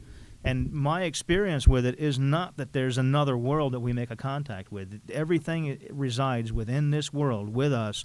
And the spiritual awakening that we're speaking of here is quite simply, I now see that what's been blocking me from the God of my understanding is that I'm thinking about myself all the time. I do not care for other people. And the only people that I care for is the ones that have something to offer me. If something's there for me, those are the people I cared about. And if there was nothing there, then I didn't care about them. So that is the spiritual awakening that is the result of these steps when you go over them the way that they're outlined. The awakening is you now clearly see what it is. The awakening is the result of the steps. The question remains now, what is the result of those steps? The result of those steps was that anger, fear, and guilt were the primary forms of self, and the 3 spiritual solutions to that. And the application of those solutions is the 12 steps, and that's what's blocking me from God. So, one of the things that I've had, one of the guys I've been working with over the last few years was that he says that this is almost a description that you must have this spiritual awakening before you try to carry this message to alcoholics. Because if you haven't had the spiritual awakening, how are you going to explain it to somebody else? It's almost but that's not what I see. I see, and I'll give you an example. One of the most common examples that I use is that Ebby Thatcher was in the Oxford groups and met Bill, and his whole introduction to the Oxford groups, Bill Wilson's introduction, was from Ebby Thatcher, his boyhood friend, as he calls him, right? So Ebby Thatcher brings the 12 steps, the message to Bill. Bill has this spiritual awakening. It's sudden and profound, as he puts it. And Bill never drinks again. Bill stays sober, helps a lot of people, and makes AA. But Ebby Thatcher drinks. So Ebby Thatcher didn't have. Obviously, he had not had the spiritual awakening that kept him sober from that point on. So you can say that from one of the most profound descriptions that we have, that you don't have to wait to have a spiritual awakening. If someone's sitting there going, I really don't think that I've had a spiritual awakening, therefore I'm not qualified to try to explain that process to another human being. You understand? And that's what many people are saying to themselves, and they're putting themselves in a catch-22 position in which they can't help others till they have a spiritual awakening, and guess what? They're not going to have a spiritual awakening until they start helping others. You understand that? That it really is a very simple idea that through the process of working these 12 steps, that the spiritual awakening, it may take years to set in. It may take, at no point does some of us who have the gradual educated variety, which they say is 90% of the spiritual awakening, do one day we just wake up and go, wow, there it is. It was on 12:02 p.m. on Saturday that I had my spiritual awakening. It's just over the period of a couple of years, you look back and go, well, something's happened because I've got a whole new attitude and outlook upon my life. I have definitely changed my point of view here. And it wasn't one particular day or a certain time in which you said that was the day that it happened and that was the time that it happened. So therefore, when you're coming across this idea that you cannot carry the message of having a spiritual awakening if you haven't had one, I believe it can be dispelled simply by looking at Ebby Thatcher and Bill Wilson, 2 of the most common people we talk about in recovery. Dr. Bob, Bill obviously, but Bill wouldn't have got sober without Ebby, and Ebby drank, and then Bill sponsored Ebby, as from what I heard. I don't know for sure, but I heard that after Ebby Thatcher drank, he came back and Bill helped him out. Anyway, we'll open up the floor for open discussion, and next week we'll pick up where many of us exclaimed, "What an order!" and we'll go into some more of the third step here. But of these steps, we tried to carry this message to alcoholics and to practice these principles in all our affairs. Now, I've had a couple of people that I've consulted. I go over the steps with other people who are, I don't know, people who are trying to figure it out. That's all. I don't want to say intellectuals, but I want to say people who are trying to figure out what the hell was going on here. How do I implement these steps into my life? And if you'll read into the step 12, one of the guys that I've come across that I talk to says, if you'll read this step, it says that you don't start helping people through the 12 steps until you've had this spiritual awakening. And it does say, having had a spiritual awakening as a result of these steps, we tried to carry this message to alcoholics and practice these principles in all our affairs. And my argument was that you're supposing here that you've now had a measurable spiritual awakening, that you can actually say that there was a time and a day that I can say that I actually transformed. My life went from the old life to the new life, and I now have a spiritual awakening as a result. There was a day that I could measure and say that that was the day that I had a spiritual awakening. And that at that point, I was capable of taking others through the 12 steps, because at that point, I could explain to them how to have a spiritual awakening as they would understand, coming to their God. But my argument on the side is that, number one, let's look at the history of AA. And that was that Ebby Thatcher was, if you go back to Bill's story, Ebby Thatcher was one of Bill Wilson's childhood friends, as he puts it, boyhood friends, I think, childhood, something like that. But Ebby Thatcher had come from the Oxford groups, instructed by them to help other people. And Ebby said, I know just the guy to go help. I'm going to go see Bill. So he goes over and he sees Bill Wilson, and he explains the steps to Bill, and Bill gets sober and never has another drink as long as he lives. But Ebby Thatcher goes out and drinks. So you see what I'm saying? Is that the idea that you have to wait to have a spiritual awakening in order to help other people have a spiritual awakening is not true. Because whether or not someone's going to have a spiritual awakening isn't really contingent on whether I've had one or not. And it can easily be seen in that story of Bill and Ebby, that Ebby then came back and Bill sponsored him and Ebby never drank again. So sponsor becomes sponsee in a story like that. So when you're reading this, you're saying that, okay, so having had a spiritual awakening as a result of these steps, that is when we try to carry the message to alcoholics and to practice these steps in all of our affairs. And my argument, like I said, was that at no point can I look back on my sobriety and say there was a specific day that I believe that I had a spiritual awakening. It's somewhat been a gradual awakening, and it's been, more and more as the years go on. And there was no point in the last 20 years that I've been sober have I actually said, that was the day. I can tell you the day I stopped drinking was August 17th, 1990, because it's on my arrest sheet where I had to get it out to go get my expungement and all that stuff. And I had to, there's my sobriety date. And, that's the last day I got arrested. So that was not the day that I had a spiritual awakening. It was a gradually, like they said, it was a mustard seed. And the mustard seed becomes this huge tree later on. It's almost something you can't even see. And there was no point in which I could actually say that I could measure it and say that was the day that. So here's the dilemma: is everybody's saying, well, I shouldn't really be helping other people through the 12 steps because I really don't feel like I've had a spiritual awakening. Therefore, I can't. If I haven't had this experience, how am I going to help somebody else have one? I can't explain something to them that I don't even know if I've had myself. But that puts you in a dilemma of you can't stay sober unless you help other people. And now you're saying you can't help other people because you're not sober. You haven't had this spiritual awakening, sort of a catch-22 in which you can't do this until you do that, and you can't do that until you do this. So that's my opinion on that: is start helping other people right out of the gate as soon as you can. If you got 3 steps and you understand the first 3 steps, you can help somebody get along that far. If you're out on step 6 or 8 or 9 or whatever it is you feel you're at, then that's how far that you think that you can help other people get to. And the idea of the spiritual awakening that they're talking of, what is the nature of this spiritual awakening can easily be seen by simply going back over the steps and saying, well, first of all, like in step 1, I am not God. It says, first of all, we had to quit playing God. And this is in the 3rd step, like in the next page we get over here.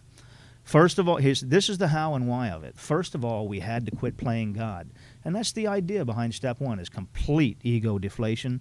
And upon a completely devastated person, a completely deflated ego, we can build a new person, someone who's willing to completely invert their way of life, in which they were once a selfish, self-centered person who thought little of others, and can now be a giving and caring person and live a life of sacrifice for others, in which I completely...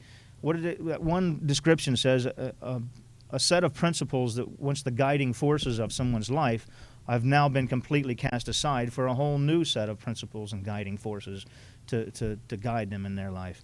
And that is, the idea of selfishness. So when we're reading these 3rd step pages here, we're going to be looking for selfishness and self-centeredness as being the root cause of our alcoholism, and the exact opposite of that, service and self-sacrifice for others, as being the spiritual solution.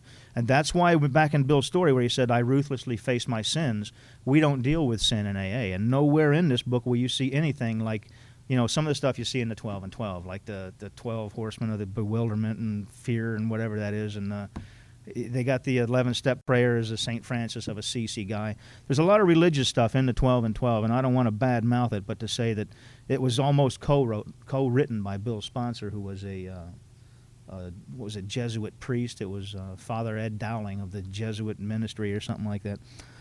Anyway, back to where we're at here. Many of us exclaimed, okay, the idea that we tried to carry this message to alcoholics, that's the message that we carry. And the way I've learned it over the years is, when I first started sponsoring people and people would call me and say, oh, I got this problem, what do I do about it? I couldn't wait to tell them what to do about their problem. And I was learning. We're all in a learning process. And I would proceed to tell them what they should do about this particular problem in their life. And I knew that deep down inside, I knew that it wasn't right. I had this gut feeling that, look, I couldn't even manage my own life just a few short years ago. There was nothing left of me. And who the hell am I to give another person advice on their life? To be honest with you, I am completely reliant and dependent upon a power greater than myself for all things. I've turned in everything. I am still powerless over everything, and my life is still unmanageable because now I let God manage everything. I got the little things I got to do, like get up in the morning and quit hitting the snooze and do what I have to do on a daily basis. But anyway, this is the message that I try to practice and to try to carry to alcoholics. And the practice, what we practice in all of our affairs, when we get out there in step 4 through 9, we're going to see that there are basically 3 primary spiritual solutions that we're going to be practicing in all of our affairs. And they are forgiveness, making amends, and faith in God. Those 3 spiritual solutions are the program of Alcoholics Anonymous.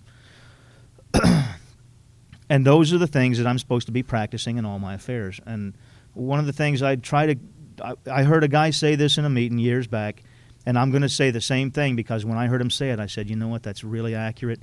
And what I'm going to say is we all know that they have those principles behind the steps: brotherly love, honesty, open-mindedness, willingness, whatever those principles behind the steps are, that is not Alcoholics Anonymous. And why we got to throw that stuff in the trash and get it out of AA is because what it's doing is it's taking away from the original message of the steps, and it's putting people on this path toward brotherly love. Oh, I don't have to make amends. All I have to do is have brotherly love. Or if you go to another step and say that one of those steps is honesty, oh, I don't have to do that real step. All I have to do is practice honesty and stop lying to everybody.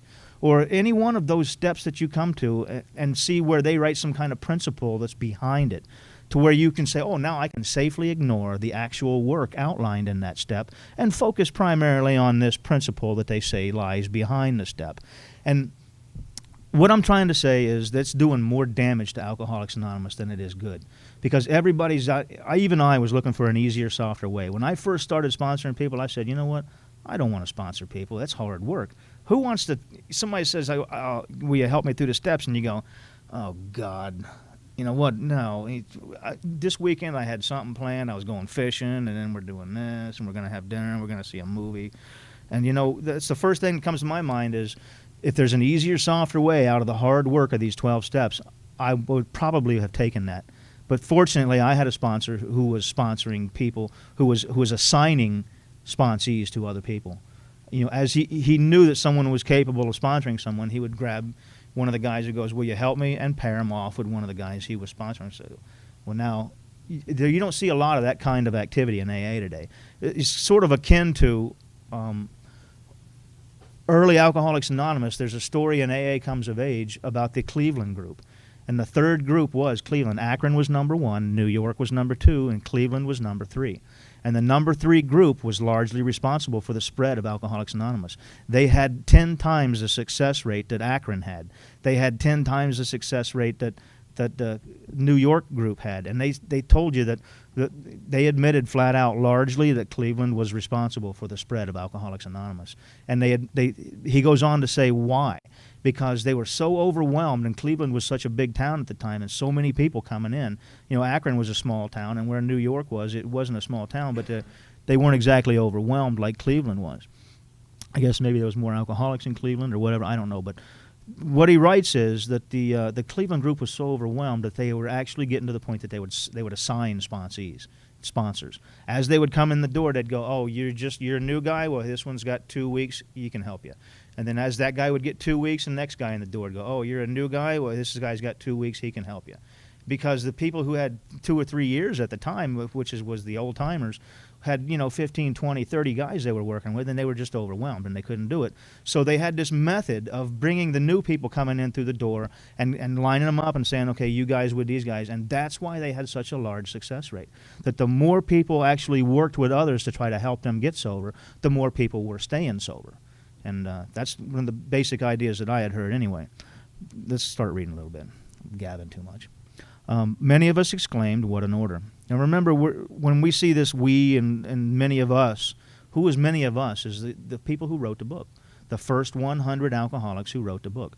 Everything you read in here is in the context of what these people had essentially conveyed to Bill Wilson. As Bill Wilson was, he wrote the book, but he was, in touch with the other people at the first 100 alcoholics who were sober at the time. And when he wrote the chapter to wives, Bill Wilson wasn't a wife, obviously, but he was in contact with some of the women who were wives of husbands who were drinking and took in some input from them. But when you read the chapter to wives, it looks like it's written by wives. It even says, we wives of alcoholics, and it looks like it was written by a wife, but it was Bill Wilson. But anyway, many of us exclaimed, what an order, I can't go through with it. Do not be discouraged. No one among us has been able to maintain anything like perfect adherence to these principles. We are not saints. The point is that we are willing to grow along spiritual lines. The principles we have set down are guides to progress. We claim spiritual progress rather than spiritual perfection. Our description of the alcoholic, which would be more about alcoholism, the chapter to the agnostic, and our personal adventures before and after. And that's a reference to the stories out there in the back of the book. There's 41 personal stories back there. Make clear 3 pertinent ideas. A, that we were alcoholic and could not manage our own lives. B, that probably no human power could have relieved our alcoholism. And C, that God could and would if he were sought.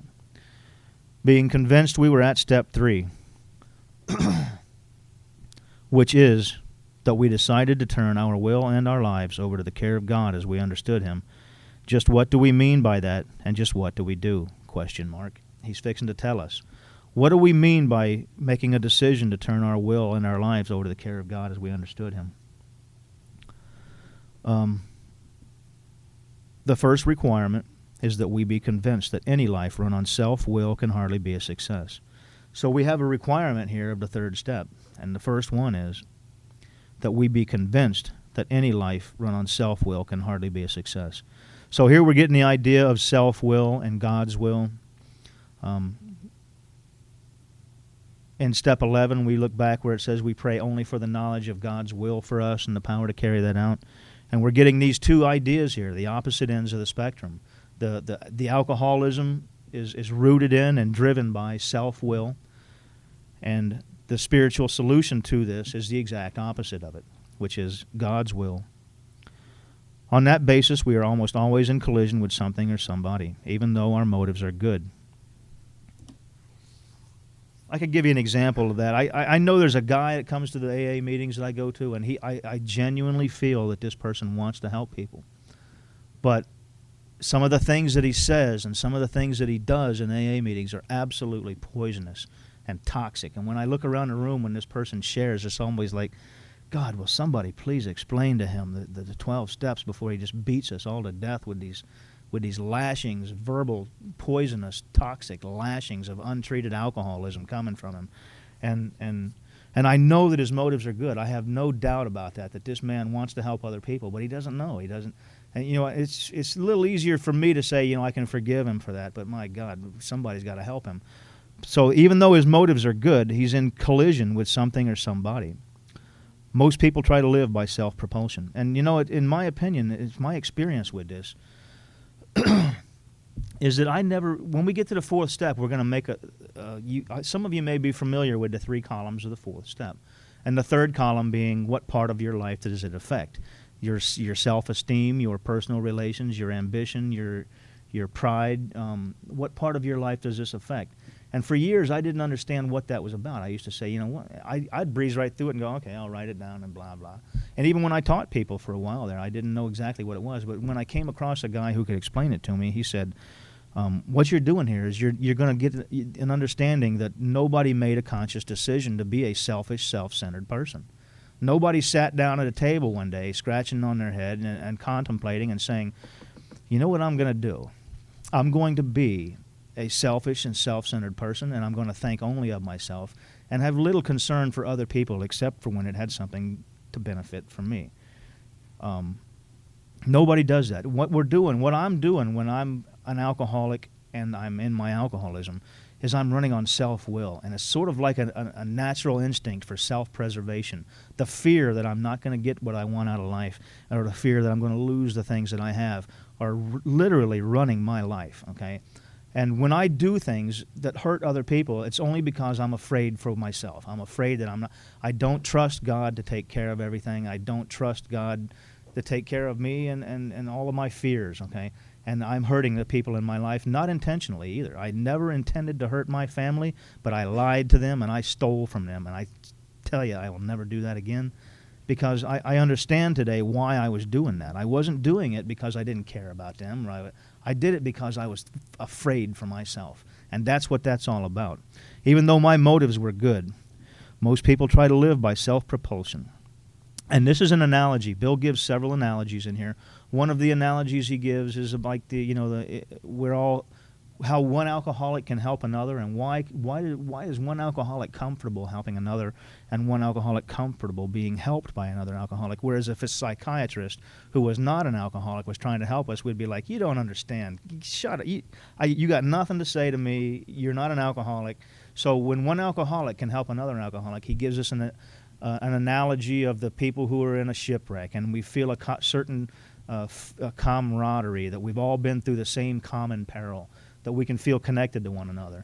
And there's another analogy of the guy who's a jaywalker, who skips out in front of a bus and it gives him a rush and he gets high off of it. So he's skipping out in front of all these cars until one day he gets messed up by one real bad. And this is an analogy of a guy who is an actor in a show whose ego is so big that he's trying to tell a director how to run the place. He's trying to tell him where to put the lights, how to move everything. Instead of just being an actor and playing his part, he wants to run the whole damn. And that's what he's saying that alcoholics are like. Each person is like an actor who wants to run the whole show, is forever trying to arrange the lights, the ballet, the scenery, and the rest of the players in his own way. If his arrangements would only stay put, if only people would do as he wished, the show would be great. Everybody, including himself, would be pleased. Life would be wonderful. In trying to make these arrangements, our actor might sometimes be quite virtuous. He may be kind, considerate, patient, generous, even modest and self-sacrificing. On the other hand, he may be mean, egotistical, which is probably more likely in my case. He may be mean, egotistical, selfish, and dishonest. And you see what he's saying here. These are some of the core of our inventory. The idea that he may be mean, egotistical, selfish, dishonest, these are all core parts of our inventory when we get out to it. Mean being more like, angry. I guess that would be another way of describing it. But as with most humans, he is more likely to have varied traits. What usually happens, the show doesn't come off very well. He begins to think life doesn't treat him very well, doesn't treat him right. He decides to exert himself more. He becomes, on the next occasion, still more demanding or gracious, as the case may be. Still, the play does not suit him. Admitting he may be somewhat at fault, he is sure that other people are more to blame. He becomes angry, indignant, self-pitying. What is the basic trouble? Is he not really a self-seeker, even when trying to be kind? Is he not a victim of the delusion that he can wrest satisfaction and happiness out of this world, if only he manages well? Is it not evident to all the rest of the players that these are the things that he wants? And do not his actions make each one of them wish to retaliate, snatching all they can get out of the show? Now, the idea that these other actors want to retaliate against him is one of the things that we see when we get our resentment list. Is one of the ways that helps us free ourselves of resentment is to see that a lot of the people who have made us angry over the years were simply retaliating against us for something that we had done in the past. Not in every case, but in many of them. What we're simply experiencing is someone else getting angry because we're doing something that affects them. Is he not, even in the best moments, a producer of confusion rather than harmony? Our actor is self-centered or egocentric, as people like to call it nowadays. He is like the retired businessman who lolls in the Florida sunshine in the winter, complaining of the sad state of the nation. The minister who sighs over the sins of the 20th century. Politicians and reformers who are sure all would be utopia if the rest of the world would only behave. The outlaw safecracker who thinks society has wronged him. And I heard he got that story from one of the early people that he was working with was a safecracker. It's in Comes of Age, and he actually sponsored a guy who was a safecracker and gave him some of these ideas here. And the alcoholic who has lost all and is locked up. Whatever our protestations are, not most of us concerned with ourselves, our resentments, or our self-pity.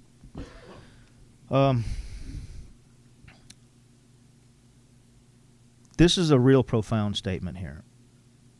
He's going to tell us that this is the root of our troubles.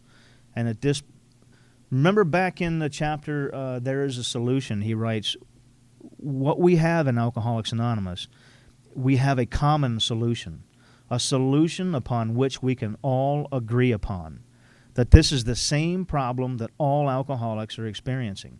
And that just because someone is a man or a woman or whatever background you may have, a lawyer, a doctor, a carpenter, a janitor, whatever it is, we all have the same solution that we can absolutely agree upon. So whenever I read in the chapter how it works, he says, those who do not recover are people who cannot or will not completely give themselves to this simple program, and usually those who are constitutionally incapable of being honest with themselves. So from my experience with it, people who do not recover from alcoholism are a brand of people who see this selfishness and self-centeredness that we think is the root of our troubles, driven by 100 forms of fear. Don't look at it in the same light that I do. When I look at it, I go, yes, I admit it. I am a selfish, self-centered person, and everything that I have done in the past has been driven by the fear that I am afraid, essentially. I don't trust in God. But apparently some people see this, that the people that are constitutionally incapable of being honest with themselves, they're talking about self-honesty, not constitutionally incapable of being honest because somebody gave them $5 too much at the Publix up here or something and change or something. This is about self-honesty. And when I'm working my way through these steps, I look at them and I said to myself, yes, that's me. Boy, you guys had my number. They know exactly why I'm doing what I'm doing. But other people don't do that. Other people, I've actually had sponsees who've come back to me and said, I really don't have anybody that I'm angry at. I'm feeling fine. There's nothing that I'm afraid of. And all I can think of is, well, when you feel like working AA, give me a call, Because I do the same thing my sponsors did with me. And they said, don't sit down and write down what it is that you're angry about, the people that have made you. Just start writing people's names down first. Write everybody's names down, your mom, dad, sister, brother, and then write down something that they had done in the past that's pissed you off. And go from that standpoint, But anyway, so this statement, selfishness and self-centeredness, that we think is the root of our troubles, driven by 100 forms of fear. And where we're going with a lot of this is we're going to find a solution to this. We're going to find a solution to selfishness and self-centeredness. And the solution, we believe, is, as Bill put it in his story, that a life of service, a work and self-sacrifice for others is the spiritual solution to selfishness and self-centeredness. That it is just that easy, that when I think of other people and do things for other people and have a genuine concern for other people, and which is something that will develop over the period of, maybe years or something. I genuinely have grown from at first I had to force myself to do things for other people because I was explained to me that it was in my best interest. And then later on I began to get the results of this, and I began to say, you know what, I want to do things for other people because I now know that there's a good result of it. I start to feel better about who I am. And when I'm feeling better about who I am, somebody goes, hey buddy, you want a nice cold beer? I go, no, I don't need a nice cold beer right now. I have a perfectly good defense against that first ice cold beer. I feel pretty good about who I am as a person. But anyway, we'll pick up right there next week. It's selfishness and self-centeredness. I don't want to talk all day. Things like, rarely have we seen a person fail who has thoroughly followed our path. And we stood at the turning point. We asked his protection and care with complete abandon. not partial abandon, not lackadaisically. We didn't say, hey, God, get me out of this one. We asked his protection and care with complete abandon.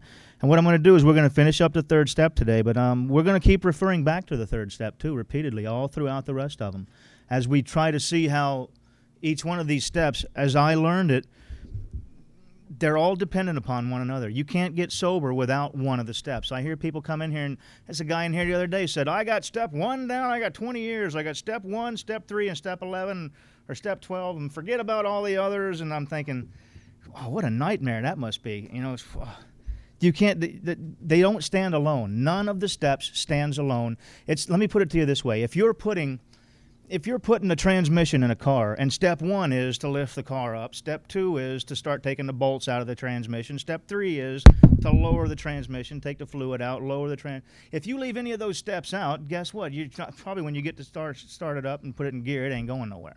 Okay? Any one of the steps, if you leave some bolts out, if you stop and don't put the fluid back in it, I put it all back together, got in there, didn't put any fluid in it, it wouldn't go nowhere. Same thing with the steps. Each one of them is vital to get to where you're going. And what he said, what the guy I learned, my teacher said, was each one builds upon the step that comes after it, and each step is dependent upon the one that goes before it. So in other words, you can't do step 3 if you haven't done step 2. But there is the idea that all you need to do is become willing to believe in a power greater than yourself. But still, you know, that's a pretty big step for somebody who says there is no God, which is what that's pretty much directed at. Because if you've answered the question, yes, you believe in God, then you just move right on through to step 3. But anyway, here we are at step 3, and we're going to read about 2/3 of the way down the page. And if we're lucky, we'll get through the next page or so and into the 4th step, which is on the next page, 64. And I'll tell you, one of the things, we're going to back up and read the 3rd step prayer again. I'll tell you what, just a couple of lines. You see where it says, we found it desirable to take this spiritual step with an understanding person? Of course, they didn't have sponsors back in the day. They just, whoever, it even says, we found it desirable to take this spiritual step with an understanding person, such as our wife, best friend, or spiritual advisor. Now, where's sponsor? Why isn't sponsor in there? Because this book is your sponsor. In 1939, this book was written to explain the 12 steps to you. And let me take you out to the vision for you just for a minute. And we're going to keep coming out here, too, because it's good to understand what it is that we're trying to read here from the standpoint of the context of what they wrote it in. They wrote it in the context that you were going to be in a city 100 and 500 miles from Akron or New York, and you didn't have any access to Alcoholics Anonymous. Maybe you were in a drunk tank or something. And when they wrote this, they wrote it for people to be your sponsor. And no one should ever teach don't get a sponsor, but that's the context this book was written. And you can easily see, you should have somebody who understands it a little more, because it took me years to start to comprehend some of this stuff. But let me take you out to page 163, or 162 at the bottom. On page 162 at the bottom, he says, thus we grow, and so can you. Though you be but one man with this book in your hand, we believe and hope it contains all you will need to begin. We know what you're thinking. You are saying to yourself, I am jittery and alone. I could not do that, but you can. You forget that you have just now tapped a source of power much greater than yourself. To duplicate with such backing what we have accomplished is only a matter of willingness, patience, and labor. So you see where he says, though you be but one man with this book in your hand, I'm jittery and alone. The idea that this book was written to take you through the steps and to help you understand the steps. It's important to see that, because we all refer to it as our basic text, and it even refers to it as the basic text in the 12 and 12 and many of the other places that I've seen it written about. But anyway, back to page 63. That's why he tells us, we found it desirable to take this spiritual step with an understanding person, such as our wife, best friend, or spiritual advisor. But it is better to meet God alone than with one who might misunderstand. The wording was, of course, quite optional, so long as we express the idea. And here's a powerful statement, voicing it without reservation. Now, he says voicing it without reservation. Let's go back to Bill's story on page 13 and see how Bill put it. Bill put it very intense. I would have to say, if you were going to write it about as intense as you could, he got it there. And Bill was pretty good at putting what he was thinking on paper and pretty good at explaining himself. But I know there's a lot of people that I've come across that can really complicate things. But Bill's is pretty self-explanatory. He says, so he's laying in the hospital bed here, and Debbie Thatcher had come to visit him again.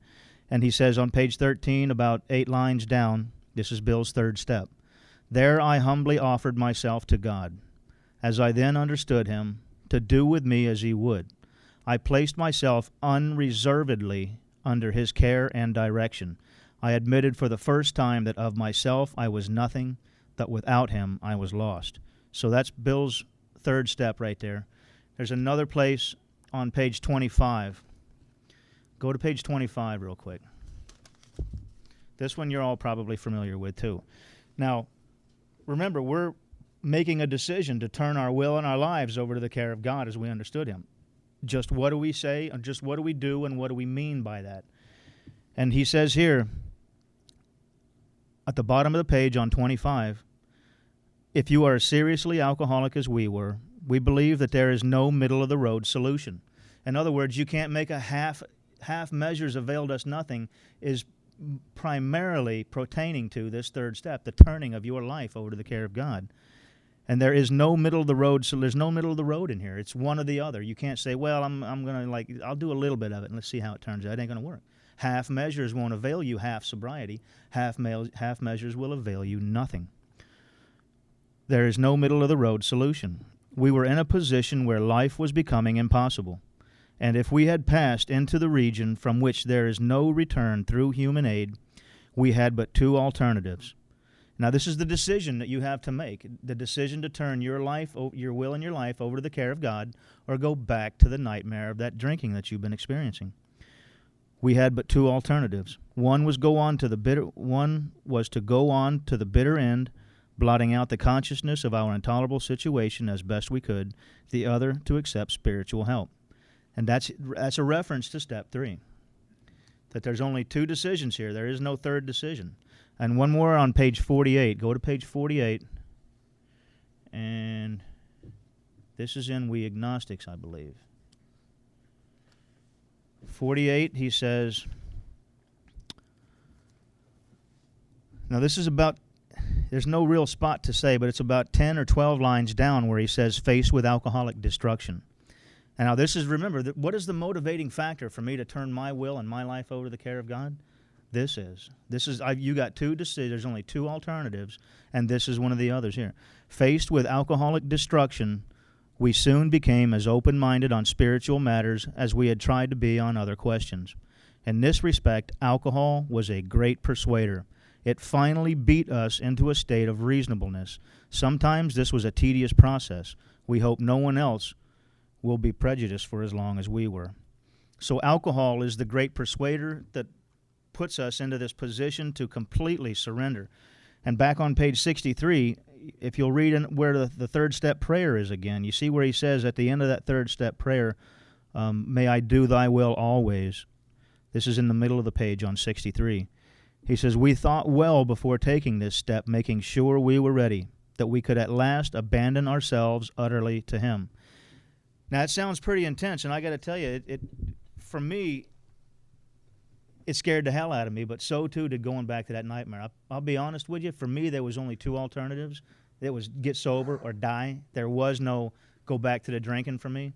So for me, it was a pretty easy decision. It was like how he said alcohol had beat us into a state of reasonableness, and that, I would have to say, comes from my own experience, from years of trying to go back to normal drinking. And when you're finally done with it and when you finally come in, this is what you have to turn your will and your life. You have to completely surrender your life to God, abandon yourself utterly to him, voicing it without reservation. And this was only a beginning, though if honestly and humbly made, an effect, sometimes a very great one, was felt at once. And I have to say that was my experience, was when I had made that decision. And remember what he says on the next page, that although you have now made this decision to surrender, you're going to abandon yourself utterly to God, and you're voicing it without reservation, and though this was only a beginning, this was only a beginning, though, if honestly and humbly made, an effect, sometimes a very great one, was felt at once, it won't keep you sober. You must go on, and this where he says, this is not the beginning of the fourth step, but there's a sort of a transitional paragraph here between 3 and 4, where he says, next we launched out on a course of vigorous action, the first step of which is a personal house cleaning. So you can see where he actually says that this is the first step of vigorous action, where the first 3 steps, 1, 2, and 3, are really a result of the drinking that we've done. That, like he says over here on page 62, this is the how and why of it. First of all, we had to quit playing God. It didn't work. Next, we decided that hereafter in this drama of life, God was going to be our director. He is the principal, and we are his agents.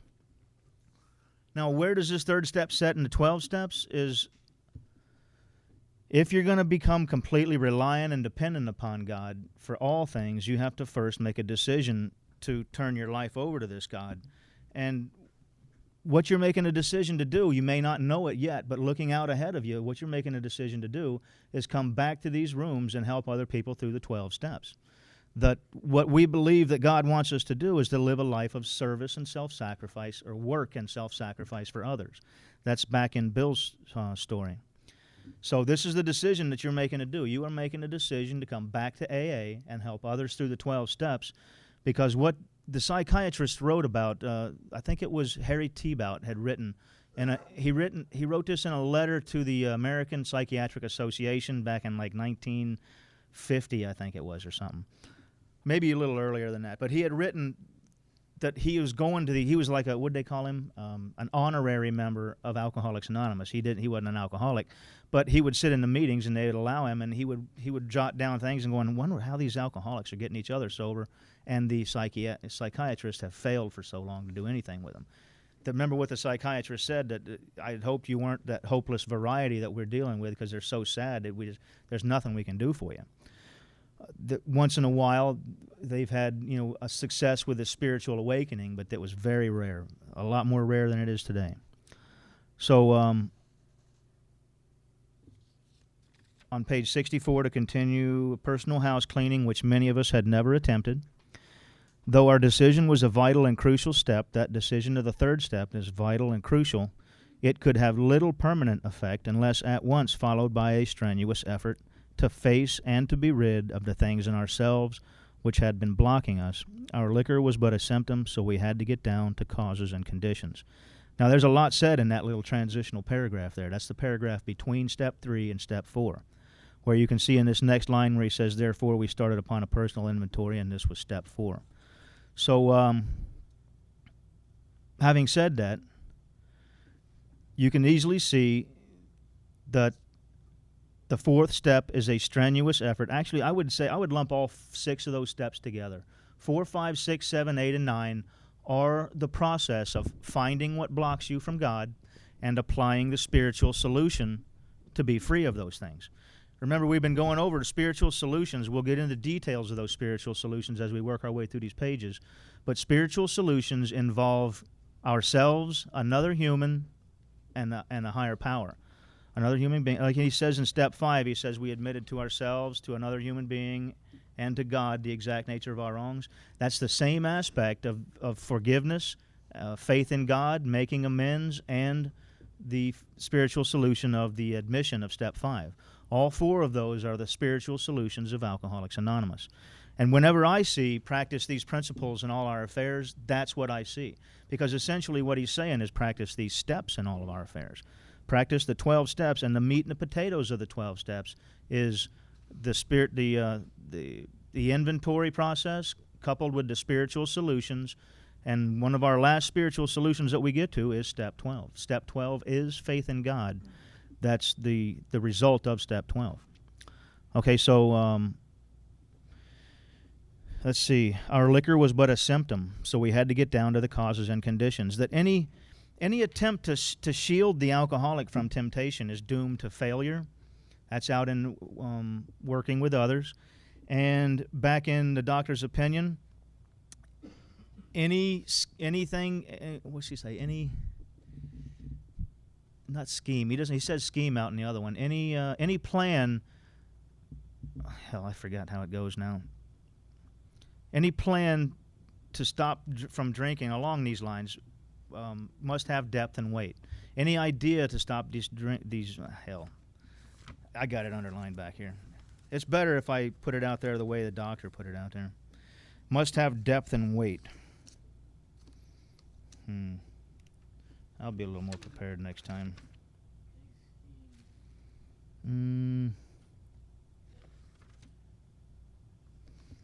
I don't want to take too much time on that. Any plan to stop us from drinking must have depth and weight. Here it is. This is XXVI, but I got an older book. It might be a different page in you guys' books. This one says, I'll just read it real quick. The doctor's opinion. Frothy emotional appeal seldom suffices. The message which can interest and hold these alcoholics must have depth and weight. In nearly all cases, their ideals must be grounded in a power greater than themselves if they are to recreate their lives. So that's doctor's opinion in 616 XXVI. But anyway, so we're getting into the fourth step here now. Now, one of the reasons I spend so much time on these pages, and we zoom right across some of the other pages back in We Agnostics, and there is a solution. But right here are some of the most important pages of the recovery program. And when we start the fourth step, remember that we're going to keep reflecting back on, we made a decision to turn our will and our lives over to the care of God. Now what we're going to do is we're going to find what's been keeping us from doing that. How come I can't say that I was turning my will and my life over to the care of God before this point? Okay, this is what's blocking us from step 12, essentially. You say to yourself, well, I'm making a list here of what blocks me from God, and then I'm going to apply the spiritual solution to be free of these things. What is it that they're blocking? How is it that they're blocking me from God? Because they're blocking me from thinking of other people before I think of myself.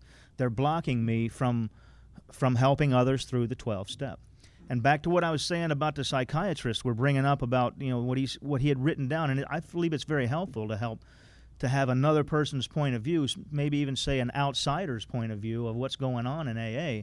And remember that William Silkworth was, from what I understand, a psychiatrist. He was the head psychiatrist of a nationally known hospital for the treatment of alcoholics. That's how Bill puts it back in the doctor's opinion. But this other guy was in New York, and some other, I forget the other.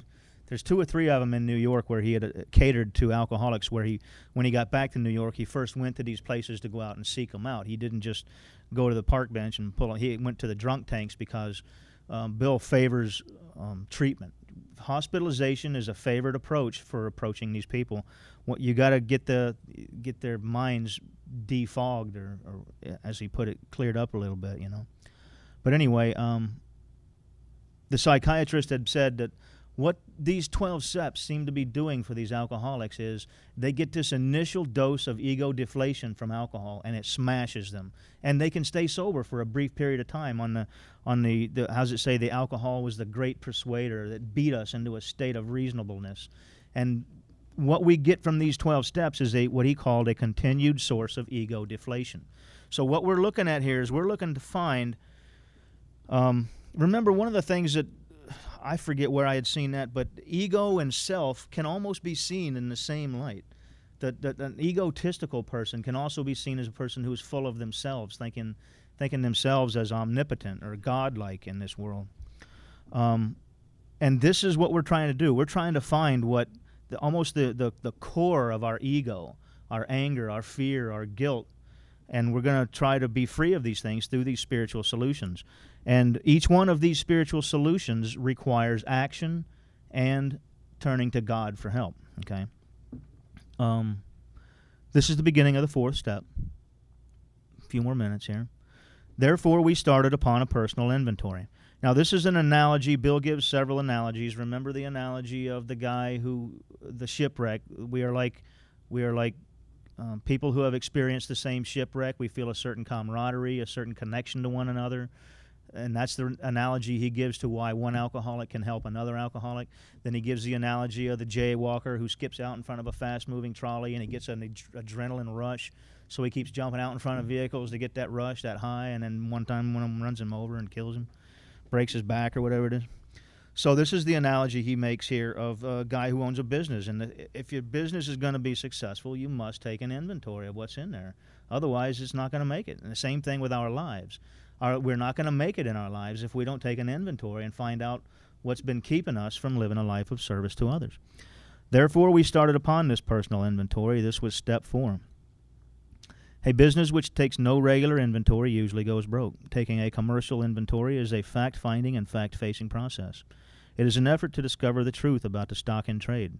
One object is to disclose damaged or unsalable goods, to get rid of them promptly and without regret.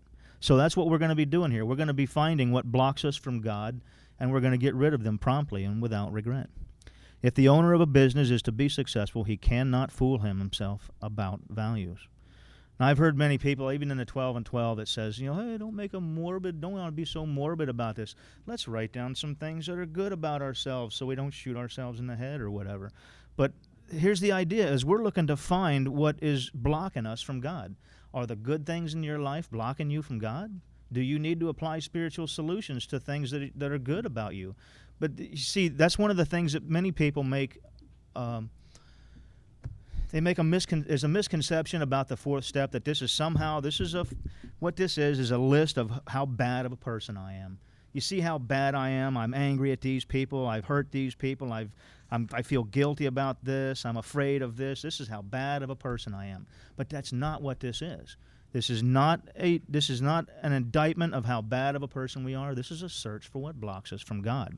That's why it's not morbid. It is not morbid to make this list of these things, because we have an honest desire to be free of these things and get them out of our lives. Therefore, this is no morbid search of how bad of a person we are, which is one of the things that they come across. Many of the people who say, don't just write down bad things, write down the good things too. You got to say, why?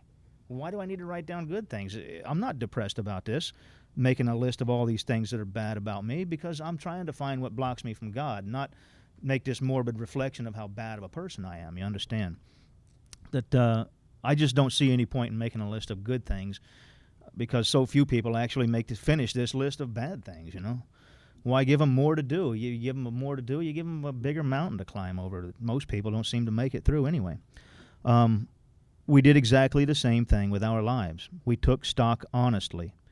First, we searched out the flaws in our makeup which caused our failure, the failure to do God's will in the first place, and being convinced that self manifested in various ways was what had defeated us, we considered its common manifestations.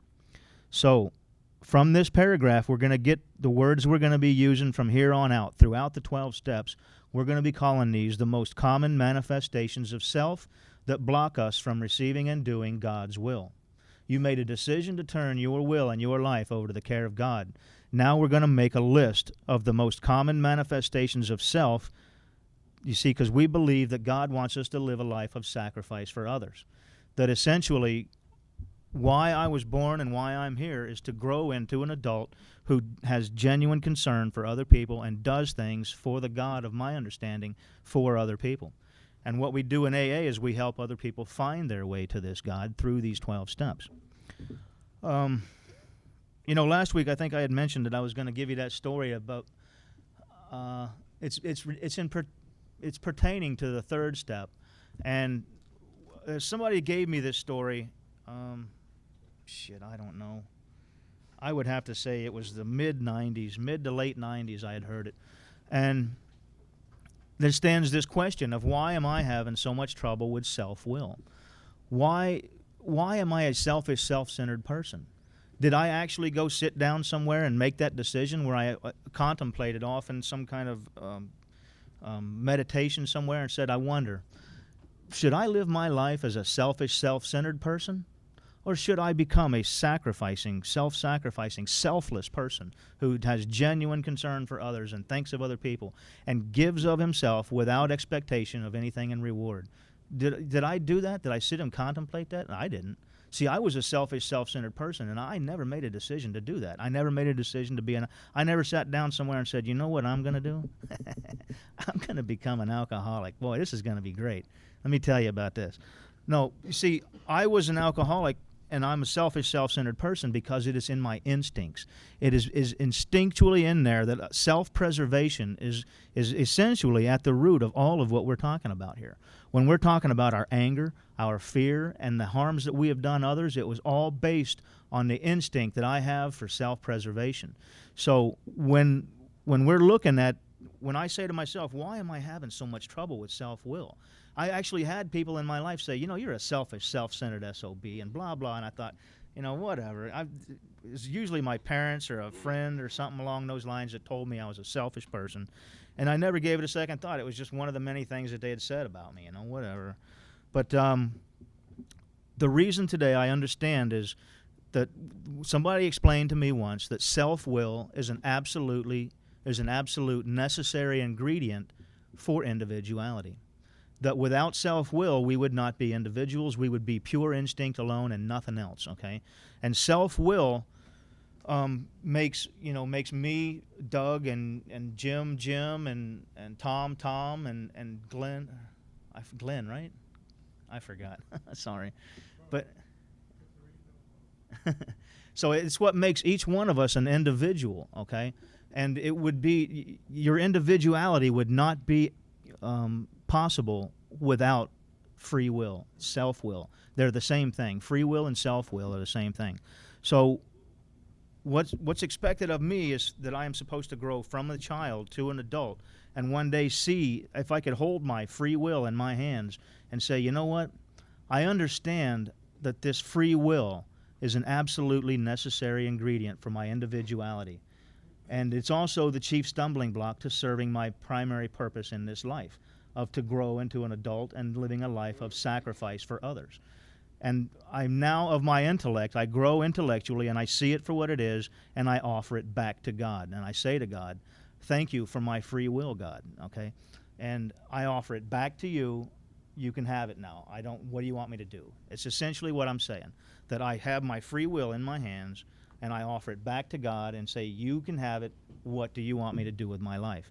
And that's when someone painted that picture to me, I said, that makes perfect sense. You know, that what I have to do each day is I have to offer my free will back to God and report for duty and say, what do you want me to do today?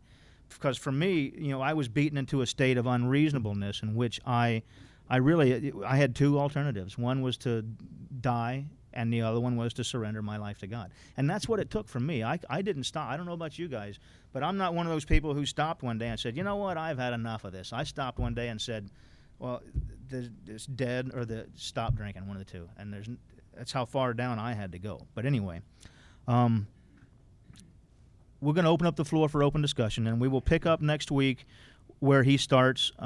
Resentment is the number one offender.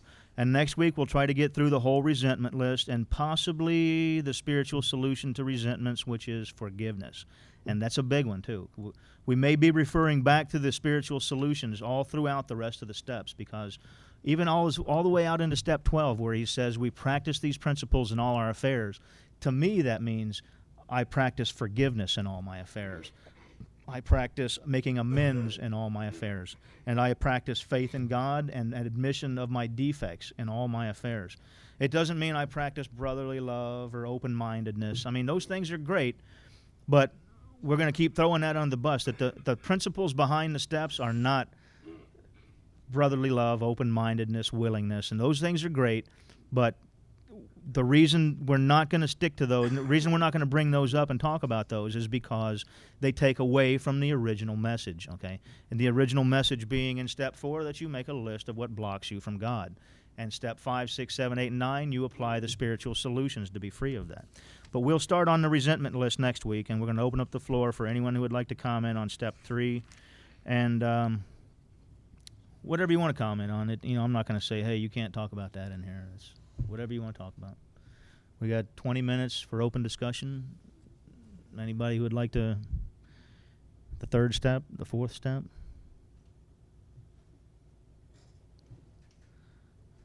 Really?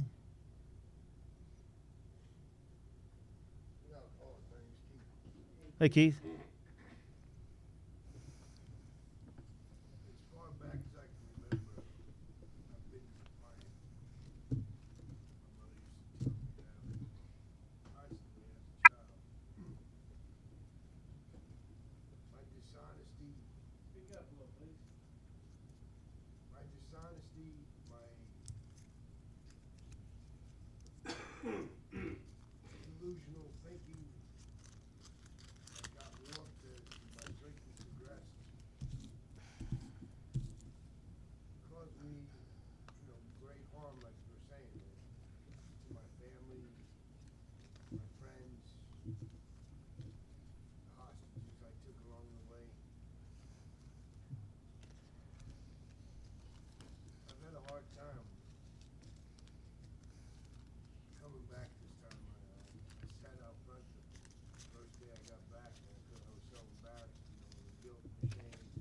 You people pointing fingers, although we're not supposed to take inventory. I got enough people taking my inventory. It don't matter.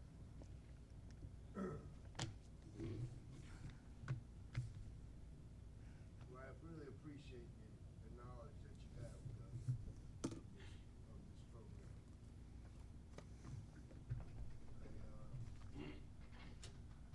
I need help. I mean, I can't go on. I'm supposed to celebrate this month, and now I'm 7 days back. It's just like I still can't even put the sentences together. I mean, I went out drinking over something. I set myself up for this shit. Going back to Florida, putting pieces back together for a relationship, and things didn't go my way. I got a new job, and everything was good, and skitty bop boo, and then it all doesn't matter. I mean, none of that shit matters. Money is the most easiest thing to gain for me. But there again, it became my God once more. I got a great job, things were going good, years were flowing at the end of the day, and I kept telling them I'm in the program, this and that, until one day, yeah, I'll have a bud back. That's all it took. They say one is too many and 100's not enough. 3 weeks later, I was in the slammer again. 67 arrests, 63 convictions. Not good odds. I'm not good at drinking. I'm grateful to be here tonight. Thank you. Hey, thanks for sharing. Well, step 3's not that far along. Somebody's got something to say on it, right? Comments or questions? I'm Gary, I'm an alcoholic. Hey, Gary. When I came out here, I was so beat down. I left my mother, my father, my sisters, my brothers, my wife, my daughters, my so-called friends, and everything up north. Came out here by myself. Nobody knew me, and I didn't know anybody. I'd sneak out here because I was that afraid of running into anyone in the neighborhoods that I used to run in. I came to believe that I wanted to turn my will and my life over to God. That seemed like a lot, because I didn't. How was he gonna help me? I believed him, but I didn't believe in him enough. I didn't praise him enough. I didn't give him the credit when really all the credit was his.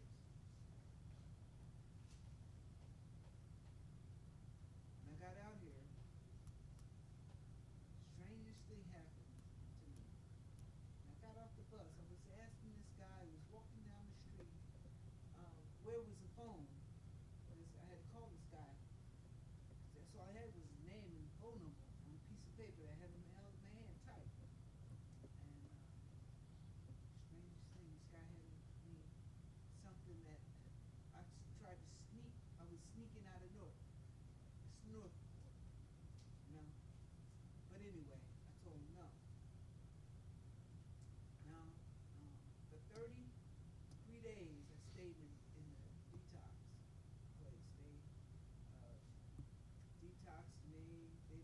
stayed up for 3 days out here.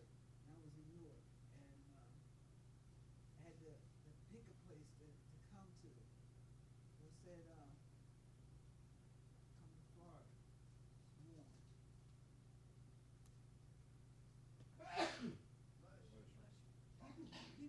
People think, I think, God was testing me because not only did the guy in the first person I got to say something to in Florida came at me wrong.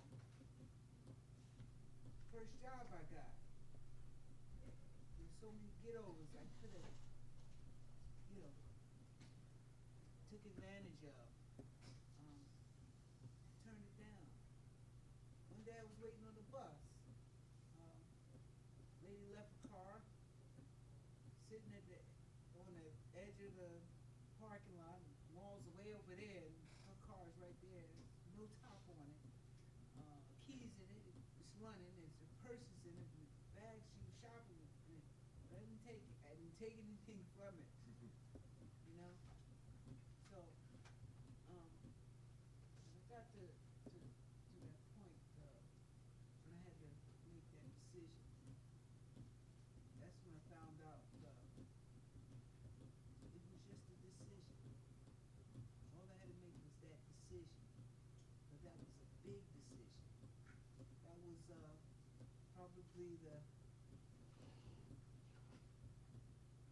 won't say the worst, but it was.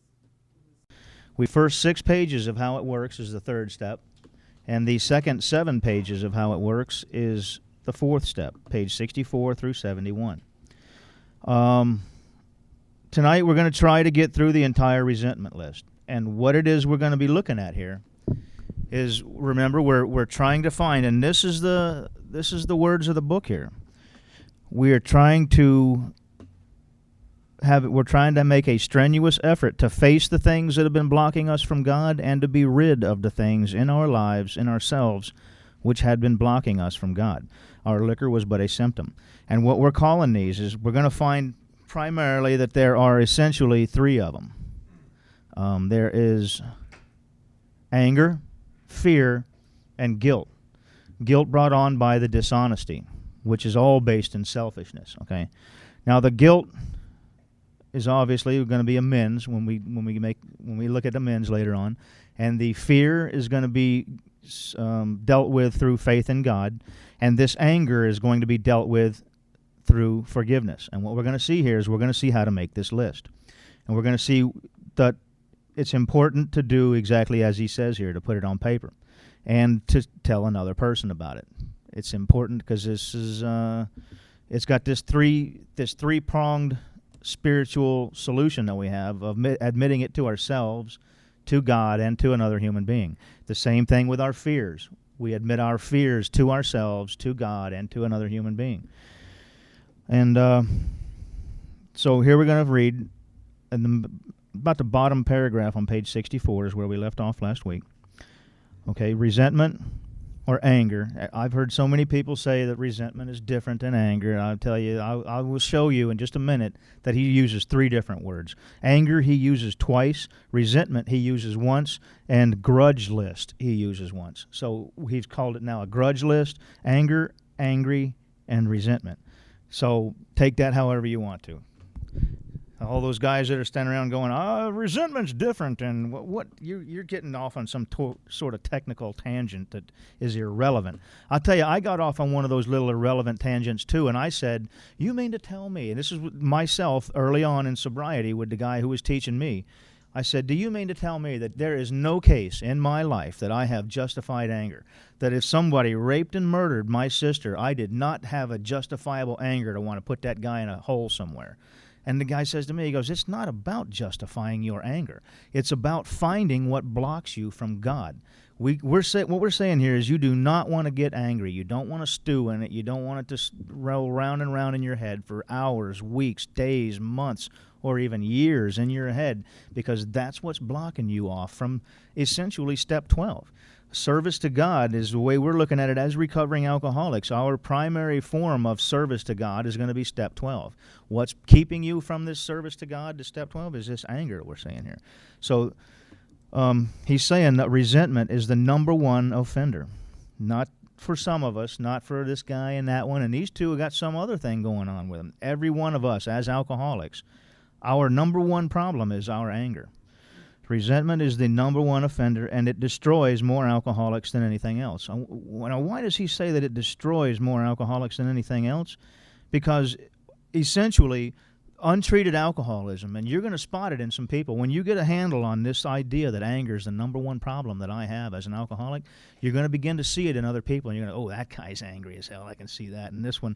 And what I've come to know in it as untreated alcoholism. Untreated alcoholism is an angry person. When you see somebody who says they have 10 years of sobriety and they're screaming at everybody and always getting into arguments with people, that's untreated alcoholism, because obviously if resentment is the number one offender and they're going around angry all the time, it's safe to say that they're not applying the spiritual program of the inventory or the solutions to be free of it, as he says, to be rid of it, to face and to be rid of the things in ourselves which had been blocking us from doing God's will all along. So, from it stem all forms of spiritual disease. Now, that idea right there, as we work our way through these lists of the inventory, there are basically 3 lists. One of them is split into 2. The list of harms done others is split into harms done others sexually and harms done others other than sexual. And then we have the anger list and the fears list. So these next 1, 2, 3, the next 3 pages are the resentment list, essentially. Well, 1, 2, about 2.5 pages are the resentment list, followed by the spiritual solution, which is one of the things that Bill Wilson does in here, is he tells us what the resentment list is. If you'll look and read into it, you'll see what you're doing, why you're doing it, and the solution to it. Why am I making it? Because remember, we're looking to be rid of this anger. We're not. He says repeatedly, we turn back to this list, for it held the key to our future. We keep turning back to this list. We don't mail it off to ourselves and put it in a bottle and throw it out in the ocean or burn it or whatever. Some of the goofy things I've heard from some of the meetings I've been in over the years. From it stem all forms of spiritual disease. What he's saying there is, when we straighten out this anger and the fear and the guilt that we have for having harmed others, that from these things stem all the other forms of spiritual disease. And by bringing these under control, all the other sub-forms that may stem from these, anger, fear, and guilt, there could be hundreds of sub-forms of self that are rooted in these primary forms. And by bringing these primary forms of self under control, it will inadvertently, or as a byproduct, bring all those other forms of self under control, because they are stemming from these. Do you understand that? That's a real simple concept. So all you have to do in your inventory is make an inventory of about 3 things: what you are angry about, what you are afraid of, and what you've done that's harmed other people. And by cleaning this mess up, all the other stuff that's just comes from that will fall into place, and just by naturally what he says, when we straighten out, hang on, let me go ahead and read. From it stem all forms of spiritual disease, for we have been not only mentally and physically ill, we have been spiritually sick. So when we straighten these things out, when the spiritual malady is overcome, we straighten out mentally and physically. Essentially what he's saying there is, when we get a hold of this anger, this fear, and this guilt, and apply the spiritual solutions to it, all these other problems will straighten themselves out, because the cause of what's making us mentally and physically ill will be, like, the underlying cause and condition will be being dealt with. Okay. In dealing with resentments, we set them on paper. He doesn't say we did it in our head. He's given us an example on this next page over here. We're going to be referring to this now. In dealing with resentments, we set them on paper, and he's fixing to tell us that first column over there. There's not list, this is a column. There's 3 columns in this first list of resentments. I get a lot of people I work with say they get confused with the columns and lists. This one list has 3 separate columns in it. A column of, this is what he says: we listed people, institutions, or principles with whom we were angry. That's that first column on the next page over there. I am resentful at Mr. Brown, Mrs. Jones, my employer, and my wife. Okay? And I got my list has in their order, the way my sponsor told me to do it. Myself at the top, and my mother and father, my sister, my brother, my grandparents, my children and cousins and uncles and aunts and ex-wives and girlfriends and best friends, past employers, the cops, the politics, religion, race, government, the ex-wives, and all of these. My sponsor said, don't sit down and figure out who you're angry at. He said, just go ahead and write down everybody's name and then figure out what it was you were angry at them about. Because if you're anything like me, it wasn't just one or two things. It's pretty much everything. In most cases, it was found, we asked ourselves why we were angry. That's that second column, the cause of the anger. Mr. Brown's paying attention to his wife, and Mr. Jones, or Mrs. Jones, she committed her husband for drinking. He's my friend. She's a nut. His employer threatens to fire him. He's unjust, overbearing. And his wife nags and wants the house put in her name, misunderstands, likes Brown.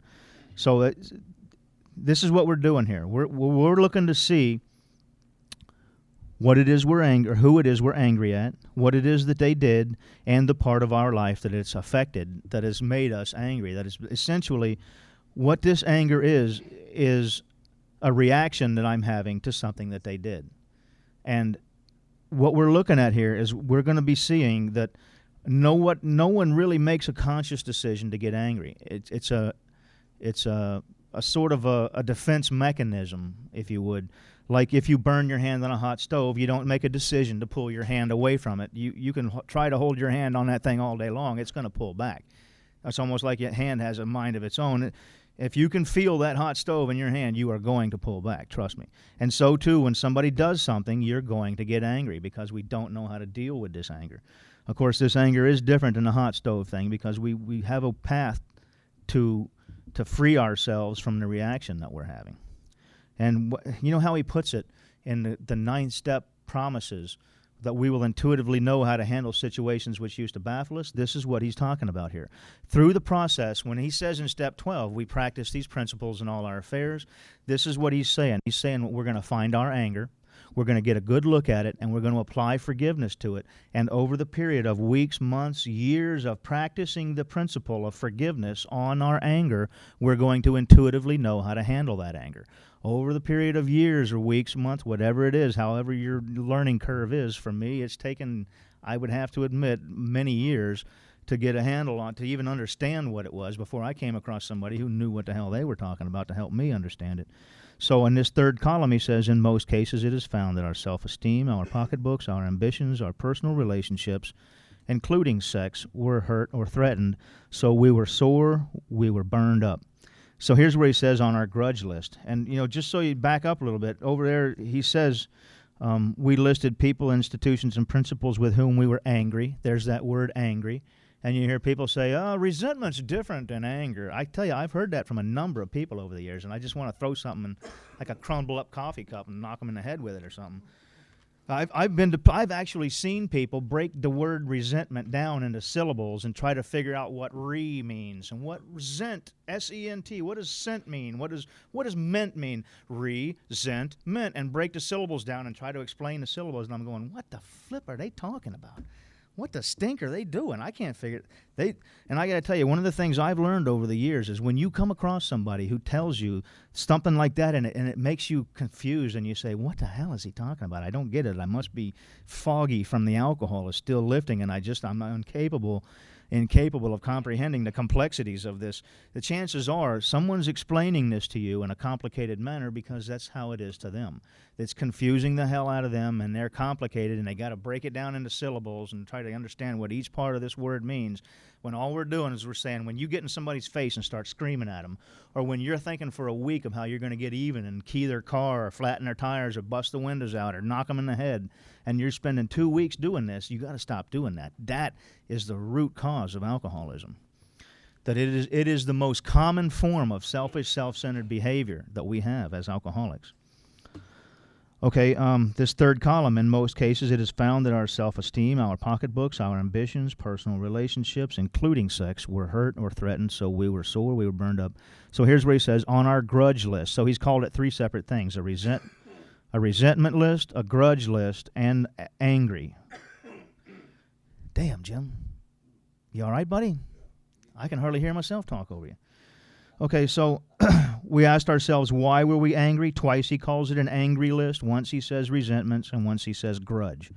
The point being that don't get hung up on that word resentment any more than I got hung up. I got hung up on the moral inventory thing. I scratched my head for years going, what in the hell? I did the list with another guy who explained it to me. He didn't explain it to me. He said, go write down who your whole family and everybody you know and say what you were angry about and what it affected. And I did the whole thing, and I still scratched my head and said, what in the hell is a moral inventory? What moral? I just don't get it. It's not. It's all the moral inventory means. It's a college-educated way of saying that we're looking for the most common manifestations of self that block us from receiving and doing God's will. That's all we're doing. And those are the words that are coming from the book here. It is a list to face and to be rid of the things in ourselves which had been blocking us, and what's been blocking us is being convinced that self manifested in various ways was what had defeated us. We considered its most common manifestations. It's a list of the most common manifestations of selfish, self-centered behavior that block me from receiving and doing God's will, which is a life of self-sacrifice and work for others. Step 12, essentially. It's a reference to Step 12. We're looking for what's blocking us from doing Step 12. All these first 11 steps are all about putting your house in order, and the right answers will come. That's all he's talking about. And we're trying to get these things out of the way here.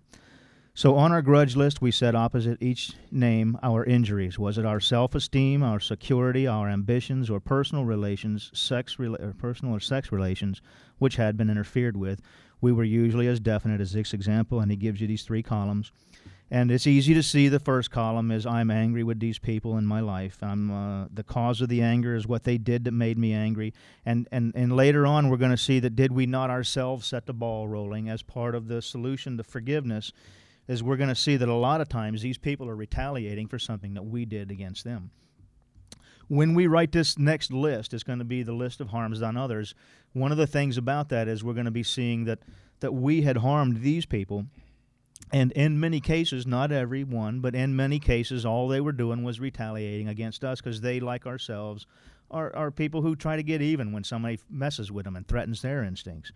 And that third column there, for myself, it's important to see this third column because it's important for me to see that I never made a conscious decision to be that selfish, self-centered person. I'm simply reacting to somebody threatening my sex relations, my self-esteem. And you see how that last sub-column almost is fear. What do they call that? Braided. Got those little brackets along the side of fear on each one of them. So essentially what he's saying is that fear is at the root of all anger. Everything that you have, I am angry with Mr. Brown because he's paying attention to my wife. It affects my sex relations, my self-esteem. It's rooted in fear that I'm afraid Mr. Brown is going to be hitting on my wife and she just might give in because I'm a drunken bum and she's going to leave me. You understand that? The same way with down here with the employer. The employer, I'm angry with the employer, and it affects my self-esteem, my security. I'm angry because he's going to fire me for padding my expense account, and it's rooted in fear. I am afraid he's going to fire me. And every single time that you are angry, you will see through this column and these columns in this list, that the reason for the anger is fear.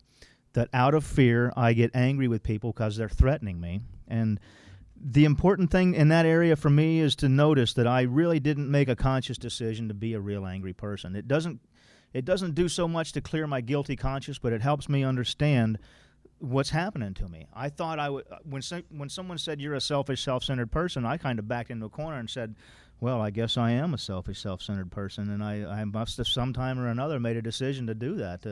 I'm an intellectually smart guy, and somewhere I don't remember when it was, but the truth of the matter was I just had never really learned how to not be a selfish, self-centered person. I was essentially a victim of my own instincts, my natural instincts for self-preservation. So you ask yourself, how far back do you go with this list? I always tell my sponsees, I say, look, if you got 5 names on the list, maybe that's not enough. You need to add some names to it. My second sponsor said, all I want you to do is write down what you are angry about right now. Don't go back and write things you were angry about 30 years ago. my first sponsor said write everybody's name down, and it's really the directions that Bill gives is he says we went back through our lives here at the bottom of the page here. We went back through our lives and nothing counted but thoroughness and honesty. So that's pretty much the directions for how far back to go. So it's really left up to us whether or not, and I always say this, I say if you got 200 names on the list, don't make it a list that you're not going to get through. 6 months from now, I'm going to bump into you and you're going to say, I'm still working on my 4th step. And I say, hey, how's that 4th step coming, buddy? That was 6 months ago, and I'm still working on it. Well, maybe 200 names is too much. Maybe you need to find this happy median of 5 names isn't enough to get the idea of what we're doing here, and 200 names may mean you may not ever get to the 5th step. You understand? There is this median, this happy median of in between those two. So that's the only answer that I've been able to come up with when people ask me how far back do I go, how many names do I write down. And I did the same thing my first sponsor did. I said, stick with these most important, closest people that you've ever had to you. I mean, if you worked for some guy for 6 months, like 10 years ago, and stole a drill from him, really? I mean, okay. If it really gets down to that, you can do that. But we're talking about your mom and dad here, and your sister and your brother, and your cousins and your uncles, and your best friends and your girlfriends and your ex-wives and your children. The people that are closest to you is what we're talking about here. When we were finished, we considered it carefully. The first things apparent was that the world and its people were often quite wrong. To conclude that others were wrong was as far as most of us ever got. The usual outcome was that people continued to wrong us, and we stayed sore. And this is pretty much the future. If you don't do this inventory and learn the spiritual solution and practice this principle in all your affairs, the usual outcome was that people continued to wrong us, and we stayed sore. That, in my opinion, if you stay sober through that, we have a word for that, like I was saying, untreated alcoholism. And untreated alcoholism is in here all the time. Don't believe me? Come into some of these meetings and start paying attention to what people say and how much time they say they have. And when they come in here and go, F this one and F that one and you this and you that and my 20 years, blah, and you go, whew. I don't ever want to get to that place. I want to be someone who's peaceful and serene, you know. But the usual outcome was that people continued to wrong us, and we stayed sore. Sometimes it was remorse, and then we were sore at ourselves. But the more we fought and tried to have our own way, the worse matters got. As in war, the victor only seemed to win. Our moments of triumph were short-lived. Now, these 2 paragraphs here, I have them written as, from the way I learned it, as here's the standing question that I may have. I may have this question of, what's the big deal about anger? I don't get it. I understand that you're saying that anger blocks me from God. Isn't there a case when I can have some kind of justified anger? It's just one of the many human emotions. And when he says that for alcoholics, this is a poison. This is a deadly area for us for us alcoholics. And this is what he says about it. These 2 paragraphs I have highlighted as, why be free of anger? What's the big deal? He says, it is plain that a life which includes deep resentment leads only to futility and unhappiness. And to the precise extent that we permit these, do we squander the hours that might have been worthwhile. But with the alcoholic, whose hope is the maintenance and growth of a spiritual experience, this business of resentment is infinitely grave. We found that it is fatal. For when harboring such feelings, we shut ourselves off from the sunlight of the Spirit. The insanity of alcohol returns, and we drink again. And with us, to drink is to die. If we were to live, we had to be free of anger. The grouch and the brainstorm were not for us. They may be the dubious luxury of normal men, but for alcoholics, these things are poison. So, there's 2 main points in here. To the precise extent that we permit these angers in our life, do we squander the hours that might have been worthwhile. And for when harboring such feelings, we shut ourselves off from the sunlight of the Spirit, the insanity of alcohol returns, and we drink again. So, this is why we must find this anger. It is the number 1 most common manifestation of selfish, self-centered behavior in our lives, and it is the number 1 chief block from between us and God. And from this anger stem all forms of spiritual disease. And I did not make a conscious decision to get angry. I am reacting to something that's happening to me. But what I am going to do is I'm going to reteach my subconscious self how to deal with anger through the process of the inventory, the admission of step 5, the application of forgiveness in step 6 and 7, and the rest of the inventory in which we find what we did to them and to make amends for what we did to them, and to find our fears, the fears at the root of everything, and to have faith in God. The application of these spiritual solutions is our program of action here. So, here's where he tells us we turn back to that list for it held the key to our future. You don't burn it, send it off to yourself in an envelope, put it in a bottle and throw it out in the ocean, whatever some of these crackpots tell you. You're going to need that list, because this list is what you're going to be working off of with your spiritual solutions and your program of recovery. When we turn back to this list where it held the key to the future, we were prepared to look at it from an entirely different angle. We began to see that the world and its people really dominated us. In that state, the wrongdoing of others, fancied or real, had power to actually kill. How could we escape? We saw that these resentments must be mastered, but how? Now, this part right here, he says, we could not wish them away any more than alcohol. You see that? So if I tell you that your problem is anger and you go, got it, I'm going to go out there and I'm not going to be angry anymore. I'm going to make my best attempt to not be angry anymore. It won't matter. That's the equivalent to somebody telling you, don't drink alcohol and you'll be just fine. And you go, man, is that the AA thing? I got it. If I just don't drink alcohol, I'm going to be fine. But here's the problem. You go out there and a week later you come back in and go, that didn't work. I tried to not drink alcohol and I drank any damn way. And he says, we saw that these reasons, we could not wish them away any more than alcohol. Turn back to this other page 62 over here. This is one of the references that he's making in this paragraph. He says, in the middle of page 62, he's going to tell us that we have to have God's help to get rid of selfishness, just like we have to have God's help to get rid of our alcohol, okay? So our troubles, we think, are basically of our own making. They arise out of ourselves, and the alcoholic is an extreme example of self-will run riot. Though he usually doesn't think so, above everything, we alcoholics must be rid of this selfishness. We must, or it kills us. And God makes that possible.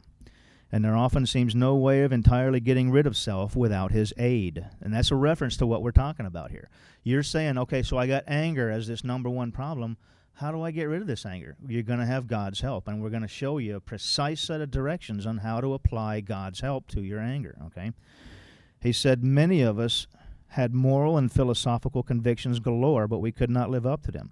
What he's stating there is you can say, okay, so you say fear is my problem, and anger is my problem, and guilt is my problem. I'm going to have moral and philosophical convictions galore, and I'm going to go out there and apply all my willpower to it, and I am going to get rid of these things, and it ain't going to work. You're going to come crawling back in here, just like somebody telling you to stop drink alcohol, and you're going to come back in and go, it didn't work. I don't know. I tried to stop being angry. I tried to stop being afraid.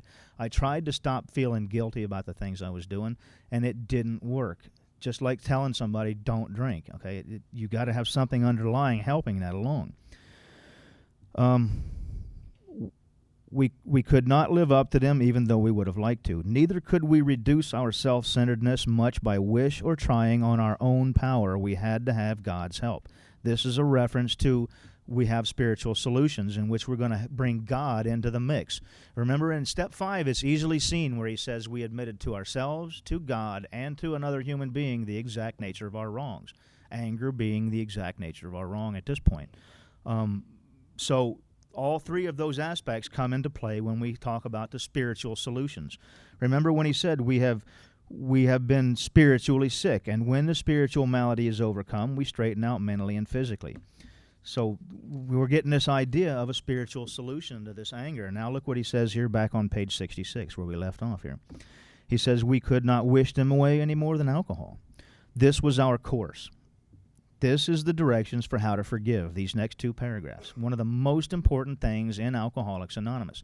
And as we work our way through these remaining inventory pages and all through the rest of the steps, we're going to be referring back to this constantly, because forgiveness, when you all the way out to step 12, when you see we practice these principles in all our affairs, this is what he's talking about.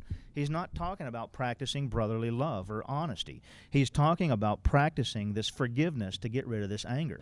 If anger is our number one problem, then forgiveness is the number one thing we're going to be applying to it. This was our course. We realized that the people who wronged us were perhaps spiritually sick. Though we did not like their symptoms and the way these disturbed us, they, like ourselves, were sick too, period. You see there? So the first part of this, I'm going to see the people. I've got it on paper. I'm angry with Mr. Brown. He's paying attention to my wife. It affects my sex relations. I say to myself, they, like ourselves, are sick too. So this Mr. Brown guy must be sick as I am, because what kind of spiritually fit man would be paying attention to another man's wife? You understand that? That the behavior that this other person has exhibited that made me angry with the cause of this resentment is obviously not something that a spiritually fit person would have done, okay? So I'm going to see them in the same light as I see myself, and I know that I am spiritually sick, and I'm trying to find my way. I am literally a lost soul trying to find my way to God, in a sense. And so now I see these other people in that same light. They, like ourselves, were sick too. Now here's the next part we're going to look at, and this is the part where we bring God into it. I'll be done in just a minute here, so we're going to open up the floors, like 3 more lines here, as soon as we get through down here to this second list, okay? Now this second part of forgiveness here is where we bring God into the mix. Look where he says, we asked God to help us show them the same tolerance, pity, and patience we would cheerfully grant a sick friend. When a person offended, we said to ourselves, many people call this the 4th step prayer, by the way. Over the years, I have heard people refer to this as the 4th step prayer, but let me tell you what I've learned.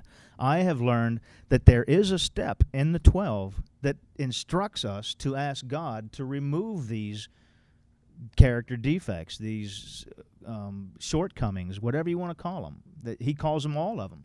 When he says character defects and shortcomings and exact nature of our wrongs, he's talking about the same exact thing.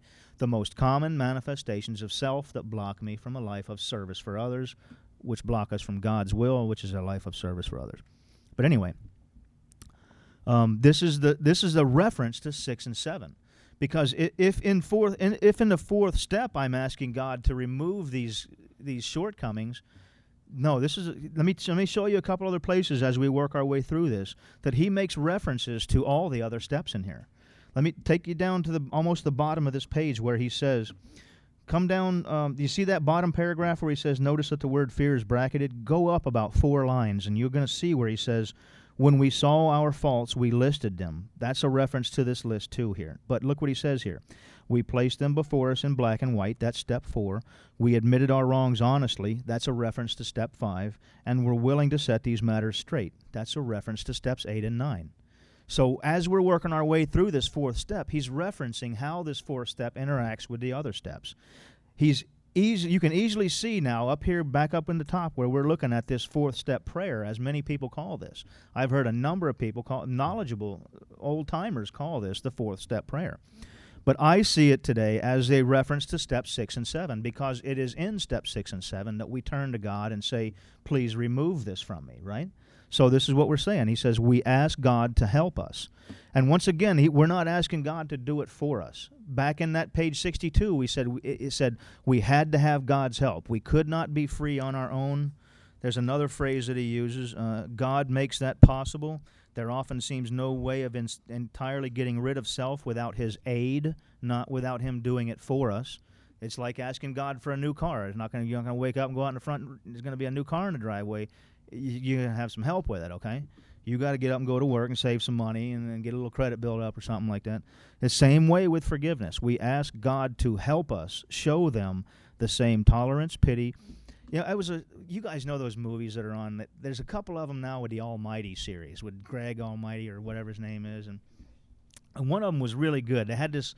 It's a dumb movie, but there was a scene where the woman says that she had prayed to God to bring the family together. And the black guy sits next to him and he goes, you don't think if you prayed to God to bring your family together, he's going to fill you all with a warm, fuzzy feeling and a closeness? Or do you think if you ask God to bring the family together, he's going to present you with an opportunity to bring your family together for you to do it yourself, you know? That's the way I see this now. In this forgiveness, I don't ask God to remove my anger so much as I ask him to help me through this process.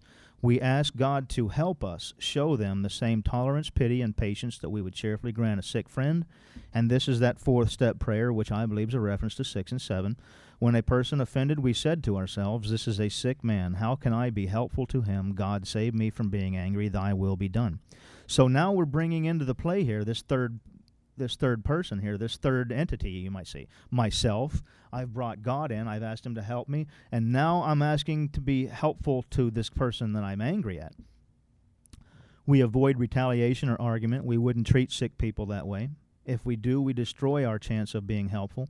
We cannot be helpful to all people, but at least God will show us how to take a kindly and tolerant view of each and every one. And this next list here, we're going to start there next week, referring to the list again. Now, that's that same list, but we're just going to add to it. And I'll tell you why many people say that this is column 4, and we'll get into that next week. This is not column 4 of the resentment list because there is a different spiritual solution. For the resentment, the spiritual solution is forgiveness. And for the harms done others, the spiritual solution is making amends for those harms done others.